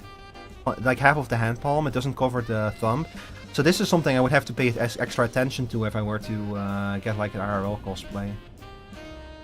Yeah, like that's something that Moa paid extra attention to. Like most VTuber models have like a little level of like some asymmetry in them, you know. And this model already kind of has that by virtue of the actual vest being asymmetrical. And then the pants have like asymmetrical details on them, like this little flap here with like the extra pocket and everything. And yeah, of course the gloves themselves. Also, did you know that I have a second wrench? Like a little pocket wrench here. Did you know that, Chad? You ever seen it? Got a great design. Yeah, Moa did such a good job with it. I'm so happy to see that Moa is... Moa, he was like... hang on. Moa was out of commission for a long time. Like he drew so much that he gave himself a burnout, and so he took a long mental break. And I'm so happy to see that he's like starting to return to art again, because he's so incredibly talented and skilled and everything. And I was heartbroken to hear that he worked himself into a burnout. Be careful, chat. Even if it's like especially if it's something you enjoy doing, be careful that you don't like burn yourself out with it. Because he had to take a very long mental break, more than a year, before he was able to get back into it. And now he's back and firing on all cylinders. That's at least that's good to see that he's back, but it took him a very long time. Okay, so back to business here. It's easy to burn out as an artist. I've had to take a big break before too, but as a creator you always come back. Yeah, that's the important thing. Like, I had a burnout at my work, and I never want to do that work again, because I had no passion for it. But like as an artist, like if you have actual passion for what you do, yeah, sooner or later you're gonna come back and want to do it again. Let's see, improved Holtzman actuator. Really? We need so many of those. Most of what we need now is plastanium and the plasteel composite ingots. Yeah, plasteel composite armor. Overclocked power regulator. Crafted in a... You know what? I'm gonna build an advanced fabricator, an advanced survival fabricator. I'm sick of this. I need more complex machine. 100 complex machinery? Where the fuck am I gonna get that? Oh my god, hang on.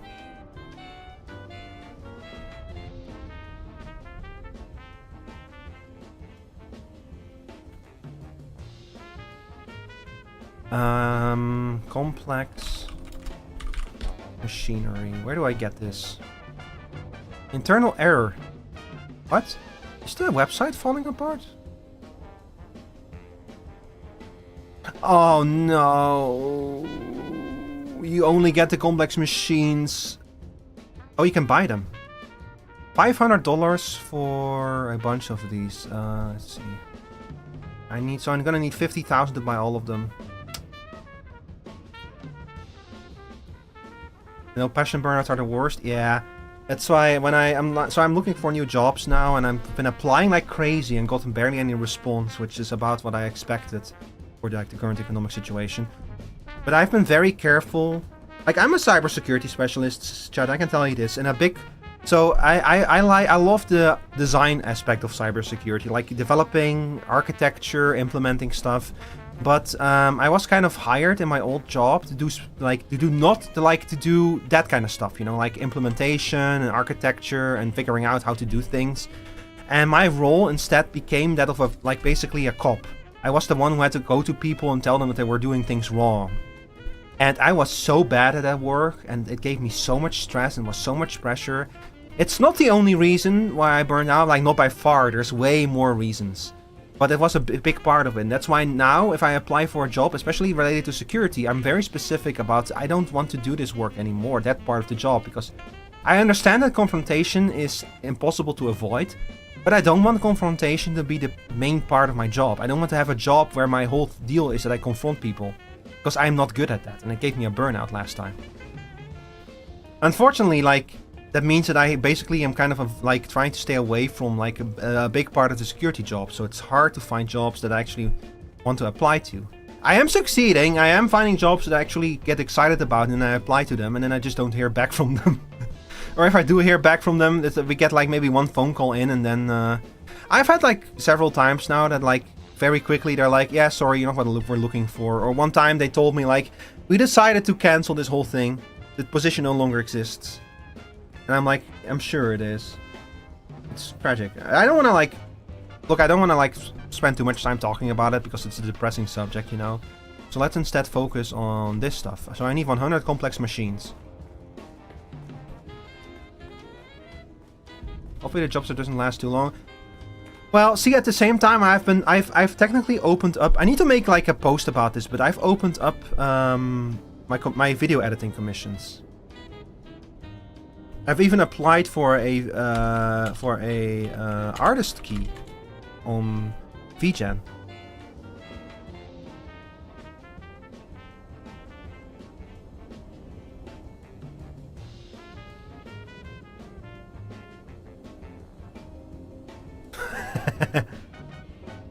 I've applied for an artist code at VGen. VGen does these weekly posts where you can apply and get an artist code so that you can start advertising on VGen. And I've applied this last week.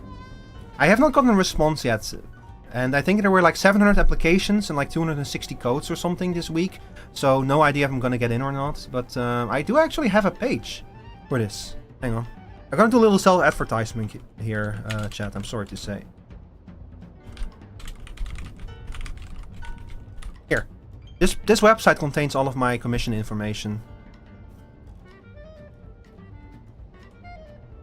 This is this is still a first draft, by the way. I'm still trying to figure things out, but you know, you just have to get started on it. You have to get started somewhere, and this is where I got started. So if you're ever looking for someone to commission for videos, hey, check out your boy. I have a YouTube channel full of my portfolio. Actually, I have a few videos that haven't been released yet. I edited something for Meep and she's still trying to find a good opportunity to post it. And I made a short for Twerk that I actually do post. I do link that one on the portfolio.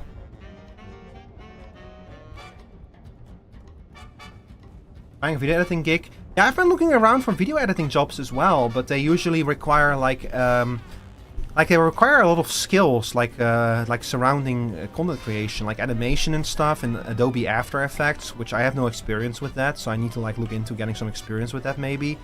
And they often want education in media, you know, some kind of media study or that kind of stuff, which I studied in computing science. I have a Master of Science degree in computing science, chat. I'm university alumnus.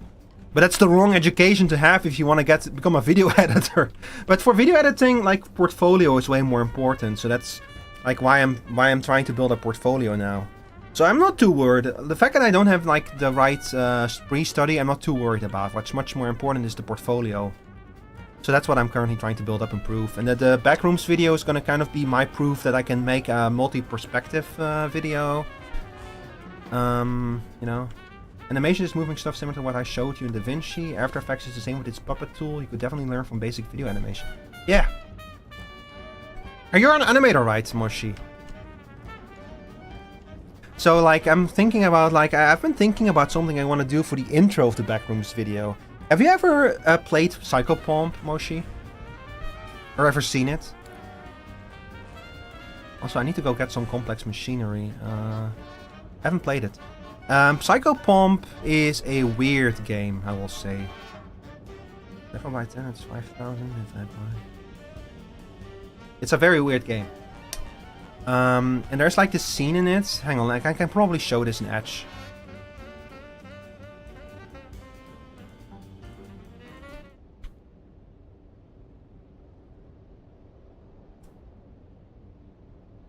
I've been using a lot of music from Psychopomp for the video, so hang on, let me show you. YouTube is called.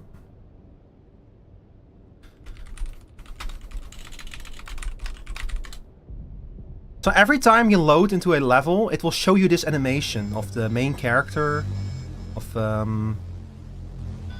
her going into the elevator and like going down.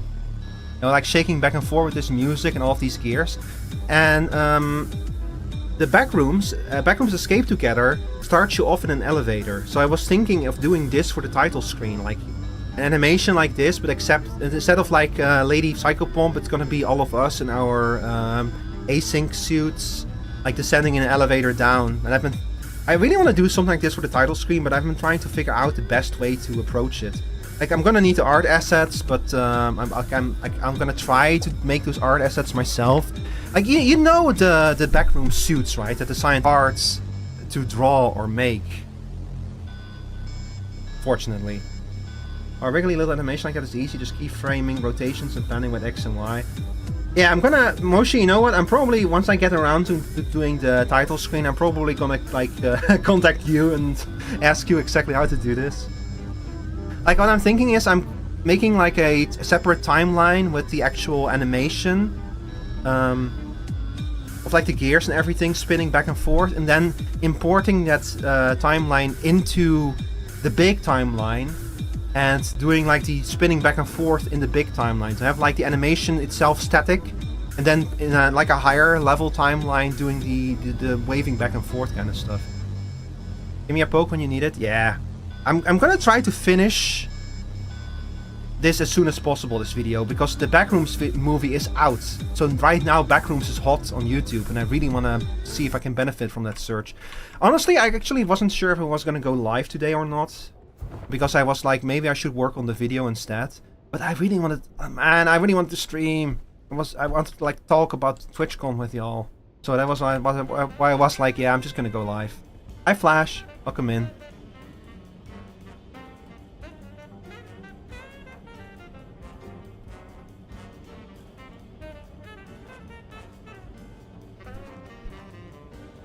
I need to make the art assets first anyway, so...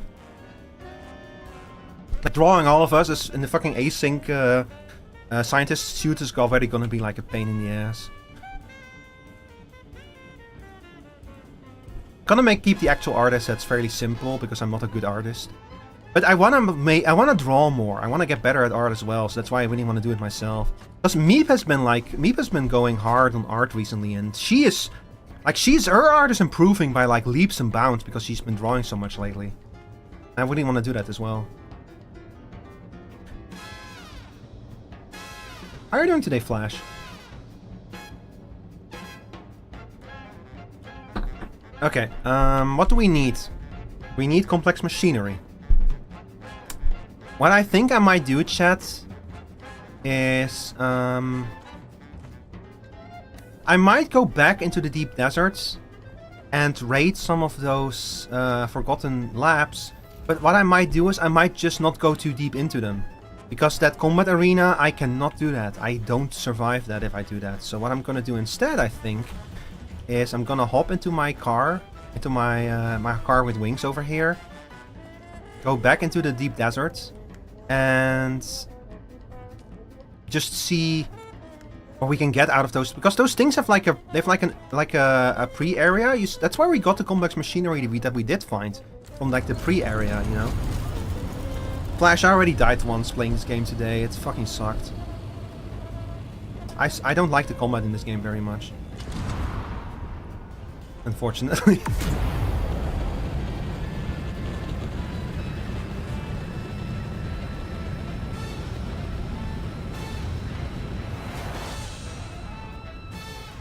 Are we alright otherwise? Oh, I'm doing fine. I slept for like 12 hours last night because I was so tired after TwitchCon that I just like I fell asleep, and I did wake up a few times, but I immediately went back to sleep.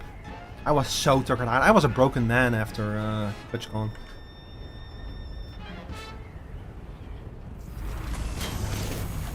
Ow. Also, I need to keep an eye on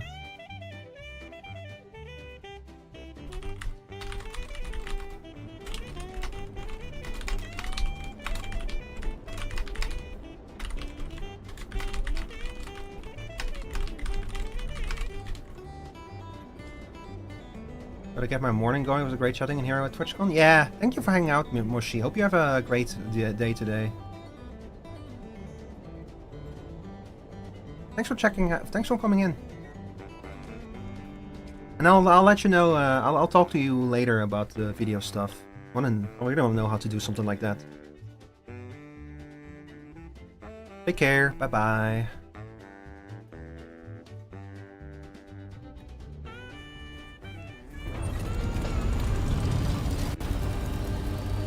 I think that there is supposed to be a lab somewhere in this area as well. The A sector should be easier to deal with.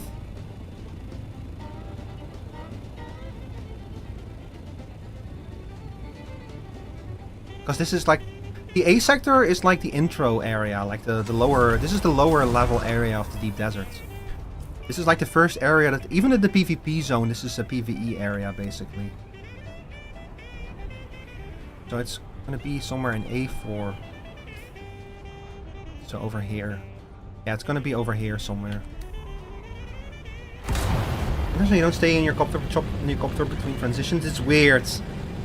But I don't understand why. There's like, man, it took them like several months before they added the ability that if you move like a vehicle between areas, that you don't drop the vehicle.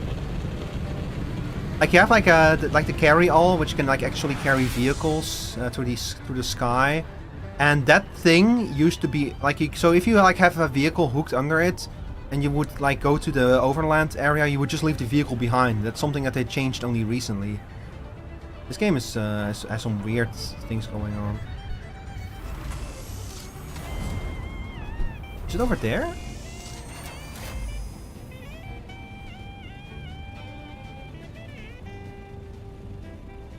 Like big cave, holy shit.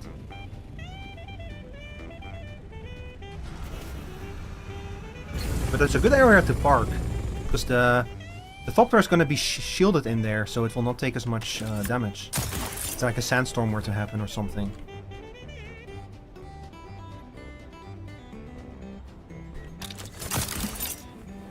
Okay, let's see where...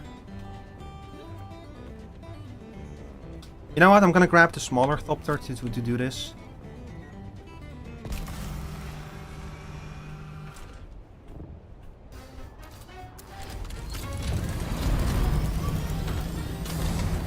I tend to use the big Thopter for like long distance travel, and then I use the smaller one when I need like a more mobile vehicle. Let's see, where is it? Should be around here somewhere. I probably parked too far away, coming to think of it. Yeah, I definitely parked way too far away, but hey, you know what? Popping a vehicle down, yeah, it's one of the funnier elements of this game. Because you can just like pop a vehicle down like that. I don't know if that is actually like supported by the lore in any kind of way. Wait. Oh, I'm completely in the wrong part of the map. Hang on, we're going back to the Thopter. This is A5, I need to be in A4.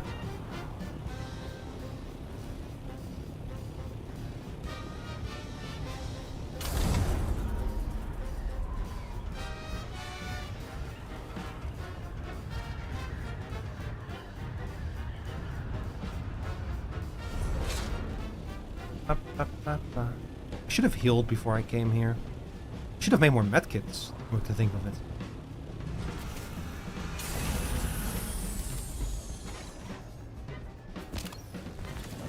Alright.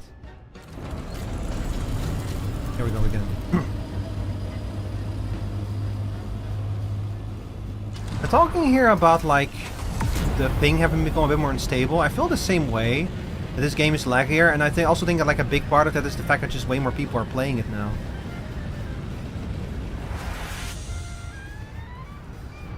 Okay, where is this thing? Should be somewhere around here.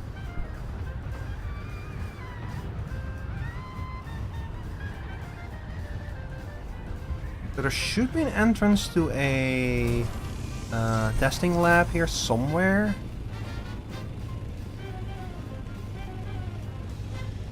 It's probably gonna be the same fanfare as the one we just did.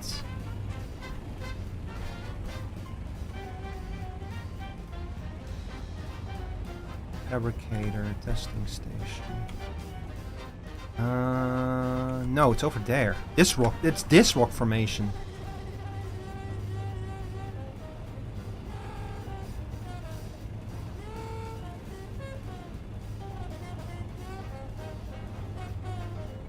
Somewhere over there.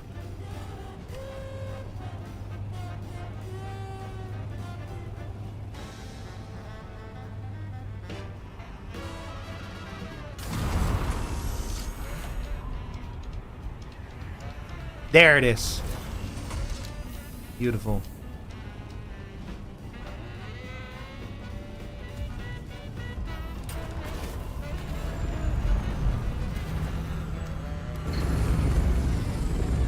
Alright, let's go in. So I'm not wearing my heavy combat armor, so I'm gonna be a lot worse at combat in this, but that's okay. Because if this is laid out the same way that the last base was, we're not gonna be doing any fighting. We're just gonna pop in, loot the places we can access, and we're out again. I'm not doing that battle again. If I fucking waste my ass, I'm not doing that again. Spent so many healing items and... Okay, no, this is a different layout.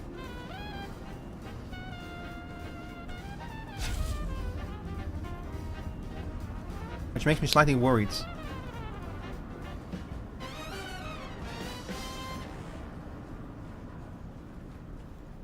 Oh, fuck. Okay, I should have brought my combat armor. Ow!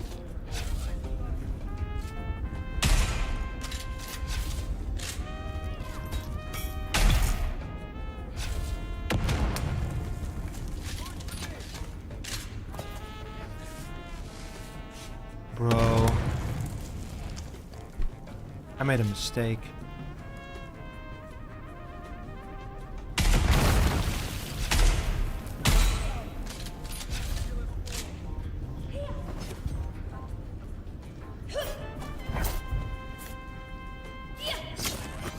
Bro, come on. Okay, another knife fighter, I can deal with that. See how much easier these are to kill? That's because we're in Sector A. If we were in Sector, like in any other sector, these would be fucking tanky. I would not have killed either of those so quickly. Oh fuck. But just because we're in Sector A, they become way easier to kill. He blew himself up.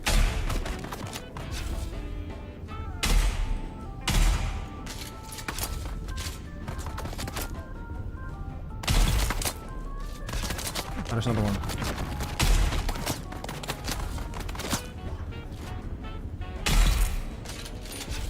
Man! I should just run this one over and over again if I want those items. Actually, I don't know. So complex machinery is going to be in here. The armor plating isn't, but that's not what I'm interested in today. I just want I want the complex machinery right now. As long as I'm careful, I should be fine. Hey, a thermoelectric cooler. Nice.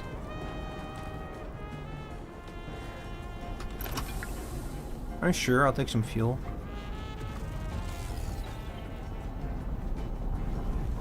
Is that it? Just fuel? It's not quite what I was looking for, but... I can always drop it if I don't need it. I'll just drop some of that fuel later.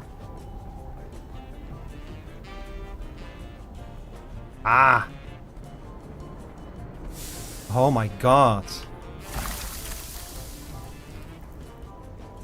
The equipment. The money. Buggy Thread Mark 5, Power Pack Mark 4. Intel.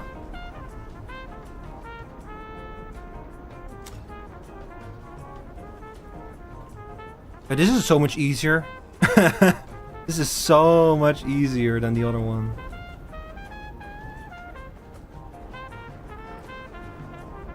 Man, why did they make the enemy so tanky in the deep deserts? Like, I got that the idea is that you're supposed to tackle them with a whole team, but man, come on. I hope it's something that they'll like... I hope they'll consider like scaling enemies based on how many people you bring with you. You know? Like if you get like a few less rewards...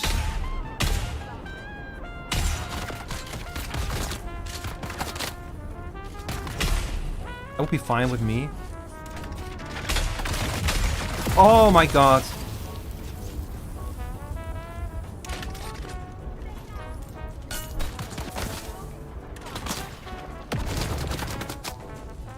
I should not be doing this in a still suit.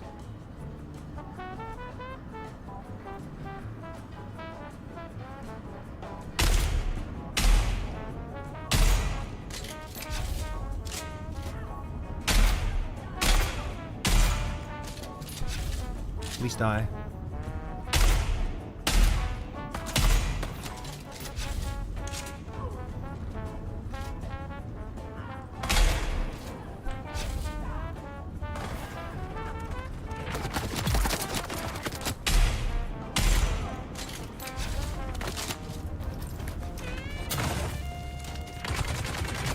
Come on, shoot him.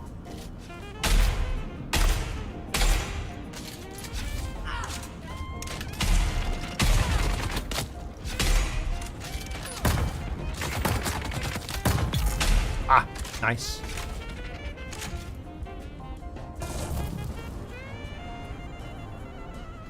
I can hear one of them still there, but I have no healing items, I think. Nope, I have nothing to heal.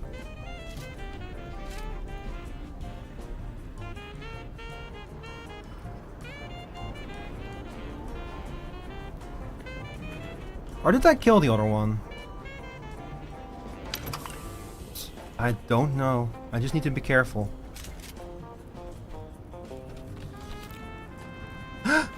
Yippee! Kill me, please.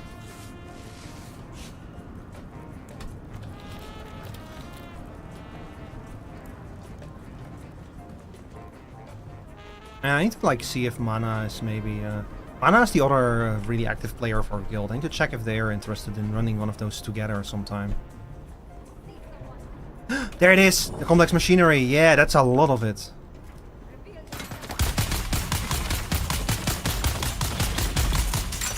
Oh, the damage! The damage!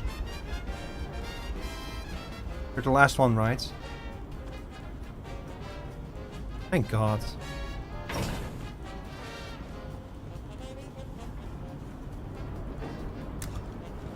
And what's in you? Not the item I was hoping for, but hey. Complex machinery, remember that's why we're here. Unfortunately, the complex machinery only drops in these testing stations, so we're gonna have to go back to the other testing station, the one that I died in, if you want any more. Unless... imagine enemies start coming in from the entrance. Oh, Flash, don't worry. The deep... see, you know how the deep desert testing stations work? Like, not this one, but the other one? There is like an arena in them. And if you go into that arena, you have to fight like 5 waves of enemies or something.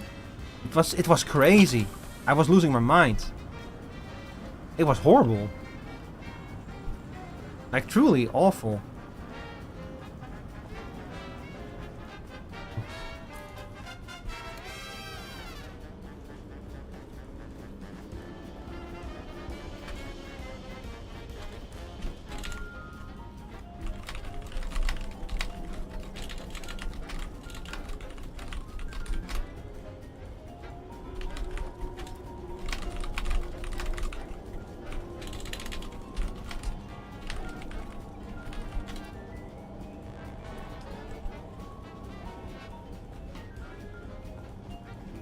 You think we can run it again? It should reset, right? That's probably gonna take a bit longer. What I'm gonna do is, chat, I'm gonna go into the one that we found earlier. Right there. And I'm only gonna do the early areas.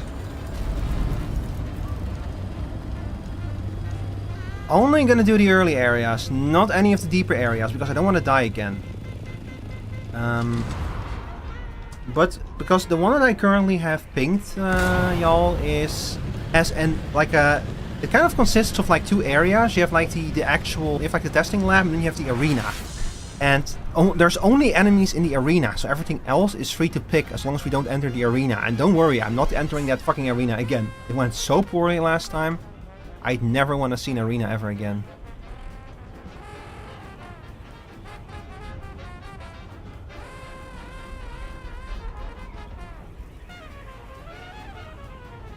Alright, chat, I do actually have a hard cap to the stream today. Because I have D&D today, but don't worry, it's not gonna come up for like a little while.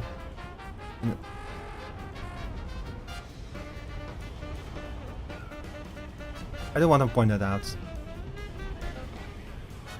I actually, before I do anything else though, I do need to check quickly, how many hours have I streamed this?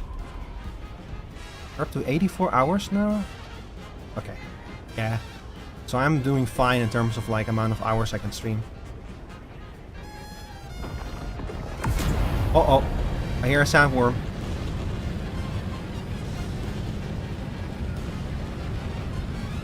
Over there, sandworm appeared from the sand. I am so scared about sandworms. You see the fucking seismograph going crazy? Our worm is doing something nearby. Where are you? It ate something. Oh well, so either there was a shipwreck there, or someone just lost a whole bunch of important equipment.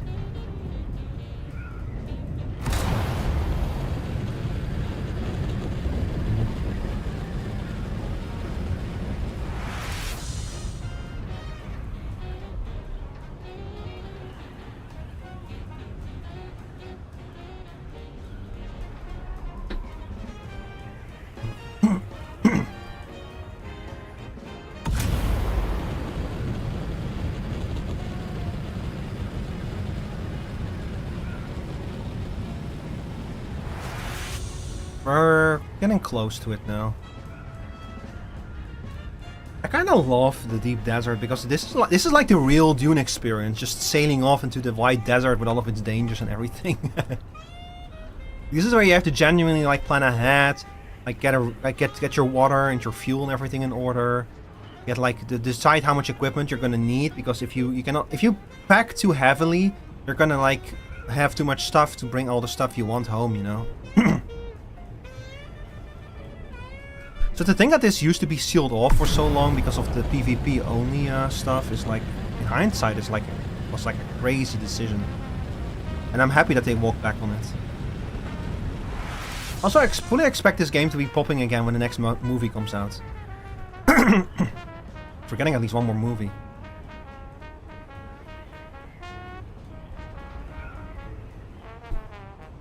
I wonder if they're gonna keep doing movies after the trilogy is complete. Because the further you go into the Dune books, the weirder they get, and the more unhinged. It's really the earlier stuff that's like the best stuff.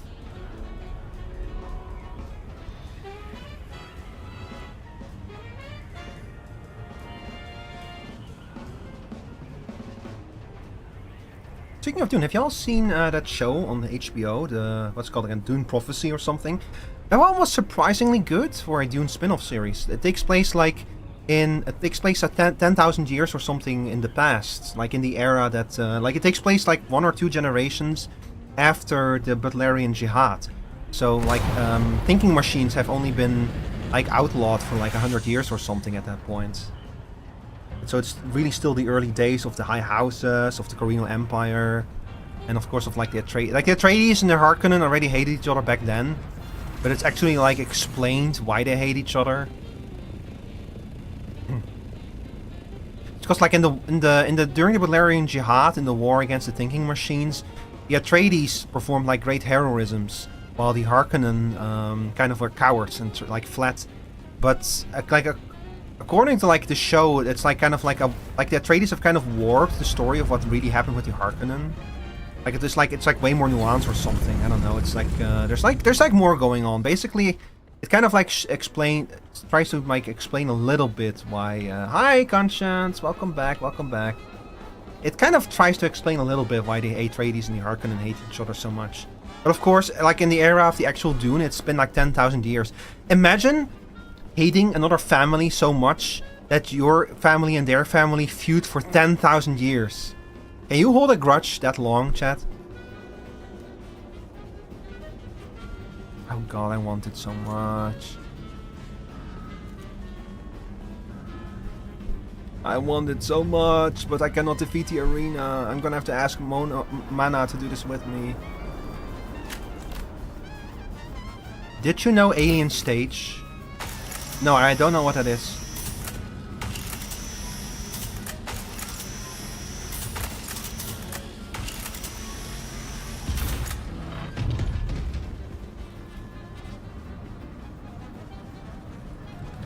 Medkits!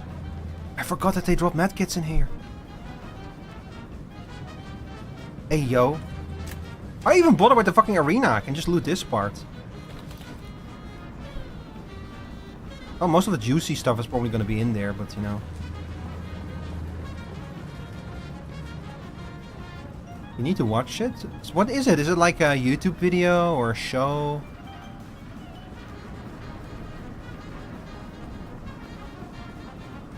How do we even do something that will last for 10,000 years is my question.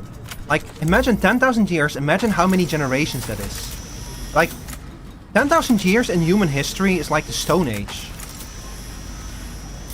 How can you make anything that lasts that long? Even the ancient Egyptian Empire only existed for like 4,000 years or something.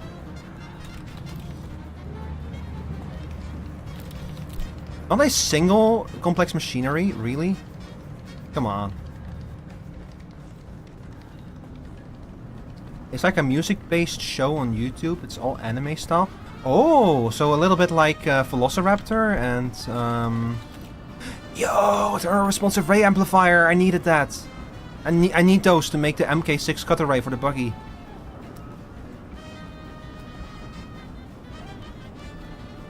Okay, if we step foot in there, we're dead. I'm not gonna survive that, so I'm not doing that. I'm staying the fuck away from there. Hey, all things considered, not bad. Got some thermo rays. I need those things.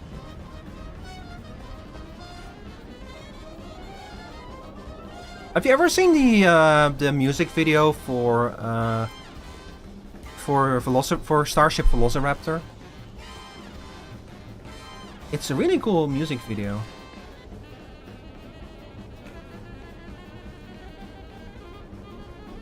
And there was like that song made by the band of the YouTuber. God, I cannot remember anything today.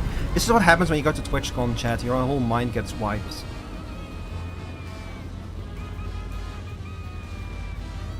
So there's another one in D1.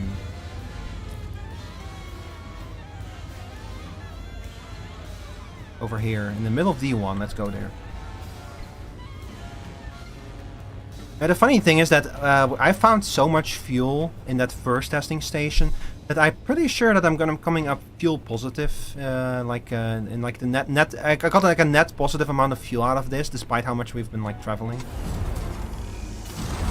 Yeah, can you link me to it, Conscience? You can post a link in the YouTube chat. I think that should be fine. I'm pretty sure I don't have anything that's blocking people posting links. Like, even in my Twitch chats, you can post links, I think.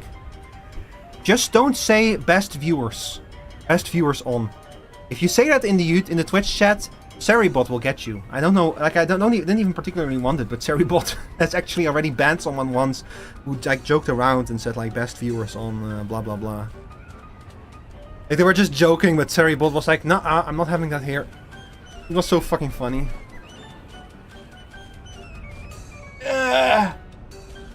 Excuse me. Can you repeat that? Could you post it, Conscience? The alien stage stuff. that I can check it out later.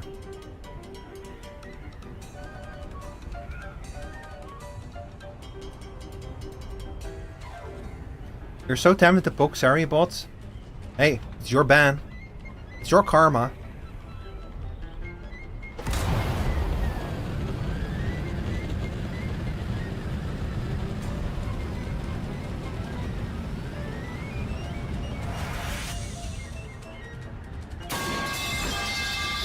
Ow.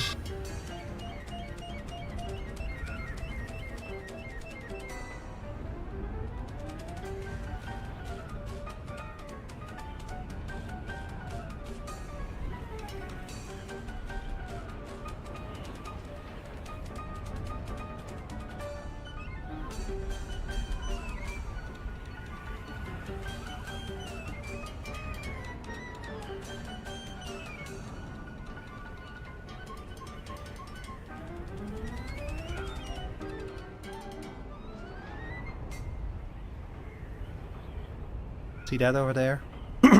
That's a medium spice blowout. If I was here to collect spice, I would be all over the place, but I'm not.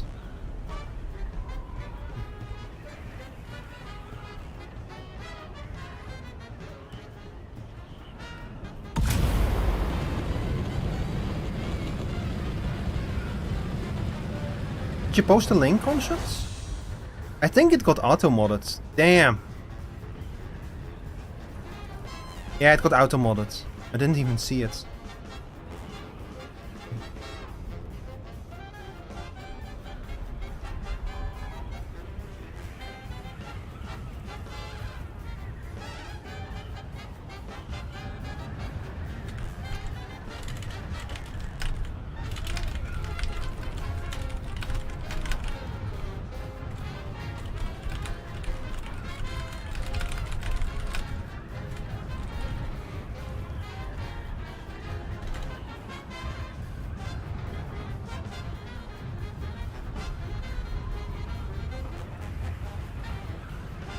Yeah, big purple cloud. Ow! Me huffing the spice. We have a lot of spice in our base, chat. We've been doing really well with collecting spice. I made a medium spice refinery, which is much more efficient than the basic one. And it's been doing wonders for our spice supply. Once we actually already have a sandcrawler. Like Mana made one. So all we need now is to carry all, and we can get her all the spice we want. We're just gonna have to practice like quickly picking up the carry all when the worm shows up. That's gonna be the tricky part.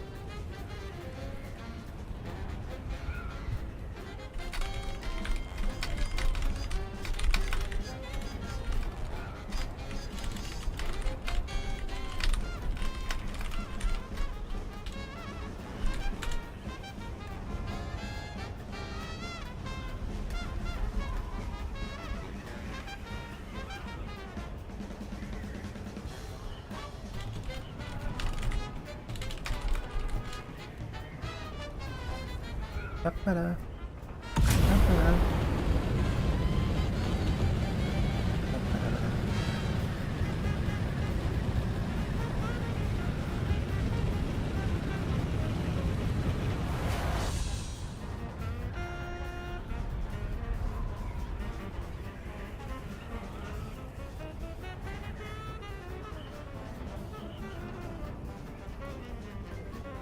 Did y'all see? I saw some of the stuff about the upcoming update for Destiny. So y'all probably saw that Destiny is dead. That they're gonna the next update is gonna be the last one. But they do seem to be going all out for it, like trying to put the game in a place where it can go into maintenance mode, which is cool to see. The thing that I really hope is that they're bringing back the content that they sunset. If they bring back Leviathan, I will fucking kidnap my friends, and I will force them to play Leviathan with me again. I love that raid. I played it like long after it was like current, but I really loved it. I really hope it will do that for the final update. It'll just bring back all of that old content. It's so tragic that like that so much stuff is just gone forever now.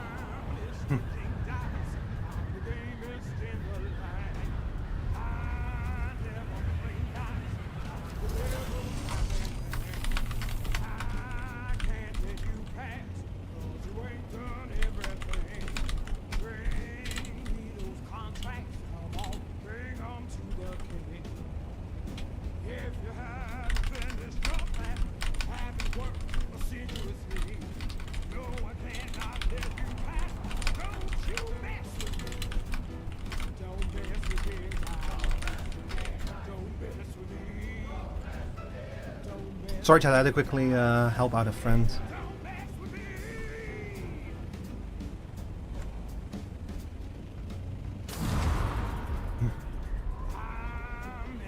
You got cut off right when you said Destiny? Oh, the fucking app break. Oops. Sorry about that. I'll repeat it after the app break is over. I'm here anyway. Okay, so if I see enemies here, I'm running. Because I definitely don't have what it takes to defeat deep desert, to defeat like deep desert, deep sector enemies right now. I do not have the gear for that.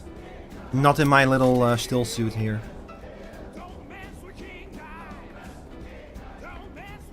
Conscience, could you like post the codes or something to that playlist? Because it when you posted the link, it died. It didn't allow the link to be posted. It auto modded it immediately, unfortunately.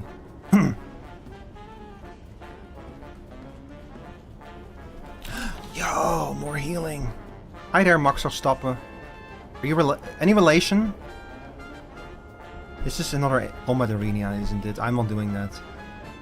I'm not making that mistake again. I'm not doing the combat arena here. Oh, fuck. I don't know how much we're going to be able to get out of this one without going to the arena, unfortunately.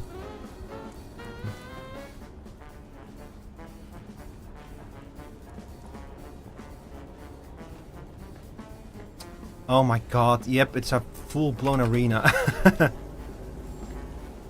I really need to like just like sit down with Mana and say like, hey, let's like team up at this hour, at this day, and we're just gonna hammer this shit out.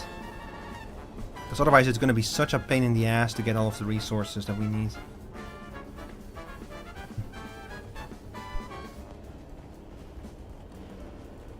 Not sure how to though. Can you like, you know, you have like the watch question mark V is blah blah blah. Can you like do that for the playlist? You should be able to like post a code to the playlist. Like for example, if I grab one of my playlists, like. Hang on.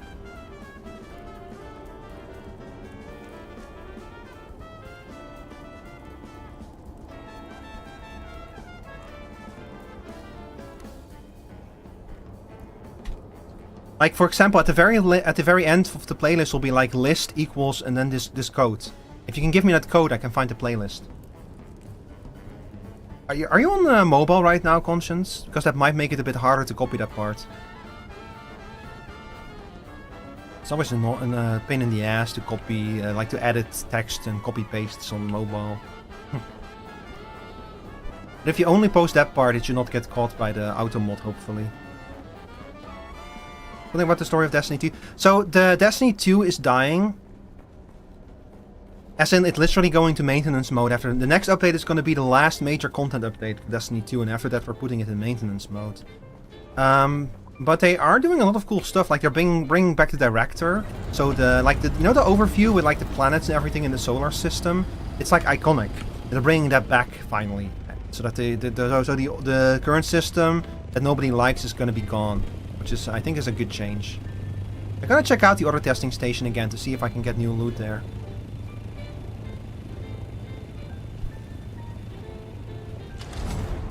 Yeah, like ignore the SE part. That the SE part is used to track your stuff through the internet. It's very annoying. It's like the unique. It's like the SE. I forgot what it stands for, but the I means like identifier or something. It's basically used to track your progress across the internet.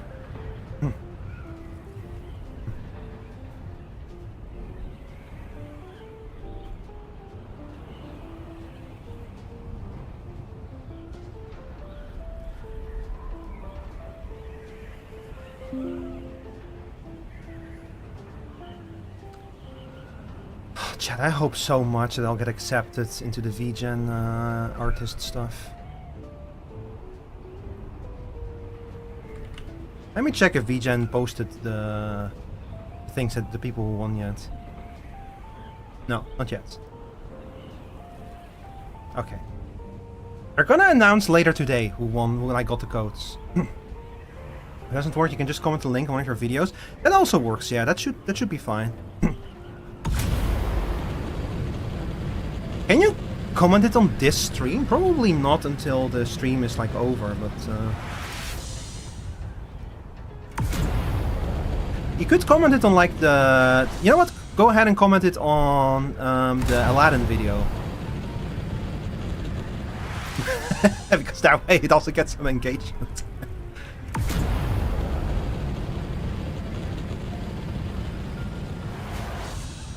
I will fully admit, asking you to comment it on the Aladdin video has... I have the ulterior motive of giving that video a bit more engagement. But that way you can also like share the link with me, you know. You get to share something cool with me and help me out at the same time.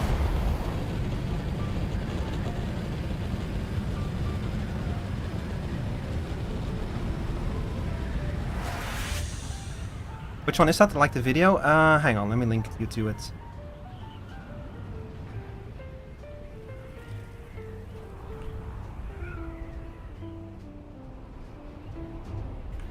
Yeah, it's this one. It's the most recent big video upload on my channel. Did you chat? Oh, dear audience, did you know that I actually post like long, fully edited videos on my YouTube channel? It's the same one that I stream to. I don't release them very often because they're a lot of work. I see... Oh my god, I think I see a sandcrawler over there at work. Yeah, they're clearing up that pile of spice. Yeah, that's cool.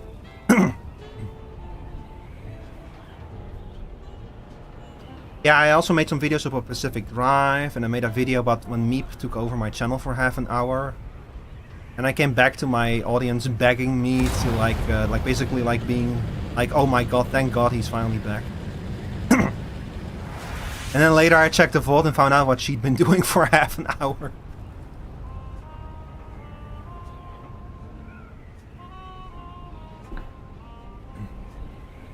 Oh. Fuck.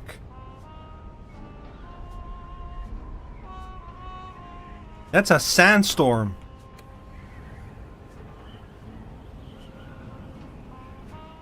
I really hope that one is going in a different direction than I am.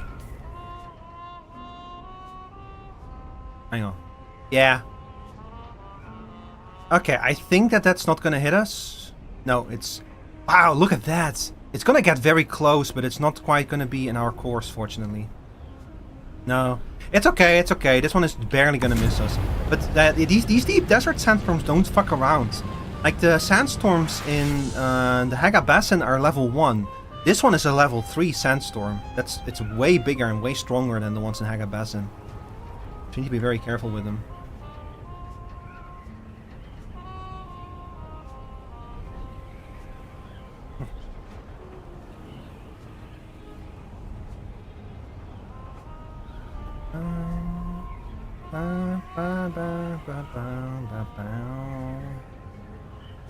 I want to add a bit more in the comment. I think you should read. Thank you.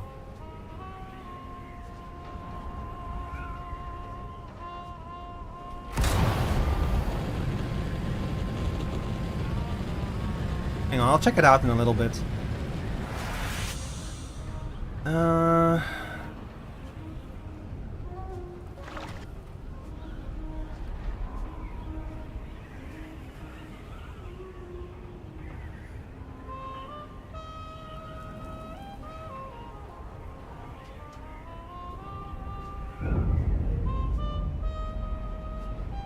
What the fuck was that?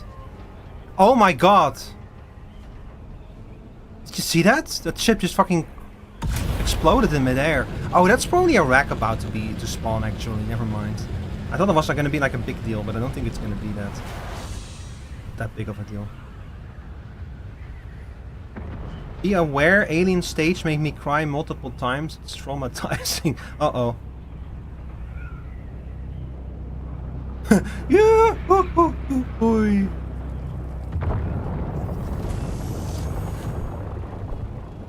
That's actually perfect timing. No, you know what? I don't want to do this in the big one. I'm gonna... You'd love to run an airport in this game? You kind of can. Like, you can basically, like, build big hangars and everything in your base for like... You can totally build, like, an airport here with shields, and you can, like, set the shields to allow anyone to access them. And people would love you for it, because it would mean that they would be able to save their thopters in the middle of a storm.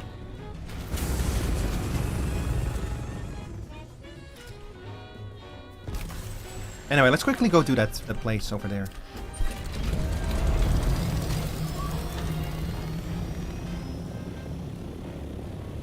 Because those crashed ships, they contain items, and worms will eat them.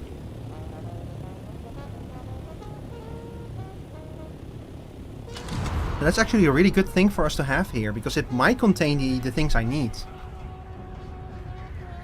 But yeah, worms will eat them, so I need to be fast. And more importantly, I can absolutely under no circumstance use my hover belt.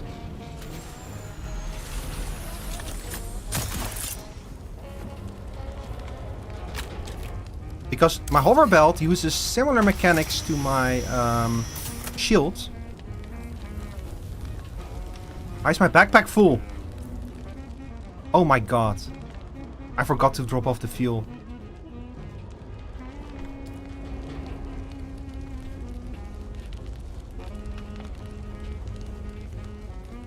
Chat, I need to be very quick. I am genuinely taking huge risks right now. Let me loot you. There's no way. Let me loot you.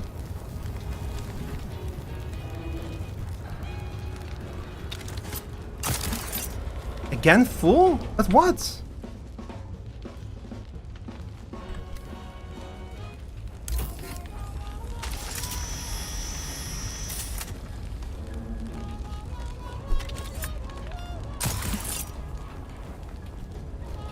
This place is really testing me. Okay, this one is fully looted. We're leaving. Hi, Darkness. Fanboy? Yeah, I'm a bit of a fanboy, and every now and then, yeah. Especially of my favorite bands. So that it's part of Dune lore is that shields drive worms in a frenzy and will draw in shields on open sand will draw in worms from hundreds of meters away. So that's why they also have that in game. So if you activate your shield while you're on the sand, you're gonna get eaten by a worm. But the suspensor belt works similarly, where it has similar technology to the shield. So if you float with your suspensor belt while you're on the open sand, it's gonna like fucking drive worms nearby crazy. So you don't want to do that. It's a bit sad about about all of the fuel, but hey, you know, it's okay. I should have remembered to put it away in the inventory. I gotta put all of the fuel in there. Oh my god, that's so much complex machinery! Did we get that all from there? I can make the survival fabricator now, that's awesome. Yo, this was so worth it. Those shipwrecks are insane. If you find them, it's totally worth it to go to them. You just need to be careful not to, because as soon as the worm shows up, you need to fucking leave, because that worm is gonna eat that wreck. But holy shit.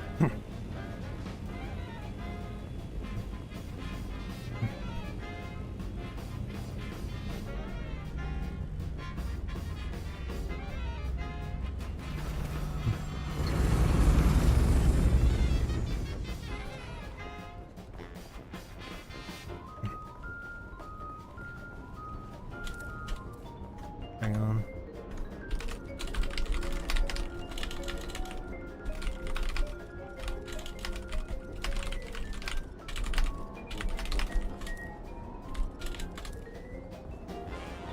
Someone is actually going to clear all the testing stations.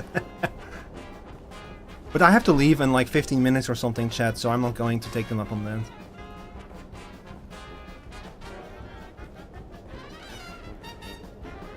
I'm just gonna grab the loot in like the early areas.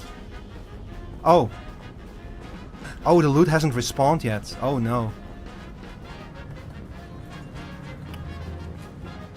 Oh, it was worth experimenting. See if I could actually pull it off.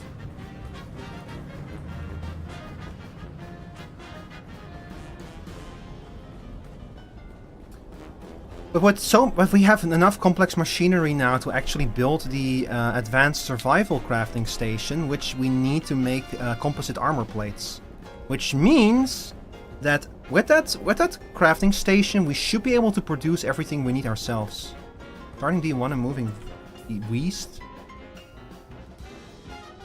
Wait, D1? Oh! Where I just came from. Alien stage is basically just doomed Yuri and doomed Yaoi. Oh.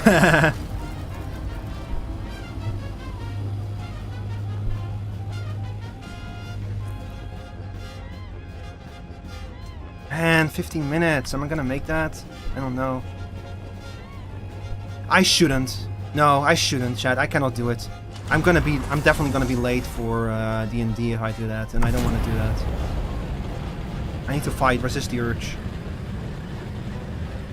I'm gonna like get mana. I'm gonna schedule something with mana that we do these two together. Like mana is like very well equipped. It's probably the most well equipped player in the guild right now. So together with them, I'm sure we can clear out those testing stations.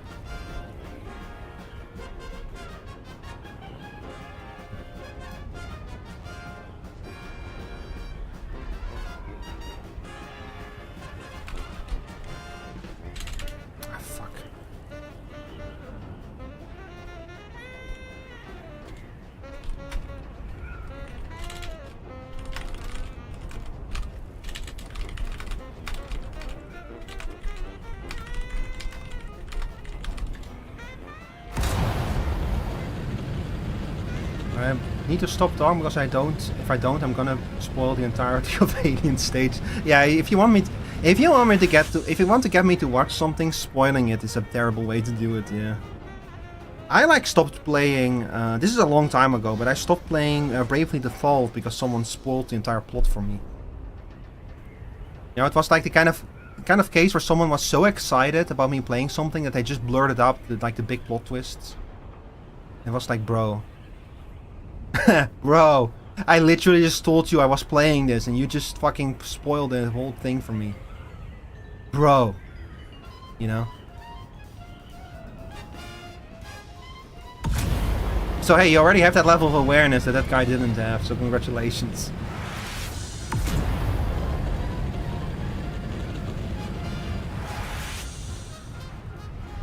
Man, were you all here for my Deltarune streams? Those were like, I had at least one person spoiling shit in the chat every stream. Wow, what a message to get rated on. Hi everyone. Welcome in.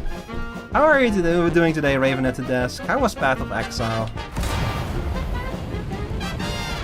Yeah, I'm sorry, Chad, that you came in on something like that, something a bit more negative. I promise you I'm usually way more positive than that. We're playing Dune today, and also I slept for 12 hours last night because I went to TwitchCon. Hang on, I can probably show y'all. Here. Oh, hang on, that's the wrong thing. Here, check this out. Look, I got a pass with my own channel name on it. Isn't that cool? Isn't it fucking weird to see like something like that on a physical object? Still, I look at it and I'm like, that's so weird to see my own username like that on a physical thing, you know? You went, how was it? It was very warm and there were a lot of queues. They should call that place QCon, but no, but for real, it was very cool. I went there with a friend, I met some new people there. It was very cool. Very cool vibe over there. And a lot of IRL streamers too. Like you saw a lot of people there with like the full streamer setup, you know, like with the little selfie stick and the cable running from their phone to like a pocket on their thing. It was very cool.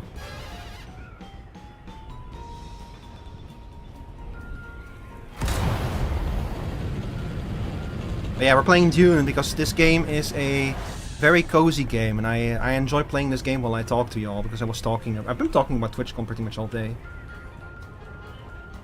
This game is cool.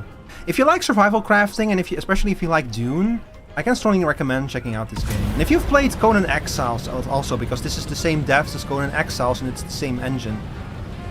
Dune cozy? Never played Dune. Yeah, it's a survival crafting game. So like there's a storyline and everything. And this takes place technically in a different storyline. This is like a divergent story from the Dune. Like basically it's like a what if story. It basically says, what if this happened? and then how would that kind of snowball and change the entire course of the story of Dune, you know? Like, if you've seen Dune, the movie, the divergent point of this story is that instead of Paul, instead of like Lady Jessica giving Duke Leto a son like he wanted, if she instead had followed the instruction of the Bene Gesserit and birthed a daughter for him instead, that's kind of the divergent point, and that spiral, that the whole story spirals off from there, because that has like a lot of implications and causes a lot of differences.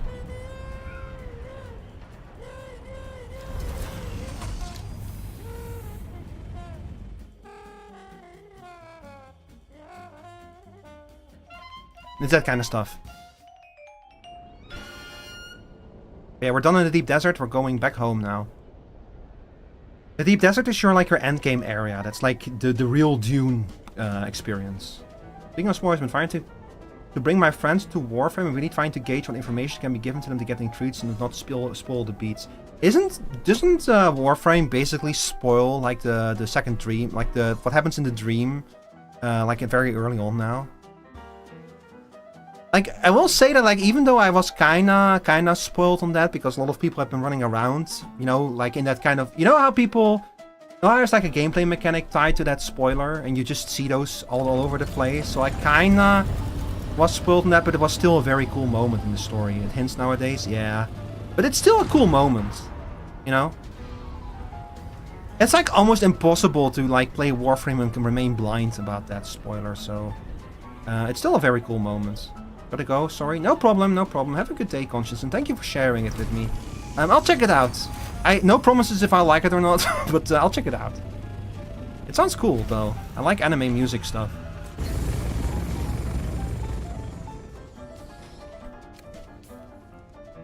Okay, let's start right off the bat. That's the wrong item. Oh.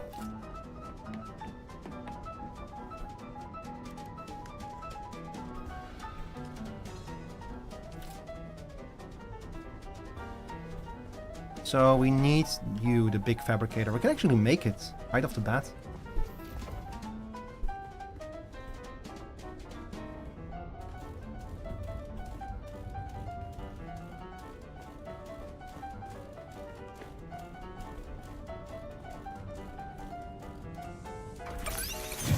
There we go. Ah, check this out.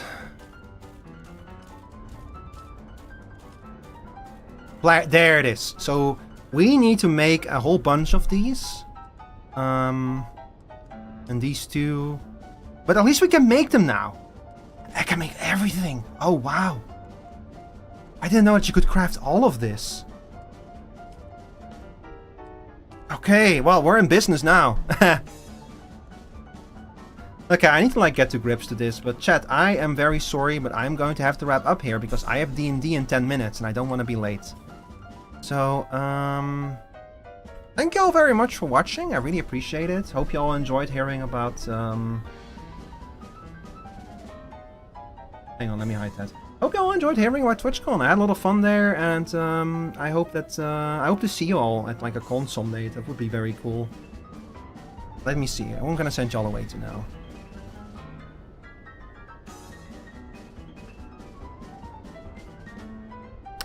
I'm gonna rate y'all into someone. Let me check out who. Let's see. You are alive. You are alive.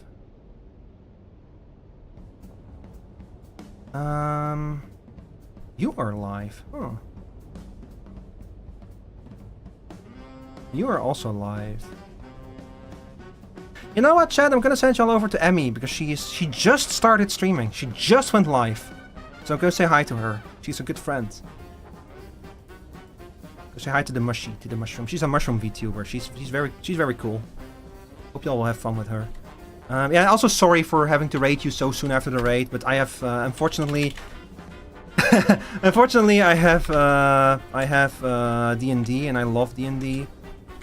So I don't want to be late for that. Alright, your raid message is gonna be this. Chat, I'm going to be back next Tuesday. We're gonna play Bubsy 4D on Tuesday. I'm very excited for that. And I hope to see you all there. I've been looking forward to that game for a while. And a week later, on Tuesday, June 9th, I am going to reveal my Live 2D model that has been a work in progress for the last 1.5 years. If you want to see early teasers, check out Sherry VT. Sherry VT on social media. Check his stuff out, then you can see some early teasers. But otherwise, hopefully see you on June the 9th. And if you don't have my emotes, by the way, you can use this as your rate message. Alright. Thank you all very much for hanging out. Hope you all had a great day. And see you on Tuesday for Bubsy 4D. And hopefully in a week for Live 2D shenanigans. Bye bye.